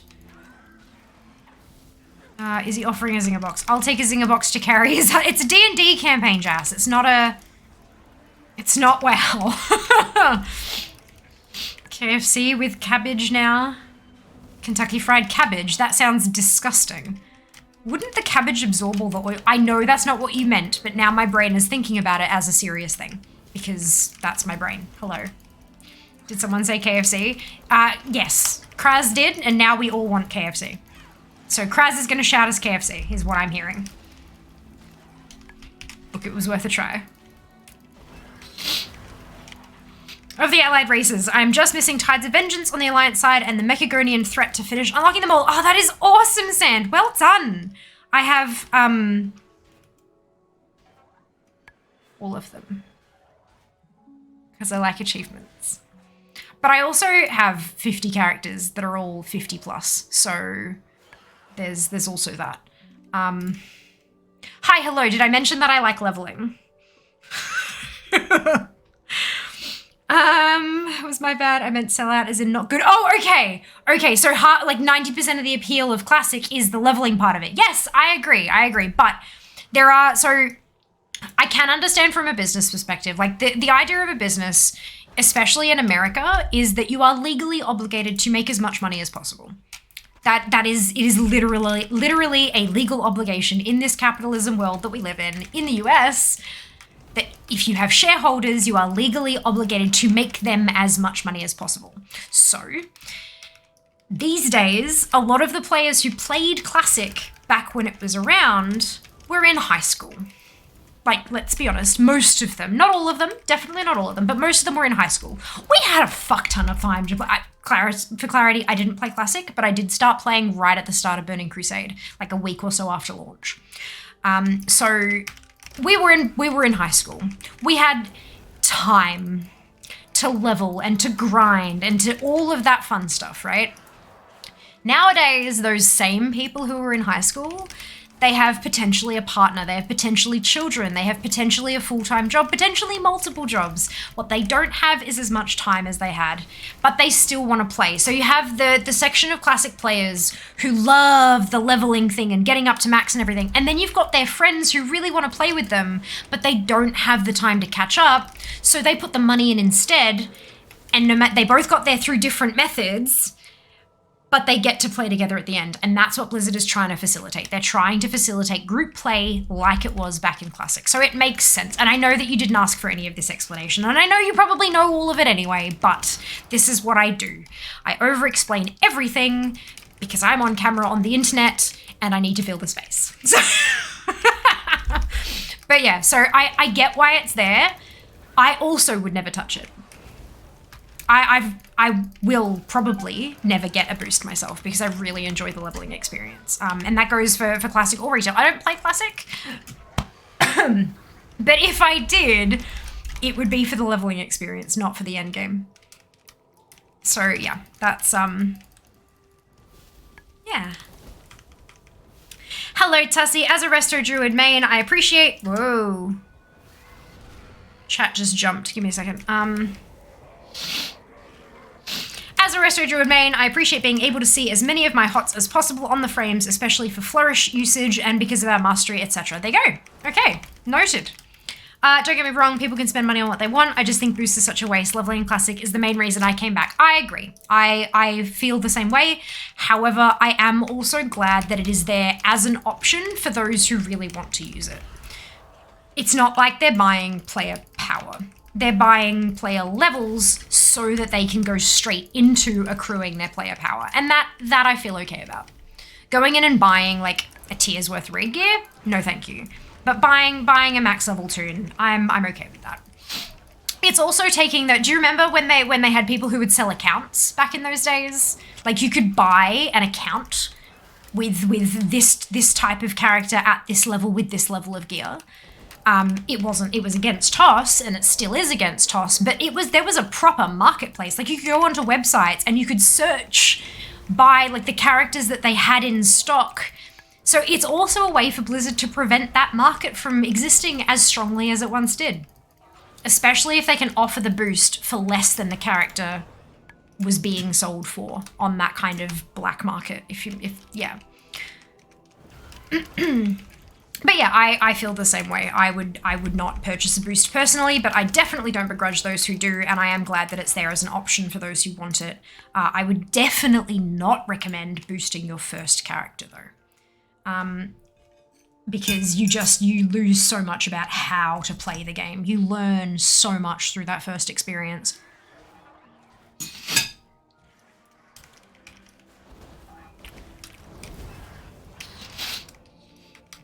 Australia has Zinger boxes too. I'm not surprised. Of course we do. Zinger's like a international, like it's their branding. Like, yeah, definitely. Just made chicken tenders, less fat, more protein, less carbs, beats my macros, which are not for 90% of people. Of course. I will shout KFC. Done. Although we're taking you to a much better restaurant when you come up here next month. It's like a month away. It's like a month away, Kraz. But if you want to shout us KFC, like, later that day, you are very welcome to. KFC. So to clarify, there is a lettuce shortage at the moment and KFC has had to resort to partially using cabbage instead of lettuce. You know, I don't mind that. I quite like cabbage, especially if you coat it in a little bit of like a ranch dressing or a super tangy mayo or something, like a low-fat mayo. It's coleslaw, essentially, right? I don't mind that at all, especially, can you imagine, like coleslaw with a Zinger burger? Like coleslaw on a Zinger burger? I'm not sure if that actually, I don't tend to get Zinger burgers because I'm very white. Too much pepper is spicy for me, but yeah, look.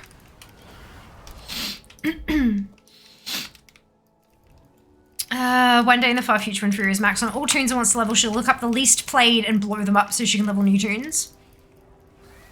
Thor, by that point, hopefully I will be making enough through streaming that I will buy a second account. There's a clip of me saying that if I can become a full-time streamer and still earn enough to be able to afford a second account, then I will make 150s. Because I'm an idiot and said that live on the internet. So, and then I said your move. So I think Zam is still working on trying to get me full time, but that's fine. I was in primary school. Well, look, I'm old, okay? I'm 32. So I want to say like 16, 17. I think I started playing right before my 17th birthday, and that was early BC. Like very early BC. Excuse me. I have to bring up a PvP example. That's the best one I have. You have to stack like blooms to 3 stacks. It's possible you can't see that with the standard UI.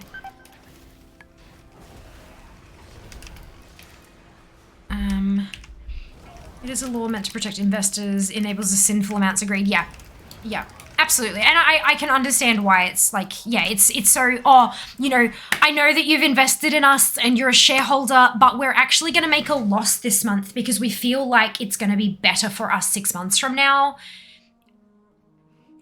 I get it. It's to protect against that kind of stuff from happening, but it has some unintended consequences, as do most laws, to be honest.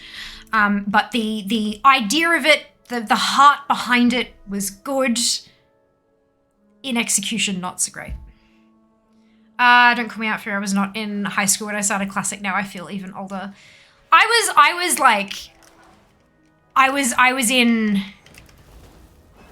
would have been in year 12.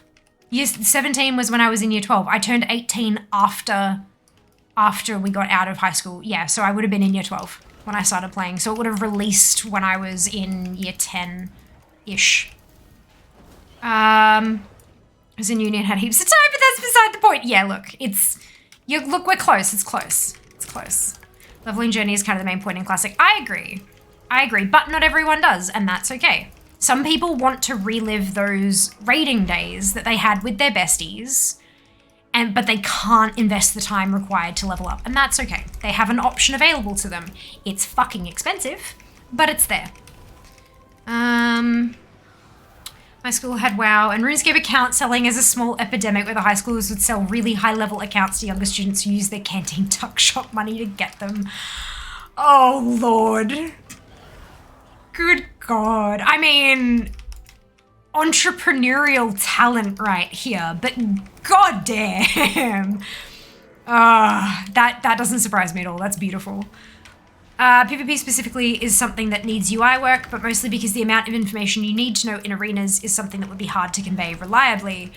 Zinger isn't that much spicy, the name is misleading. Yes, it is. I've had it several times, to the point that I now don't order it intentionally. When I said I am very white, I meant it. I know my taste buds. I know my taste buds. But yeah, it's not 3 chilies plus spicy. It's definitely not. I'm just weak. But that's okay. I have my tastes and I'm happy with them. Love my tenders. Love my chicken tenders. And the nugs. KFC nugs are so, I mean, from our specific KFC, the one that we go to, the nugs are just divine.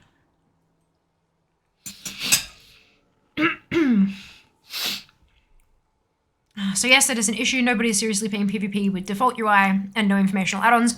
No, but they should be able to, is kind of the argument. And look, they are working on that. They've specifically said that they're rehauling the UI for Dragonflight.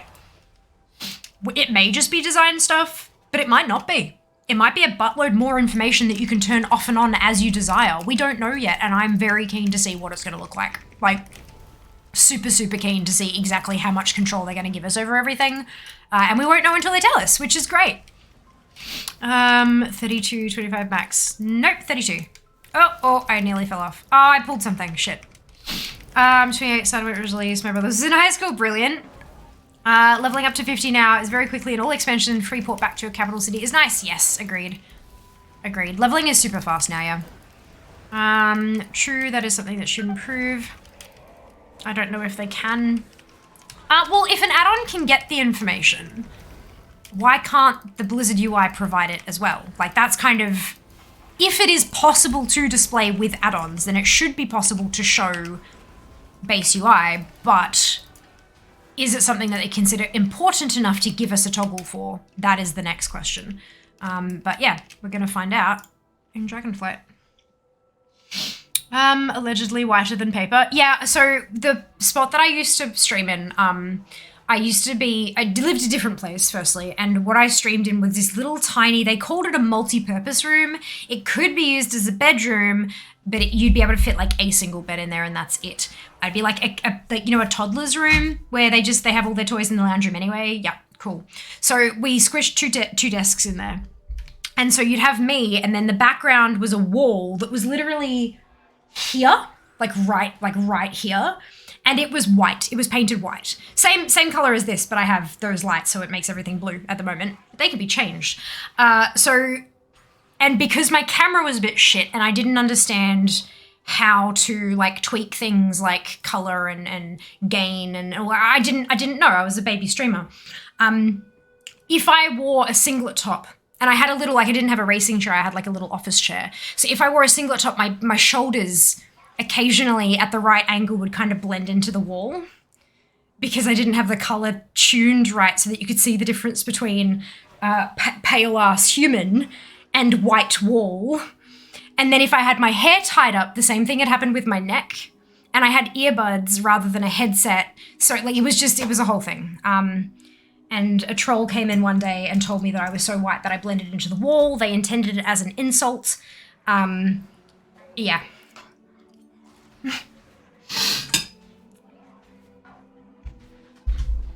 I'm very pale. The powder I have on my face as part of my makeup is a few shades too dark for my skin. But it doesn't look terrible on camera. It looks terrible IRL. Like I look like I have a, you know when you get that line with like a foundation line? I get that IRL with this. After a while it oxidizes and goes a bit funny, but on camera it can't quite tell the difference so much, so I'm using it up on camera rather than in my real life. I used to play Asterisk during my school days. In the US, Zingers are Hostess brand snacky cakes. Hearing you say it is spicy is funny. Understand. Talking about the salmon and burger type. KFC zinger. So they have KFC, they have like original fried chicken, which is like the 11 herbs and spices. And then they have zinger, which is like a crispier coating, and just underneath it, it has like an orange coat of spicing stuff. And it's designed to be spicier. It's not spicy, but it is for me because I am me. So yeah, it's Zinger Burgers. It's a KFC offering. We call them popcorn chicken here. I mean, you've got popcorn chicken separate as well from KFC.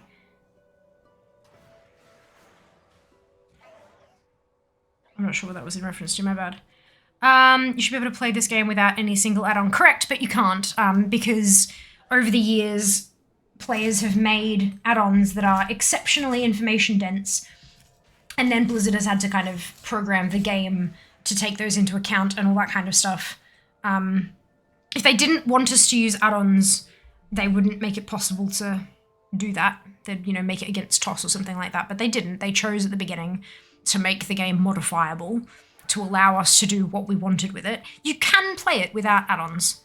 Plenty of times I've turned off all of my add-ons to make load screens faster, to sort through characters quicker, and I've still been able to do everything I wanted to do. It's just not as quick or as easy or as simple. Like, it's not 2 button presses, it's 6 button presses. Everything is still very possible to do without any add-ons at all. Everything in game.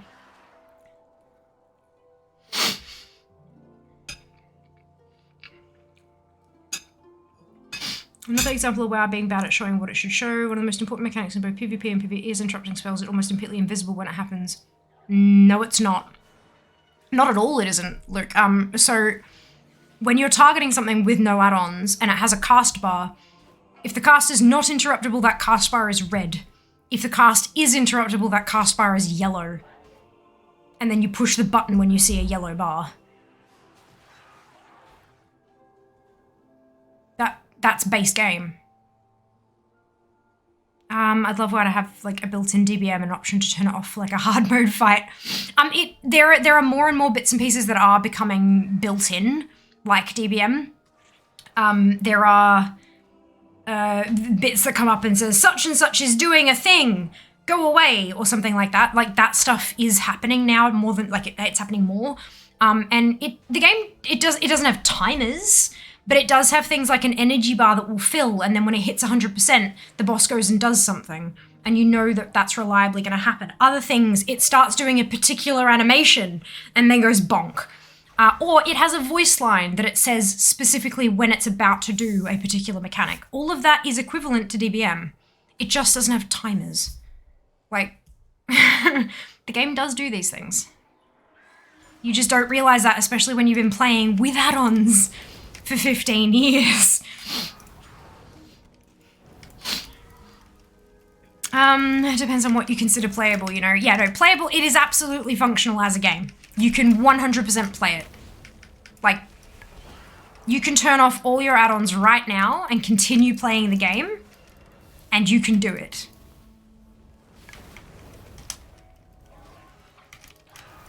Very angry toddler could have lived in that room. Yes. Very angry toddler did live in that room, Jess. Hello, Coin. I hope you're having an awesome day. Hey, Absolute. Good to see you too. Interrupting spells, friendly cooldowns, enemy cooldowns, cast trinkets, trinket CD, DR tracker. I would love to see all that implemented into DF Arena UI. I don't think they can do that cleanly for all classes and specs with an implementation that will be usable in all circumstances. Well, the more things you have on the screen, the less of the screen you can see and where people are or, like, what they're doing. Do you know what I mean? Like, especially in Arena, that's terrifying. I mean, I'm scared of Arena anyway, so there's that, but yeah.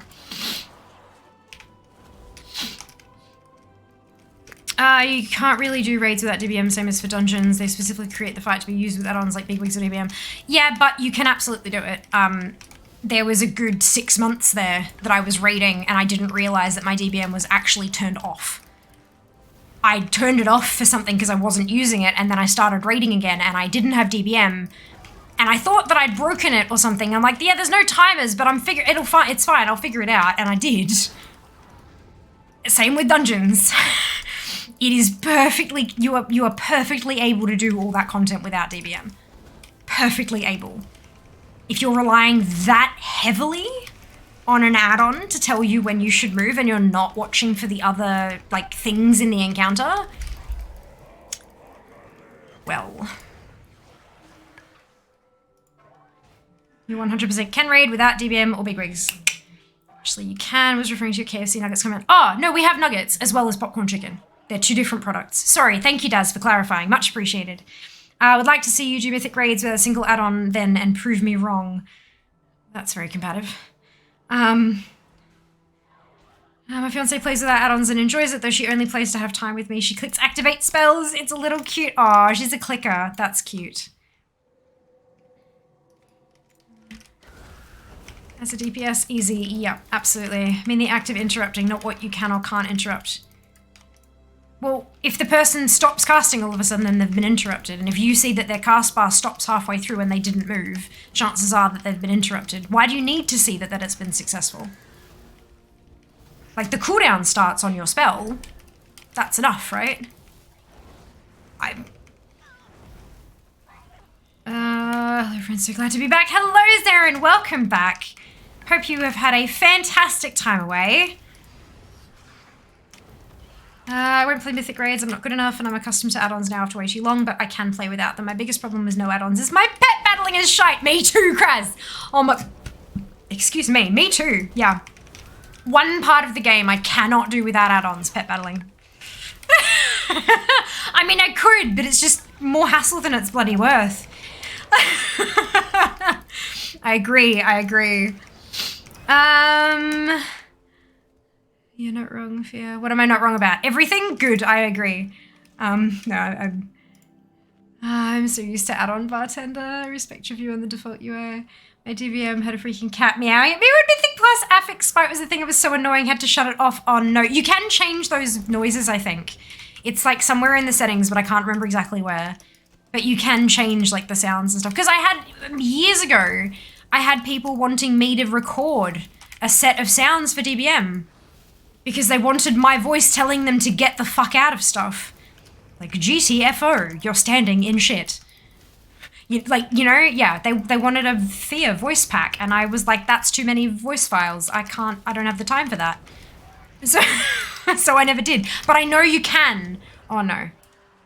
I know you can do that though. It is a thing.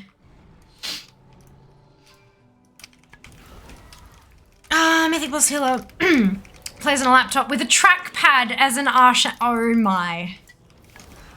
Oh my. I don't think I ever could do that again, honestly.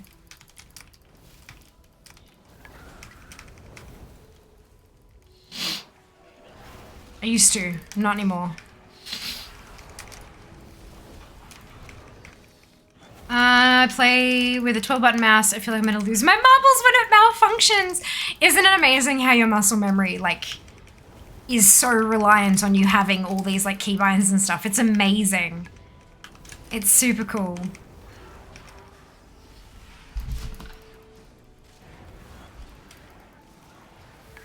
If she can do that and reach 2200 IO, I can do raid without DBM. 3300. She also didn't have keybinds until like a month ago. Good lord, that trackpad must be jacked up to 11 in terms of movement speed. Holy cow. That's impressive as hell.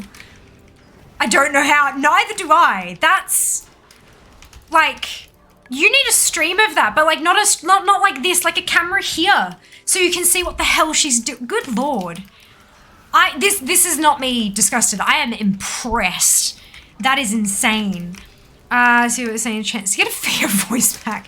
Oh, I would likely need to sell it because I do not. It would take so many hours to actually do that and get them right and have the background noise clear so you don't have a car in the background of me telling you to get out of something. Like, can you imagine like a 5, 4, zoom, 3, like just no, nah. It would take so much effort and I would have to like, I mean, Spring does let me sell digital shit now, so maybe. You're standing in shit for your sound file. Yeah, there's a clicker at 1300. Respect, not just a clicker with a trackpad. Like, can't just like, it's like a, Nah. And trackpad clicker 2900 at the time. That's ridiculous. Amazing. Good lord. Good lord.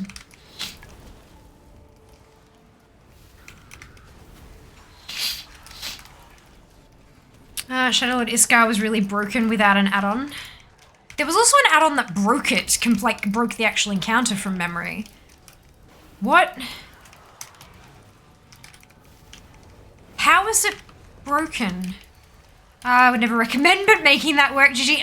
Right? That's impressive. I would not recommend it either. But it's possible, and that's beautiful.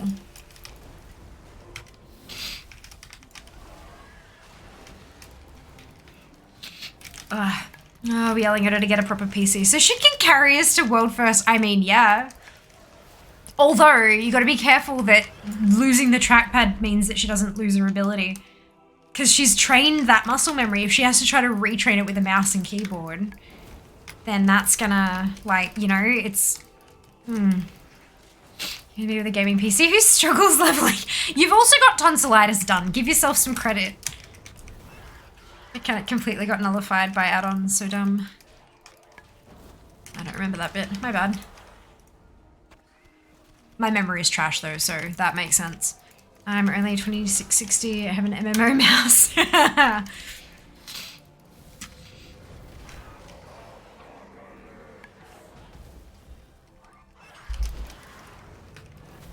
That's super cool.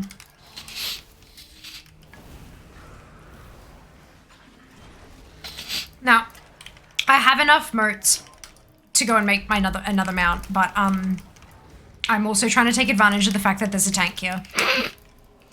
I had to throw a ball around the road on the front. Yeah, I remember that bit. Like, someone had to go pick it up at the start of the encounter, and then it had to be passed around, but it could only get to a certain number of stacks, and something. I vaguely remember the actual... And then every 30% or whatever it was, he fucked off and you had to kill ads. And each of the phases, ad phases, was different, and they had different mechanics you had to figure out, and then you had to kill them all before he got back, otherwise you'd have too much damage going out and the healers couldn't get through it. And you also had to heal through, you had to pass the orb around to healers because they were the only ones that had a dispel, because you couldn't dispel there was a certain debuff that couldn't be dispelled unless you had the coin on your head. But you couldn't have it for too long, so it had to get passed around the healers. So, okay, so the way that my memory works is that I'll have no idea. I'll be like, nope, can't remember. And then someone will pull a thread, and the whole thing will unravel. And I'll remember most, if not all of it. My memory is weird. I know it is, but that's how it works, and I'm just glad that it's still there, because it would destroy me if I lost my memories, because my memories are who I am. Even though I can't access them most of the time. So, hope you enjoyed Journey Through Fia's Brain. Battle!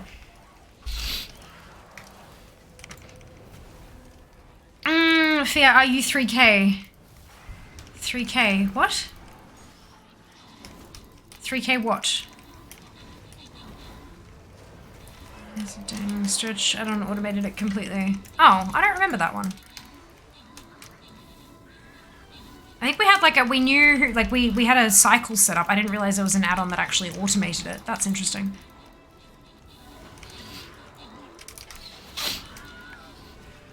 We mustn't have used it back then. Or maybe the healers did and I just didn't pay attention because I wasn't a healer. 3k. No, I don't have KSM. Why did you think I was 3k?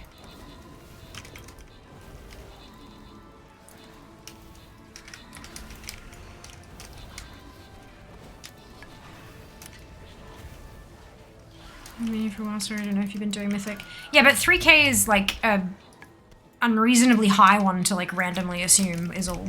Like, yeah, interesting. But yeah, no, I don't have KSM.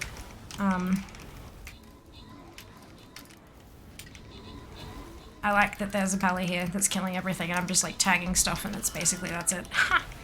I mean, I feel like I'm probably doing more, let's try that again. I feel like I'm probably doing more damage than I'm letting on, but it feels really nice that I don't have to worry about stopping to eat every 2 pulls. Is 3K everything 20 or something? I don't know. I don't know. But you are good. No, I'm not watching. My memory is shit as well. Can't remember people unless someone shows me what they look like. Then my brain will be like, oh yeah, I know that guy. That's really cool. That's really cool. Whoa, fuck. That's a fork.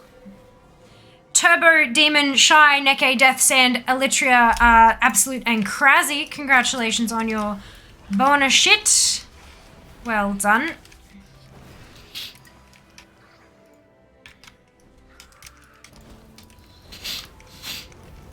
There was a druid here.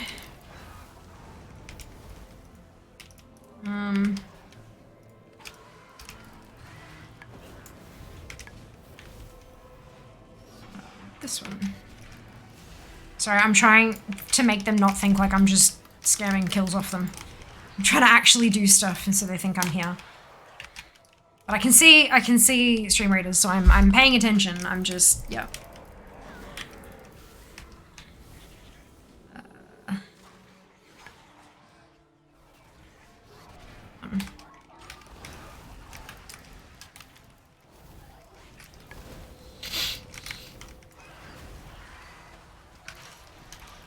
I think so, like 3K is on average everything 20 just timed.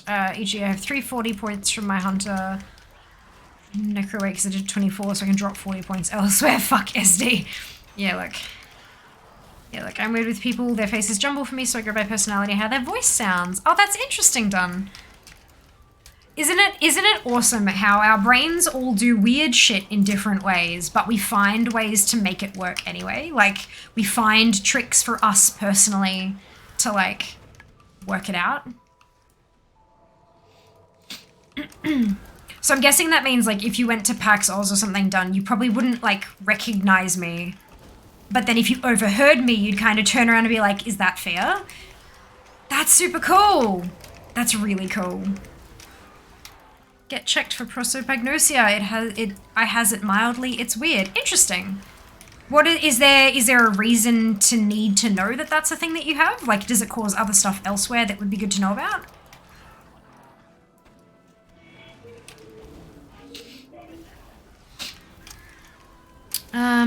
Like you. I think he does. Recently discovered not all people have an inner monologue. So strange to me. I would like for my inner monologue to shut the hell up occasionally. That'd be real nice. Real nice. Wonderfully lovely. Depends if you've always had it or if it's recent. Interesting. Okay, cool. Because I mean, you know how there are some things where, like, hey, it might be nice to put a name to it so that you can describe what goes on in your head with one word rather than 2 sentences. But maybe it costs to get that diagnosis. Maybe it's not entirely necessary and all that kind of stuff. It's just, yeah, interesting to know. Interesting to know. How are we looking? 4 hours and 52 minutes. So I've set a record. Let's see if we can hit 6 hours in queue.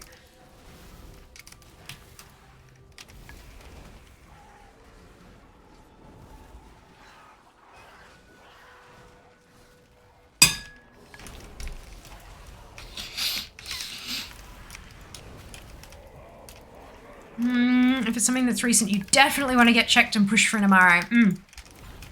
That is fair. Something like that changing majorly. Yeah, brain things are not good. I've had it diagnosed since I was in primary school because I come from a small Australian town in South Australia, so when I was unable to recognise people by how they were described, my teachers got really worried. Hey, I mean, that's really cool that your teachers kind of stepped up and were like, something's not right here, we're not going to let this slide. That's cool. Devastation, yeah. Absolutely.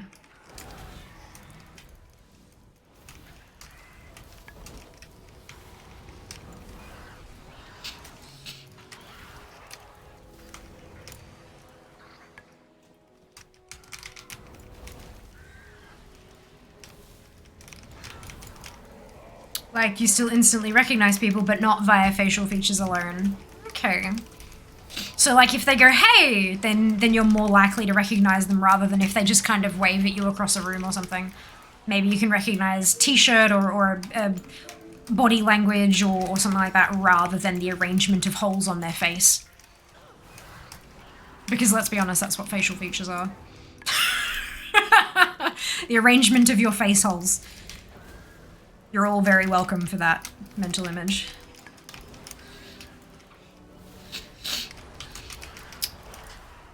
Don't use my shift key for key binding? Does not matter, Des. No one really cares about that. Like, you do you. You do key bindings that work for you. As good at recognizing someone in the back of their head as the front. Wow, okay. Interesting. Trippy. Well, yes and no. If someone has been very, let's say, monotone in their hello, I will connect that to them. Okay, yeah, fair.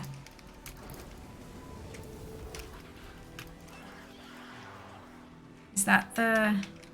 No. Who is that?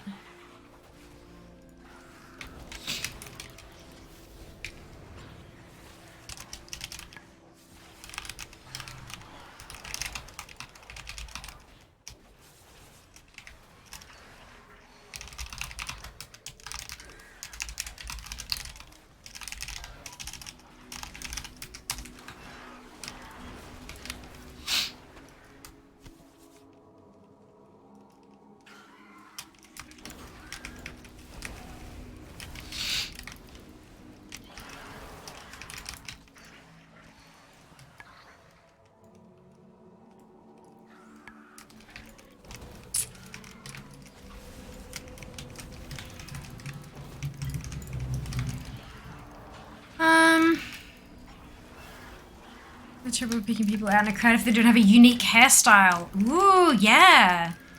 Fair. Your comment about seeing a convention. If you're in cosplay, you still have your personality behind it. Mannerisms, it's fine. If you go the whole way with playing the character, you may as well be a different person. Interesting. I would not cosplay. Not this time around, at least. I have a couple times, but it's mostly just been fear in costume rather than, like, I don't do elaborate well, I've never before done an elaborate cosplay. I'm kind of working on one at the moment that hasn't been making much progress because I've been too bloody busy with other stuff, but it'll be interesting. My first time doing a proper, like, actual cosplay that isn't just clothes, but we'll see. We'll see. I can be scanning for even my mum and dad in a crowd and miss them staring straight at me for a minute. Wow. But if your mum had, like, a funny patterned headband on, then you'd be fine. That's super cool.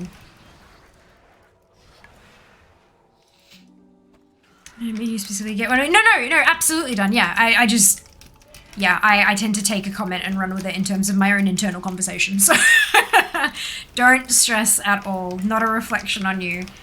100% entirely a reflection on me.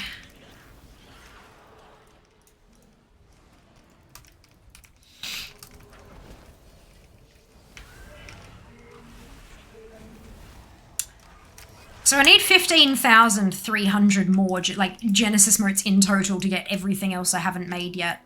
And I'm currently sitting on 519. So it's gonna take a while. But I could go make another mount just now, but yeah, while there's a group here, absolutely not. I'm gonna keep doing this. I raise a curse on it by myself because I can recognize someone I went to high school with in public, but will blank on their name. Goodness. I mean, you could always approach them and be like, hello, I'm pretty sure we went to high school together, but I've had some troubles with my memory and I cannot remember your name. Did you go to blah blah blah school? Like, that's what I tend to do. I'm honest, my memory's shit. Like, my memory is legitimately not good. There are a couple of potential reasons for it, but the most likely one is that I'm an insomniac. Like, pretty badly, and sleep is when short-term memory is converted to long-term memory, and I've been an insomniac since I was about 8, and now that I'm 32, that's a while. So, yeah. There are certain things that will result in a memory sticking better, but a lot of them I can't really control. Okay, there are enough of them now that I can't tag them. That sucks. They must have listed a group or something. Yeah.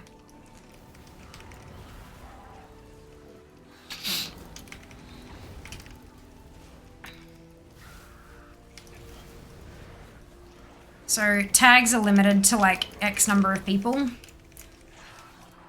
Once 5 people have touched it, or you know, someone as part of a 5-person group or whatever, no one else can get loot. Although I wonder if it's actually, yeah, they're actually. All right, I guess I'm off to make my mount. Once I've done this one, maybe I'll come back and they'll have buggered off. Probably not, but maybe. Maybe someone will have left. Trouble at names when we're first meeting someone. For some reason, I focus on saying my own name properly. Once they're in, I'll forever know a name. Enough of those classes. Funny though, I work as an ECE, find I can recognize the children much quicker than the parents. I mean, you work with the children rather than the parents though, right? Like you spend more time with them. Full disclosure, I have no idea. Early childhood education? Educator? Because it's Anne, maybe? But if you're working with the kids, that'd make sense. Have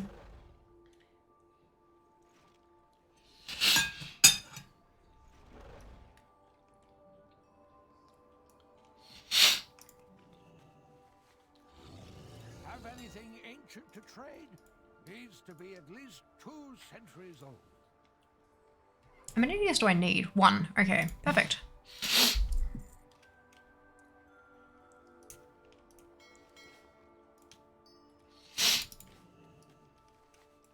So, I'm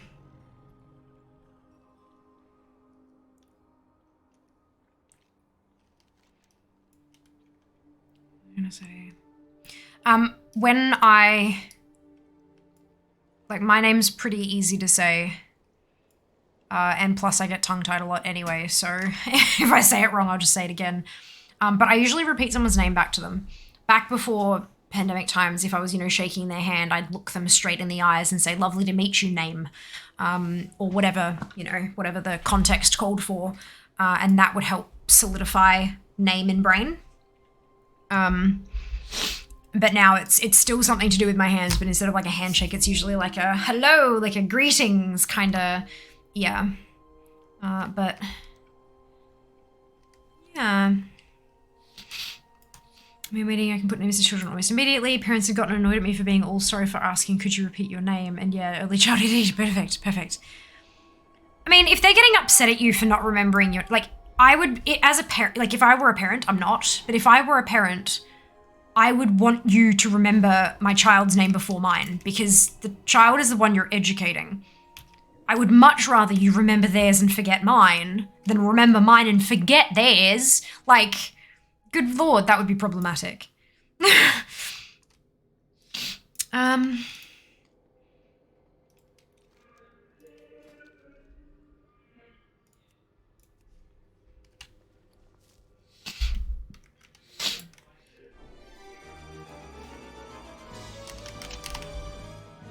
Oh, it's because I had the little one open. Was that 668? Amazing. Amazing.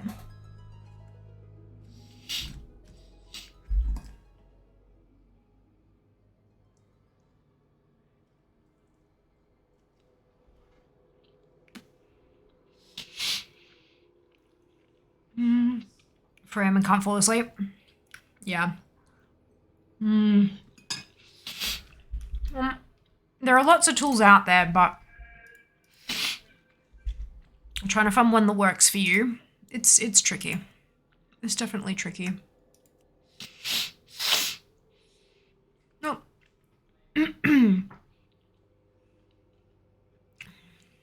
So that's binds to Blizzard account. So I'd have to farm that up myself. Is there anything else I have? Ooh. 6K. I beg your pardon. 23k? Piss off. Go all the way away, please and thank you. That one's really easy to get. And that's 9k.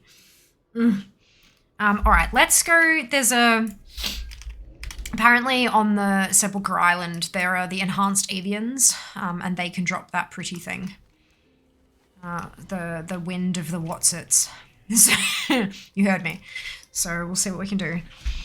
I have the issue with the name of faces. Can remember many parts of fanfic I've read before with very little clues. Wow, Sand, isn't that amazing? The way our brains work fascinates me. It really does.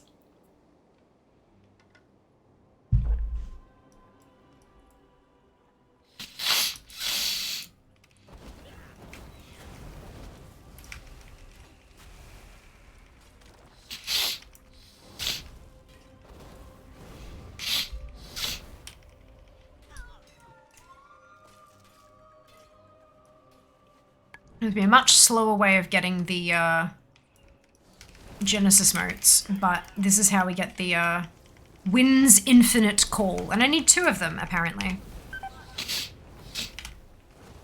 For 2 different mounts.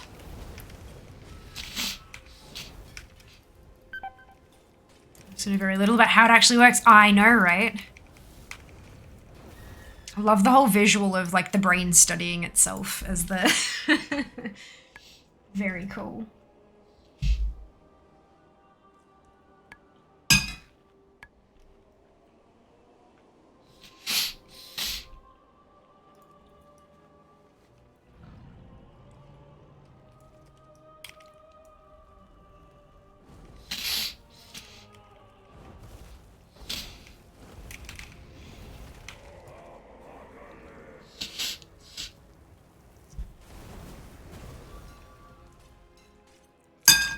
Ah, shit.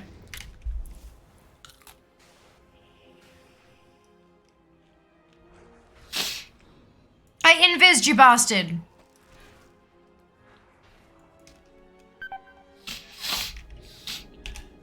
How dare you?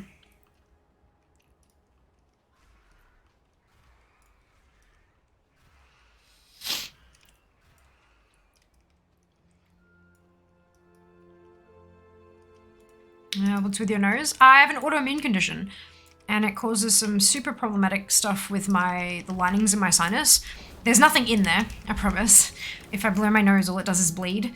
But basically they're so inflamed that it sometimes like closes off my airways. If I lie down, like when I'm lying down to go to sleep, if I lie on my back, I can't breathe. It's great. I've tried like the saline rinse, you know when you pump water up your nose and it comes out the other nostril? All that kind of stuff, and I've done nasal sprays with and without steroids. I've used like all the what's it, Telfast, yeah, the hay fever stuff, all that kind of, none of it works. None of it works. I've been told that's just the way I am, and I'm like, fuck you, by like medical professionals. It really sucks. There's not much I can do about it. In fact, there's practically nothing I can do about it except what I already do. It is very annoying. I promise that it annoys me more than it annoys you because it hurts as well. I forgot to mention that part. Like sometimes if I can get the knuckles of my thumbs like in, if you feel there's like a little notch, not right next to your nose, but like just like a finger's width beyond that, if I can like get that in there and push really hard, it almost feels like I'm itching inside my face. And it gives me like maybe 5 minutes of relief. But it also, okay, like one time I did it and it like left little bruises on my face, and explaining that was really hard. Much harder than explaining the sniffles. My life is awesome. Have I mentioned that? But I hope you're doing really, really well today, Softliz. I hope you're having a fantastic day. And that whatever you're up to, you're enjoying it. If you don't mind me asking, do you have a time you're planning on ending stream? Yeah, so I usually stream from 4 till 10 p.m. my time. If you, up the top where it's twitch.tv/Fiamma. If you add a /schedule, you'll get all my start and finish times in your time zone. Super, super easy. But I think we're like 45-ish minutes away, I think.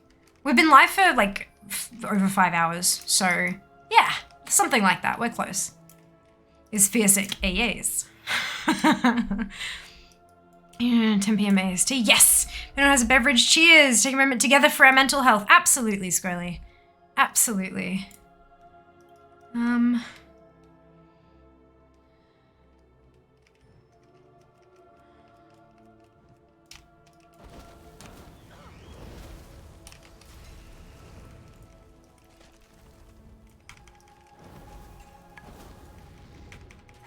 Get them in the same time zone. Home doctor's coming check me at like 1 a.m. Gotta find something to keep me awake. Right. Well, I do always finish off with a raid. So, whoever we can find after I'm done for the day will hopefully keep you entertained for a little while longer than once I go to bed as well. Fingers crossed, right? And who knows, maybe you'll find someone else wonderful and entertaining. Oh, excuse me. Jesus Christ. Someone has an enormous penis.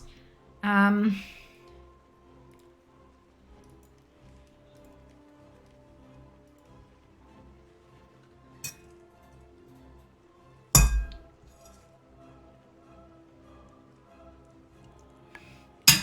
glad you like that apathy.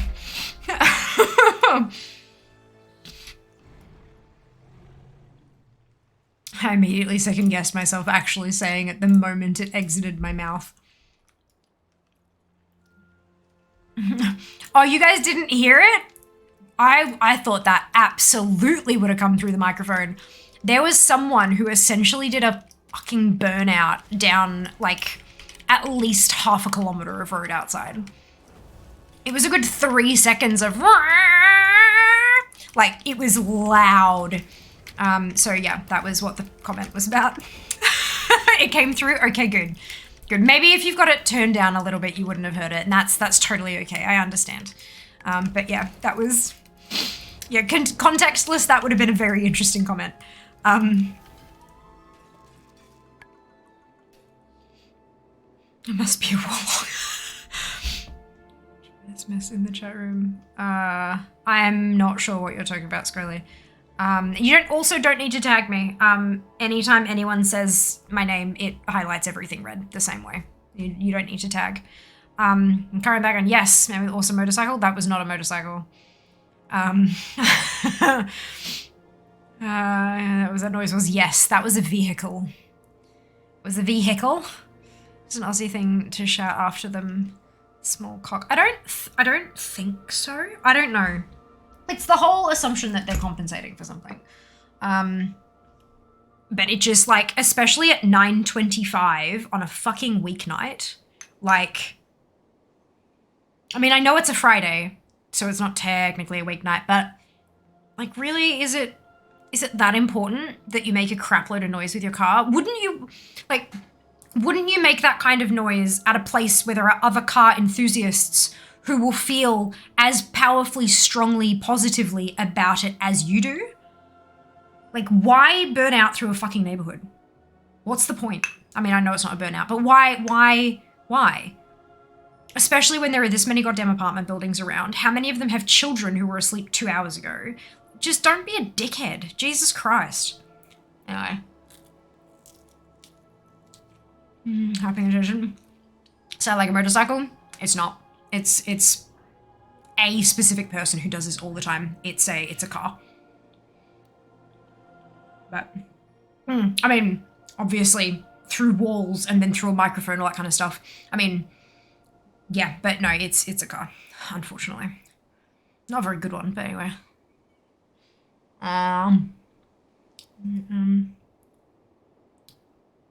Yeah, I'm not interested in that kind of stuff, Squirrely. Yeah. Possibly Kiwi as well. Possibly, yeah. I live near Logan. Hearing things like that, lighting their cars sort of... Oh, God.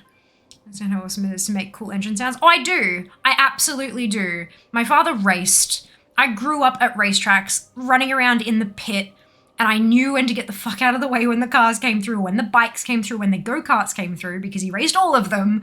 Like, I absolutely understand how cool it is. This is not the time nor the place. Definitely not. It doesn't work. The steroid ones work for approximately 12 minutes. And then it all gets shit again. And using stuff with steroids that frequently will do more damage over time than just leaving them as they are. Like a shitty Civic or something, shop the muffler off or something. I can't tell from this distance, but I know it's a car. Because I see it out of my window across, like, as it crosses the intersection near us. I can see, yeah, but I can't tell. Oh no! Being sarcastic though. Right, that didn't come across. Again with the whole, like, the tone via text thing. Sarcasm, I've found, is you can put a kappa on it, like the kappa emote at the end to indicate sarcasm, or your good old /s if that's something that you're into as well. But yeah, trying to convey tone through, like, text messages in a chat box is really difficult. Really difficult. Falcon souped up. Ugh. Text doesn't translate sarcasm. You're absolutely correct.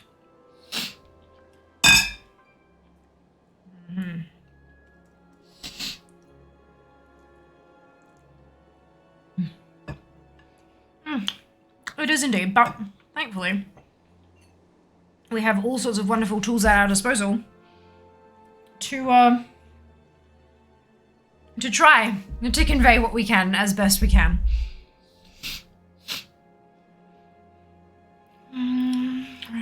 Yes, and makes my nose bleed a lot more than when I just don't take it. Yep. Squirrely, I have no idea what you're talking about.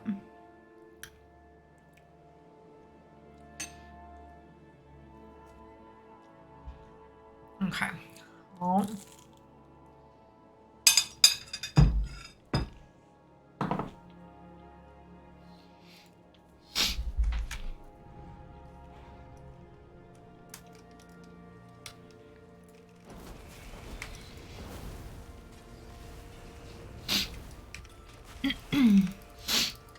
Oh, goddamn.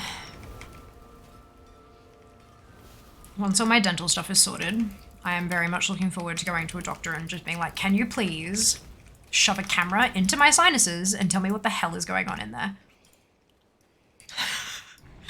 Put me under and, like, grind bits of my bone out with a fucking drill if you have to. I can't anymore. But dental first, because the dental stuff's halfway done, so.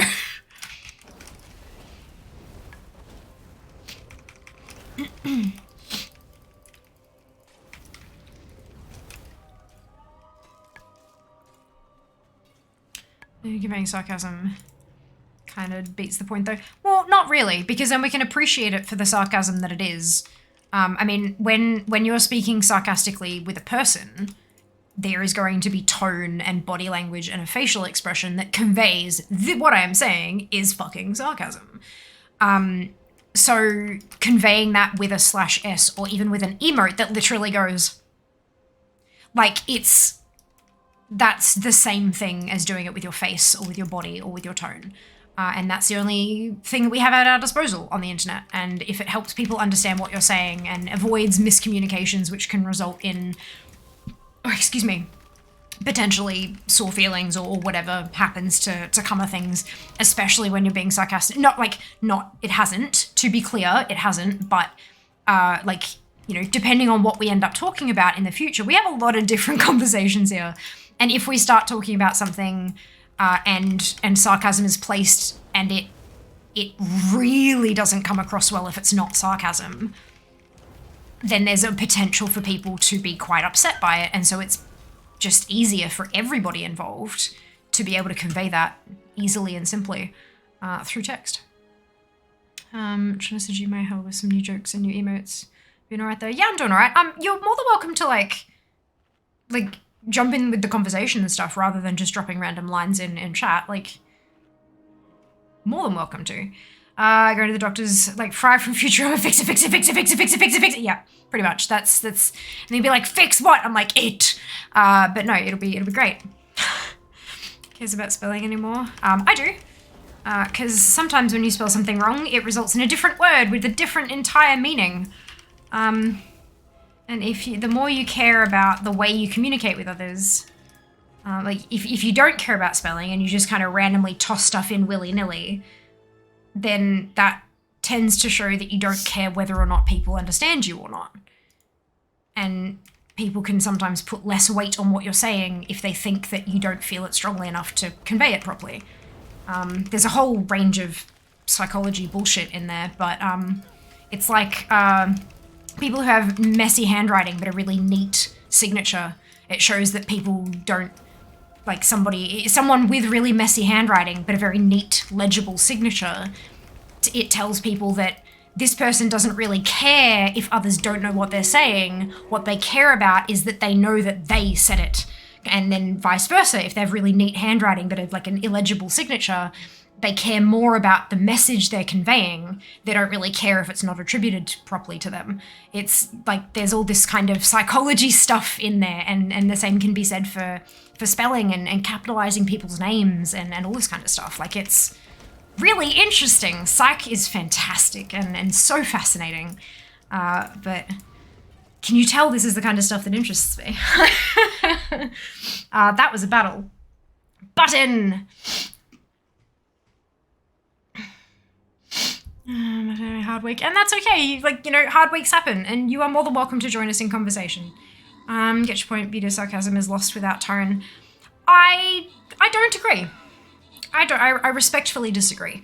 I spend entirely too much time lurking on Reddit, and the number of times I see people who write something absolutely beautiful and cutting, and then like a gap and then /s, and it just, oof, it still stings. It still has that beauty of conveying exactly what they're meant to say, even though you can't have the tone. There is, however, an entire subreddit that hates the /s and is trying to do away with it entirely, and the whole subreddit is people taking screenshots of messages that someone has said /s and then mocking and ridiculing them. So, you know, there are multiple sides to any argument, but yeah, it's an interesting world out there. I don't know if that's worth it. They did that for me and it just gave me the nose spray. It would take it 2 times a day to get my tonsils removed. I did remove my tonsil and I'm still broken. I mean, you're not broken. You are okay. Your ability to breathe might be slightly messed up, but you yourself as a human are not broken. Keep that in mind. But yeah, so they told you to get tonsils removed and it didn't help. I'm assuming you've gone back and you've said, hey, my tonsils are done, they're all healed up, it's still not working, what's the next step? But yeah, that's really interesting. She's a mage, of course she cares about spelling. Leviosa. Anyway, it's just the end of the week, throw a button to maybe start. Thank you.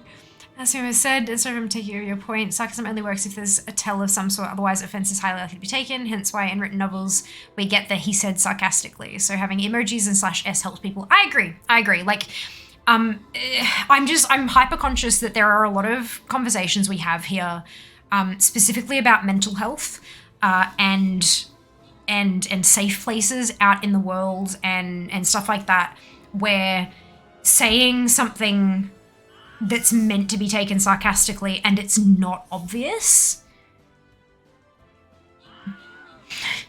it can do some real fucking damage, like actual damage, especially in the realm of talking about mental health.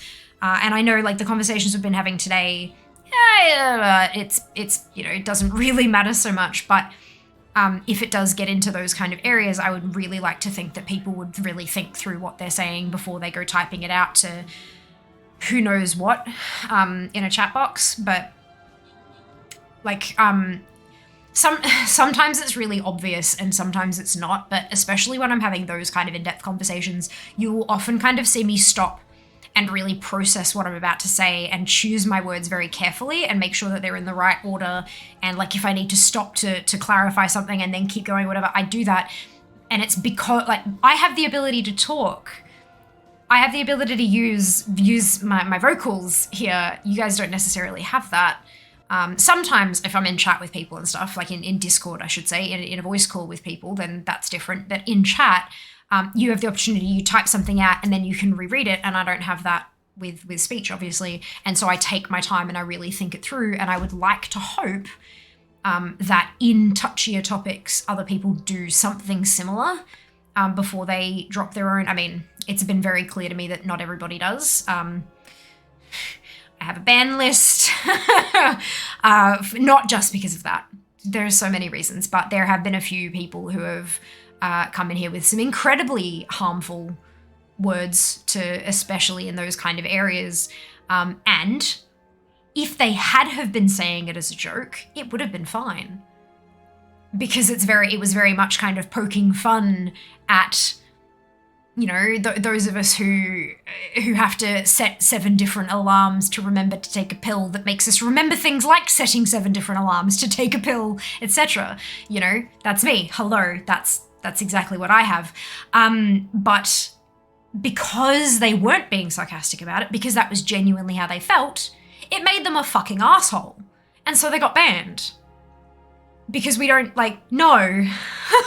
So, yeah, it's when we get into those kind of, it can be really, really important to make sure that people understand what you are trying to say rather than just reading the words you're saying.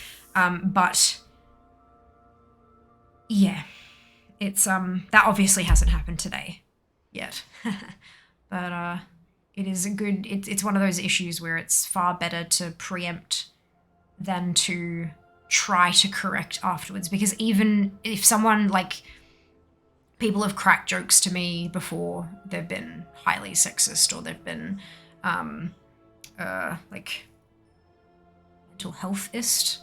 I'm not sure if that's a thing. I'm not sure. But, you know, they've made some kind of comment about me and who I am that has been highly offensive. And I've pretty much gone, you know, excuse me. And they're like, oh, it was a joke. I was being sarcastic. And even if they genuinely did mean that, and then their future behavior has shown that it was actually a joke, there's still always that, there's a scar from that burn.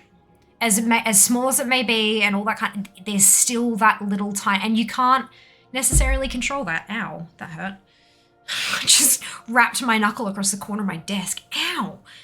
Well, the edge of my desk, I should say. But anyway, yeah, so that's kind of like, that's what I'm trying to get at, I guess. It's a very long-winded way of saying sarcasm indicators are important. Silver Molly, Neke, Sand, Shy, Turbo Demon, Elytria, Loza, and Deathlock. Congratulations to all of you on your apprenticeship. Well done. Good job. We are going to do one more. One singular one more. And I'm going to mark that as last. Woo! You turn in a quest.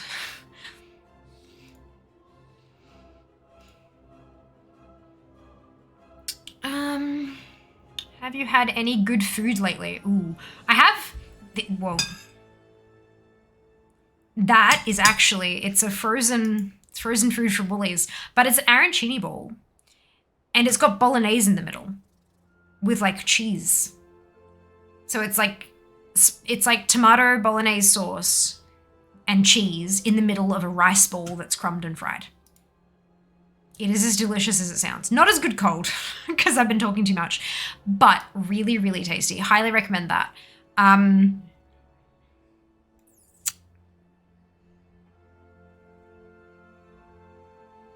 mean, everything that Jas cooks is delicious. I'm trying to think if I've been like, we had Domino's the other night, but that's not really good. It's just pizza. It's as good as, well, no, it's not even as good as pizza can be. It's good in the sense that we didn't have to cook it and it was pizza, but it wasn't great pizza, but that's okay. I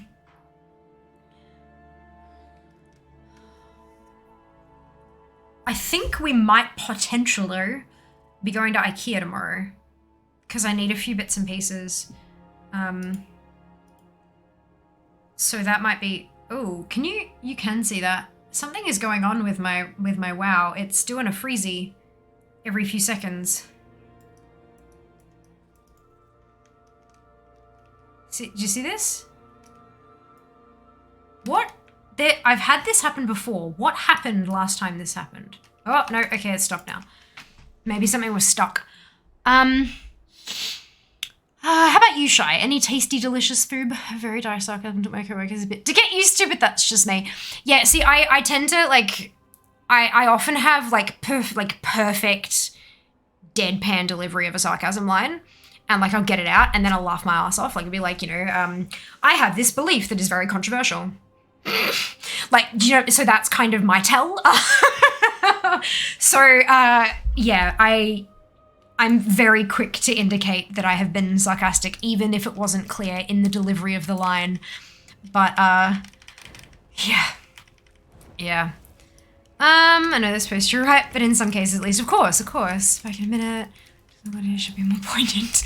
I take care to write stuff out online, use decent-ish punctuation, but my handwriting looks like somebody glued a pen to a squeaky toy and threw it in a room with a Labrador. Oh my god, Jack, that is a beautiful description of anything. Like, that is amazing. That is like wordsmithery. That's beautiful. Because now I can see that and I want to play with the Labrador. I love this. Yes, me too. Agree that you have to be careful. Yes, I absolutely agree with that. For sure. I need an alarm that annoys me until I do something that I can't disable. Yes, like get out of bed.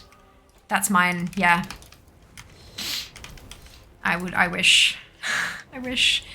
That sounds so good. It's really tasty. Jess, can you make us food too? I mean, I reckon I could probably get him to put like his recipe, not that he uses a recipe, but more like, you know, when he what he seasons the steak with and stuff like that. I reckon he could probably put that in Discord.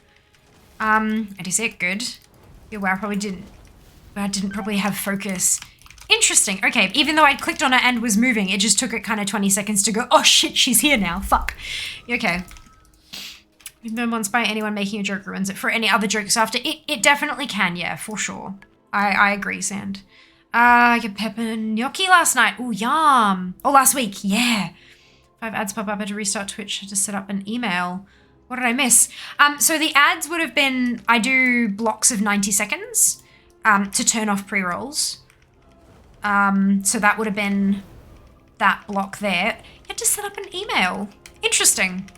Welcome back. Oh, I'm evade bugged. Good. Brilliant. I can't get up there to unevade bug it. Oh, there we go.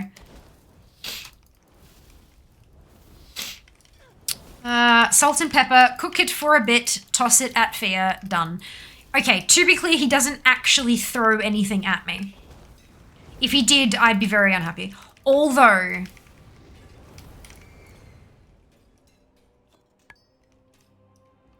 Hey Jas, do you remember what we were talking about those goals and the one that involved a pie?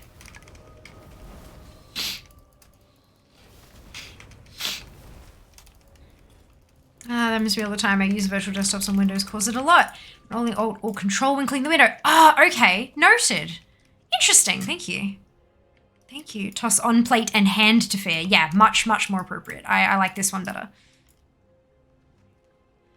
Of course, getting smacked by a steak is not the worst. It could be worse. It definitely could be worse. Vaguely. I was going to say, Jas, you could do that thing if we get to that point. I doubt that we will. But if we get there, you can do that if you'd like. I think that would be something you would enjoy. I'm an ex-chef. The fiance takes advantage of it. She enjoys the constant home-cooked meals. Amazing. Amazing is the best way to have steak seasoned and cooked nicely, of course. And you do the squishy test. You do the squishy test for steak.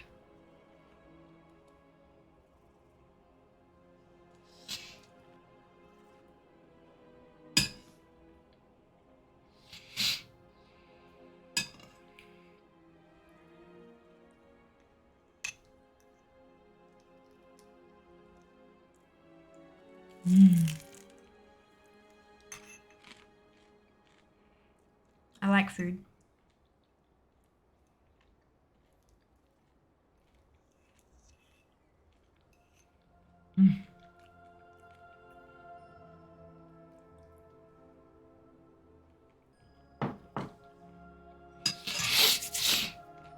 Mm-hmm.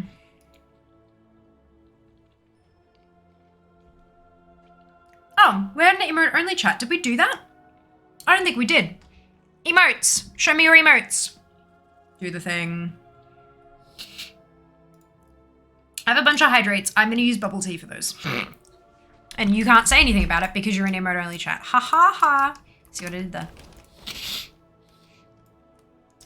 Yeah, there's a little certain part that they just can't get to because of the angle or something. I don't know, it's weird.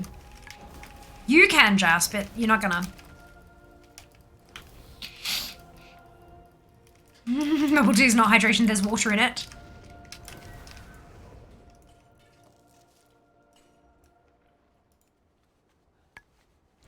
There's water in it.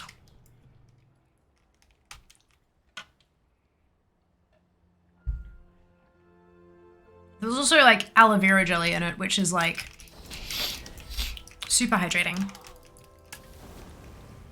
What the hell is that, Jack? Oh my god.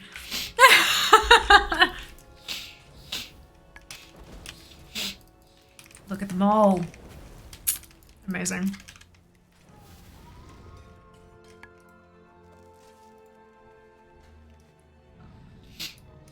I vaguely remember having done this before, trying to get this thing to drop.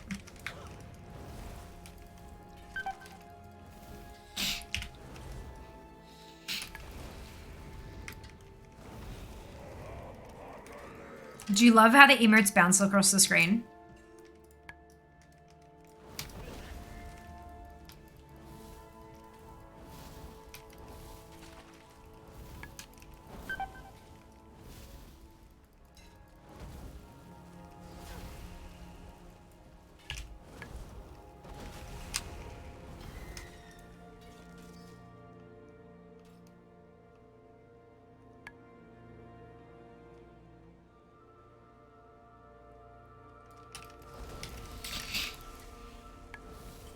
There you go. You can have your words back.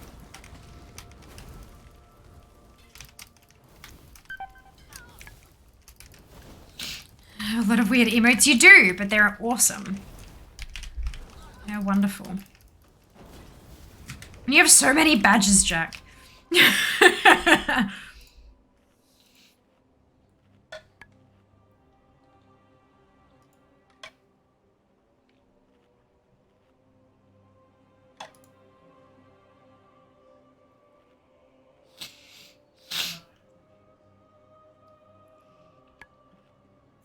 Just look me out and in like twice. Should I be worried? Do you have 2FA on?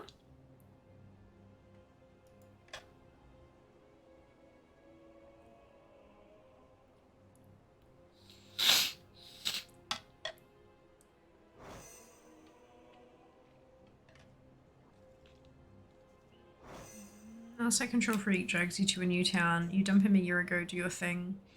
Ready to move on and move away. Meet a guy who's a lightning strike. Do you still leave or do you see if it's worth it? So I've moved 2 places for people and it was not worth. There's got to be more than just a person holding you in a place. Regardless of who that person is, whether it's a relationship or a family member or a friend, or it doesn't matter. You know, like, most people, not all, but most humans, regardless of gender, most humans need more than just one thing to feel like they've put roots down in a place. And most humans will feel more stable if they've put roots down. So if it's a person, if there's just a person there, or if it's just a job, or if it's just a hobby hangout kind of place, or it, like, you need to tick more of those boxes to stay in a place. That place needs to fulfill, excuse me, the place needs to fulfill you. Because it, like, if it's a person that's holding you there, what if you want to go and explore for more things, but that person refuses to leave because they've got roots there? That's not fair on you. Like, you deserve to be able to put down roots elsewhere as well, you know? So it's, and that person may be willing to go with you and that's great, but they might not be, and that's not great. You can be in contact with someone across the bloody world. Hi, hello. And if you can maintain some kind of friendship or relationship or whatever, if you've got a close enough connection and you bond well enough, you can do that online and then potentially find somewhere where both of you can put roots down. That kind of thing. Like, there is not enough information in that short paragraph to know anything about the situation. There are just so many variables there. It's just, you can't make a decision based on that. You just can't. Got 2FA, just put it on. Ooh, yeah, okay. Have you got Twitch open in multiple tabs or something? Did you have it open somewhere else when you turned on the 2FA? Yeah, I'm not sure. I mean, I'd potentially change your password as well. If it's something like, worst case, someone's trying to break into your account and you can just go change your password and that puts that to bed. As long as you've got two-factor auth. Done, fixed. Then it doesn't take much time, so why not, sort of thing. Kind of software dev a little bit. Lightning strikes are bad, right? Interesting. What kind of software, front and back end? So it has to be more than one thing or human. Not for everybody. Like, I know nothing about you or this other person or the other like, I don't know anything about the situation. All I have is your version of the story, and that's not enough to make a decision for other people. Only the people involved in the situation will know the answer. It's that simple.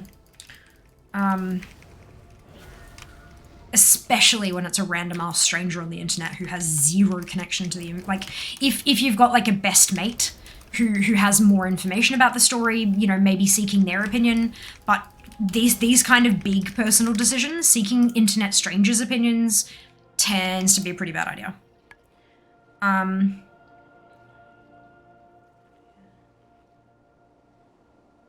That's still not enough information, unfortunately, Squirrely. Like, it's, if you're trying to ask me, should she leave me or should she stay here with me, we can't answer that information for her. She has to make that decision for herself. Only she will know what's right for her. You may not have her whole story. You cannot possibly know that you know absolutely everything about her circumstance. All you know is what she's told you, and all we know is what you've told us. Like, there's no, and I'm not asking for more information either before we start going down that road. I'm not asking for any more information. Nor should you give it out to random online internet strangers, especially when it's her business. But, yeah, like, none of us can give you an answer for that. None of us can give her an answer either. Look! Brilliant. I still need how many bloody what's-its for that? Is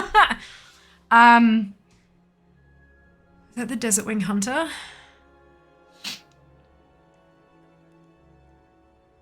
How many? 400. I have 186. I cannot get that in 5 minutes. That's fine. I'm going to keep trying to get the other blue thing of these. Because... well, actually, how much we got on there? Oh, 15 minutes. Maybe I could get those motes in 15... 200 motes in 15 minutes? Probs not. Probs not. That's okay.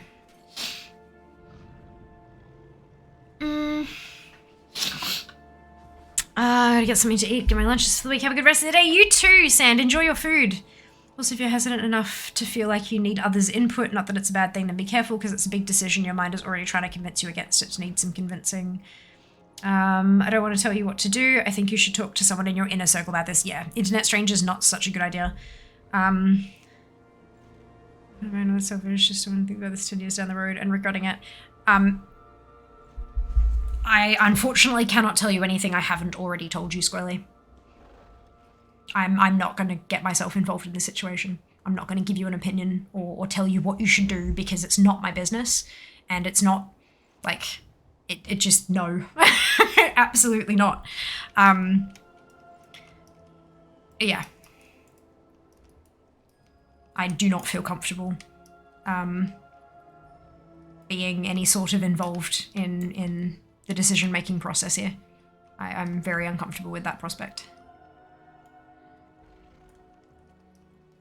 Yeah, yeah.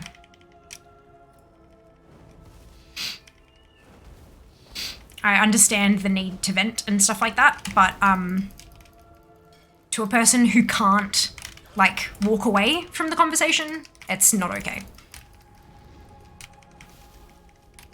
As a bartender, I'm sure you can relate to people coming in and telling you a whole lot of stuff that you don't need or necessarily want to get involved in, and you can't leave because you're stuck there doing your job. Well, maybe you could go and do another bit of your job elsewhere or something, but I can't do that. I'm not allowed to leave. Well, I am, but to do that, I'd have to shut the whole stream down and stuff, and it's not... and I certainly don't want to remove you from the channel because that's not... I know that this is not something on that level, but I'm uncomfortable with this conversation.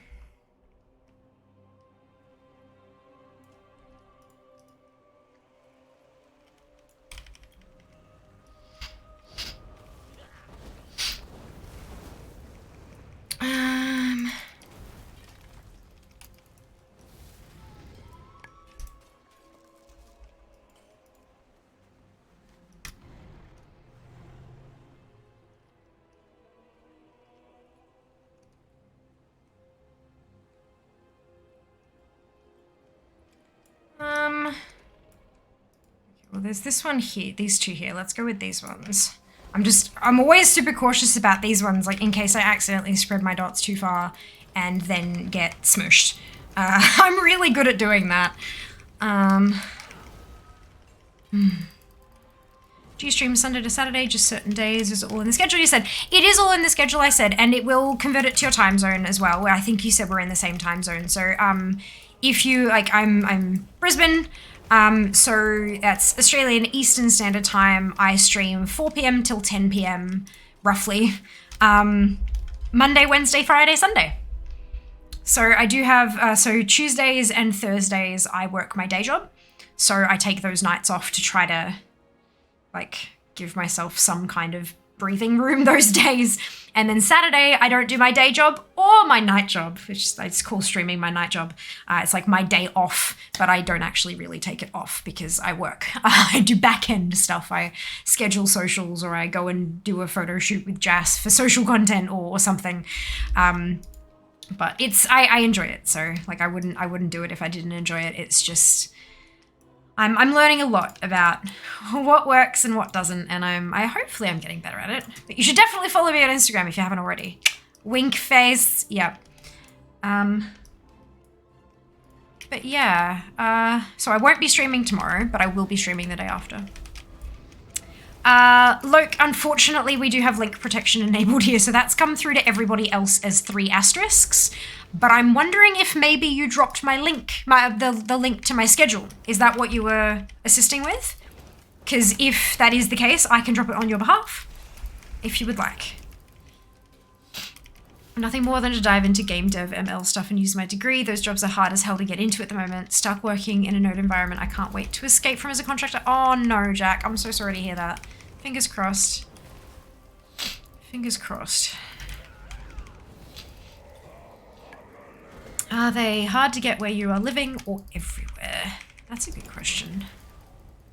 Game dev, I imagine, would be kind of tricky everywhere, especially like, I'm guessing it's one of those industries where everyone wants 12 years of experience. Oh, no need to apologize at all, Luke. No need at all. We've had some issues in the past with, I mean, bots, but also people dropping like malicious links in chat, which haven't been super lovely. And so link protection just kind of protects all of us from stupid things. And, you know, curiosity killed the cat and all that, and curiosity also made people click links that gives them stupid viruses and whatnot. So, yeah, but there you go. I've dropped it there for you instead. Thank you so much for confirming that that's what you were sharing. But yeah, if you follow that link, it'll show you all of my stuff. It's got everything up until the end of June. Towards the end of June, I'll pop in July's stuff. I tend to plan my streams out about a month in advance. Yeah, so that's how that works. Being an insomniac is one of the only ways I can fall asleep. Being an insomniac, one of the only ways I can fall asleep is leaving my PC on with a stream up or a TV show. Sound of people talking really helps. How I found your channel. Oh, awesome, Slayer. Yeah, I pop my earbuds in and I listen to cartoons on Netflix. Something that I don't really care about the plot so much, and something I know I can't interact with, because that's the problem with Twitch streams, is that I'll hear something and I'll want to interact with them in some way. I'm bad.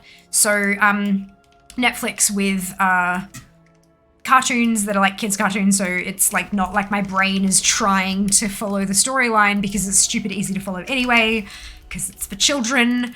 But there's constant dialogue because my inner monologue won't shut up. So the way that I get it to be quiet is to, like, if I hear a line, I make the inner monologue repeat the line until the next line is said, and then I repeat those words, and I can kind of, it's not quiet, it hasn't totally shut up, but it's a lot closer to, you know, repeating lines from a children's cartoon show is a whole lot better than that thing you did today was terrible and stupid and you're never going to succeed because of things like that, and you're going to remember that for decades to come, and it's going to screw up your life entirely, and you're never going to succeed in anything you try to do, and etc, etc.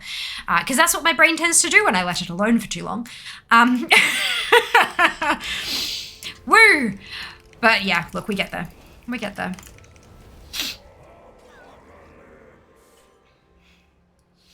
I jokes to cheer people up, that didn't go well, so I got real, that failed. How do I talk to you guys here? Okay, so it's not that you started with jokes to cheer people up. You said inanity, like you said inane crap that didn't make any sense to anyone except for potentially you. And it was just so completely, it's like if you're sitting at a table and there's like 4 or 5 of you and you're having a conversation, and every so often the person sitting just kind of slightly across from you just interrupts the conversation randomly and goes, I like turtles. And it's like, okay, cool. What we were saying was, like, that's what you were doing before. They weren't jokes. they weren't jokes. They were just, like, you were talking about making a mess that required toilet paper in the chat. You were talking about literally taking a shit in the room and then needing to clean it up. Like, that's not a joke. That's just weird, you know? And then you went into trauma dumping and telling us all about a problem in your life and that we can't possibly help with. And asking for advice, which we shouldn't give, let alone are able to give. So it wasn't going from jokes to talking real. Like, do you see, like, there were 2 very extreme types of conversation that we weren't, yeah, like, I don't know how else to explain that. Yeah. So what I would recommend, if you're, like, participating in conversations is, you know, if there's a conversation that's happening and there's something you can contribute to that conversation, then contribute it. Or if you're curious about something that I'm maybe doing in the game, then you can ask about that. Or talking about the game in general, or if there's a game that you've been playing recently, because this is a video gaming channel, then, hey, has anyone played this thing? I've been playing it lately and I really like this aspect, but this aspect frustrates me. Does anyone have a similar experience? And, you know, maybe people have played that game and they can interact with you and have a conversation about that game with you. Or that kind of, like, going from inane crap to trauma dumping is not, neither of those are appropriate topics for a random stream channel on the internet. Maybe there might be some channels where that kind of stuff is appropriate, but I don't think I've ever put out that this is that kind of place. Thank you for hearing me out. What emotes you do, and that is an adorable one. I love the Vaporeon ones that you've got are super cute. All the jobs that I aim for aren't permanent full-time, very highly project-dependent. Blast. Yeah, okay. Applying for Rockstar as a junior. Oh, good luck, Jack! Everything crossed for you. Best of luck. If you don't go that way, it might be worth the risk. Don't know your situation. Your dream job sounds like it might be. Yeah. Best of luck.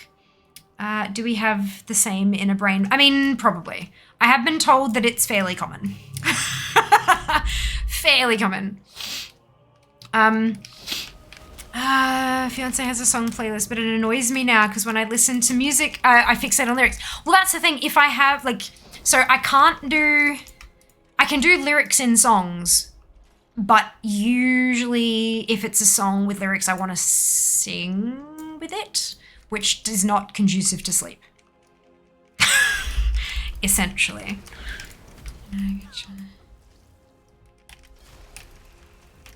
Yes, cartoons, How I Met Your Mother. Another show I've already seen. Yeah, something that you know what's coming and that it's not like your brain's not struggling to try to follow the storyline. Yeah, absolutely. Yeah. That is a very awesome combo, Squirrely. It's very cute, very adorable emotes.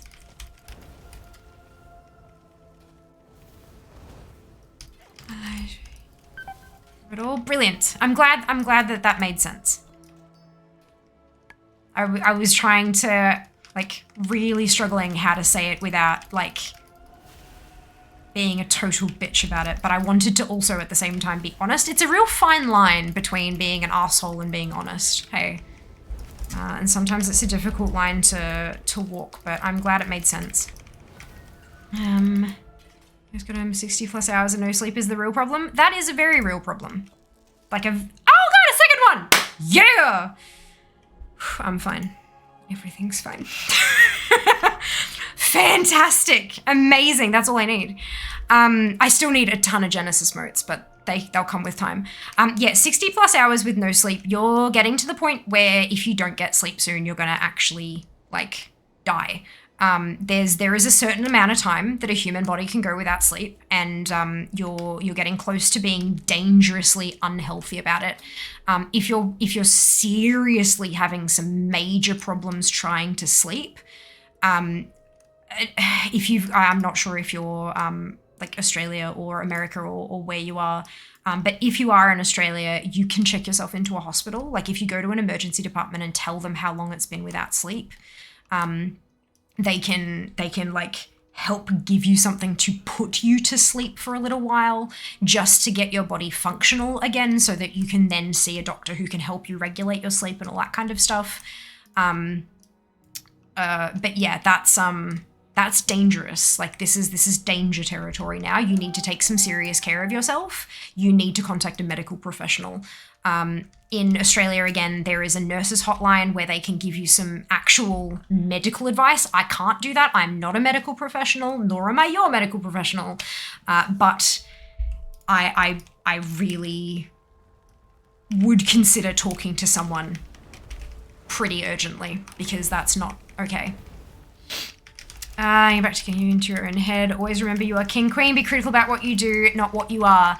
Yes, I love that. The problem becomes that my inner monologue is critical about what I've done. And says, you did that really stupid thing. They're all going to remember that and they're never going to forget that you were the numpty that said that bloody thing on stream and it's going to haunt you for the rest of your career and blah, blah, blah, blah. And I'm like, okay, cool, thanks. And then I have a bloody panic attack about it, so that's great. I am a healthy human. Logical conversation, we did indeed. Go further, appreciate it. We can drop this subject. Yeah, well, you're the one who mentioned that you're physically unwell, so if I just ignore that, then what kind of human does that make me? Tell you what my brain says, it makes me feel like I'm a terrible human who doesn't care about anybody else or any of their stuff and that I deserve to rot. So this is your doing. Cool, thank you.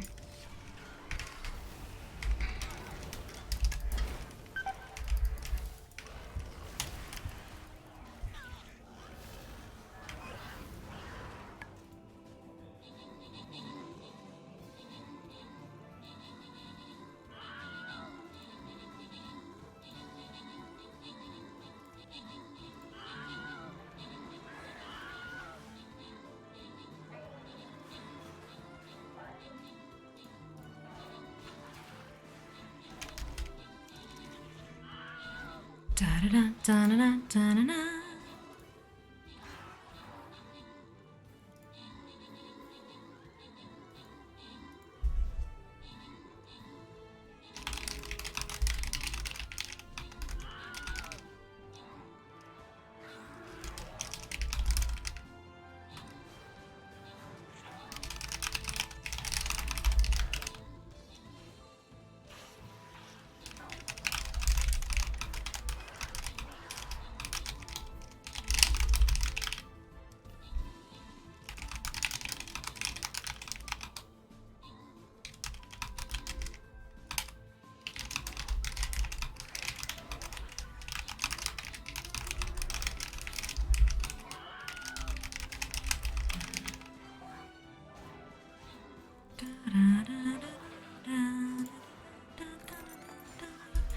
Brilliant. Alrighty. Deathlock, Silver, Loza, Fade, and Watling, congratulations to all of you on your bonus ship. Well done. We're not doing another battle because that was the last one. What we are going to do is talk about the rest of the week. Where are we? We're on Classic Ashran. That didn't help. 5 hours, 59 minutes. I'm going to absolutely be taking a screenshot of that and, good lord. 6 hours in queue. Perfect. Good. So we didn't do Classic Ashran, but at least I tried. Sunday we're going to do some transmog hunting. I think we're doing one of the Ankarages. I don't know. I'll have to check my AT Dart spreadsheet, but it's in there. We'll be going with whatever's lowest and just kind of working our way through that. Then the Monday is Mount Farm Monday. More mounts. Fia's happy about more mounts. Wednesday back into Zereth Mortis here again. Probably farming more Genesis motes, let's be honest. And Raid. Going back into Sepulchre with Carpe Diem and smacking some more bosses. Good fun. This time next week, we're going to be kicking off our Shah farm. 50 tunes versus Shah, split across 2 streams because it takes about 12 hours to do because I've got 50 tunes. So we're going to do that. And so we'll be kicking off, next Friday. I will also point out the one down the bottom there, the 25th, wedged between leveling and transmog hunt. I've almost been partnered for a year. The 23rd of June is my partnerversary. And so we're going to celebrate on the 25th. We're going to have a 12-hour stream, 10 a.m. to 10 p.m. It is all in the schedule. If you needed to convert it to your time zone, totally fine. 10 a.m. to 10 p.m. And we're going to celebrate the fact that I've been Twitch partnered for a bloody year. A whole last year. What? My God. So I've got a few giveaways lined up. I've got some fun things and stuff. And I'm really looking forward to it. I hope you'll join me. It'll be good fun. I don't know what I'm going to do. Maybe some more leveling, because we are going to be leveling the day before, and I do enjoy leveling, as we've spoken about at length today. So fingers crossed we'll have some fun with that. But until then, let me find someone to raid, because I need to go to bed. I am a sleepy Fia.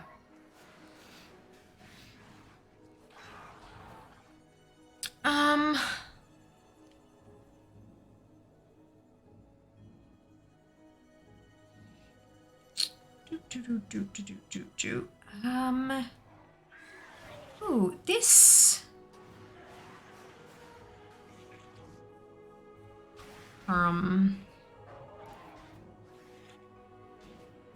Yeah, I think maybe we go this way. I have a few choices today, which is wonderful. Always good to see. Always good to see, but I think we're gonna go this way. Alrighty. What is Shah Farm? So the Shah of Anger in Kunlai Summit drops the darkest of noodles. It drops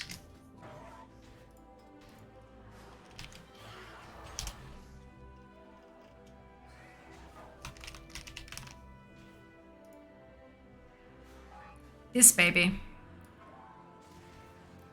And it's a 1 in 2,000 drop chance. Yep, it's great. It can be killed once per week per tune. So that's what we're gonna farm for.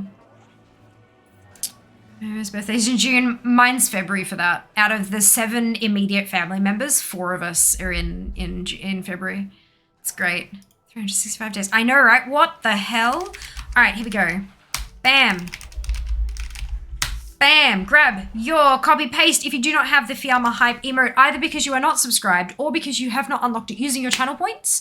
It doesn't matter. You can still copy paste the whole thing, replace Fiamma Hype with your, favorite happy, hypey, celebratory emote, and then drop it into Hydrax's channel when we get there. Show him some love. I'm going to see you on Sunday. Follow me on socials. Take care of yourselves. Be nice to each other. I'm smoothly getting that sellout thing in there. I'm getting better at the shameless self-promotion. I'm full of shame, but it doesn't look like I'm full of shame. And that's what matters, right? So follow me on Instagram and Twitter and Facebook and TikTok and join the Discord. Take care of yourselves. Be nice to each other. And I will see you on Sunday. All the love. Mwah! Bye, guys.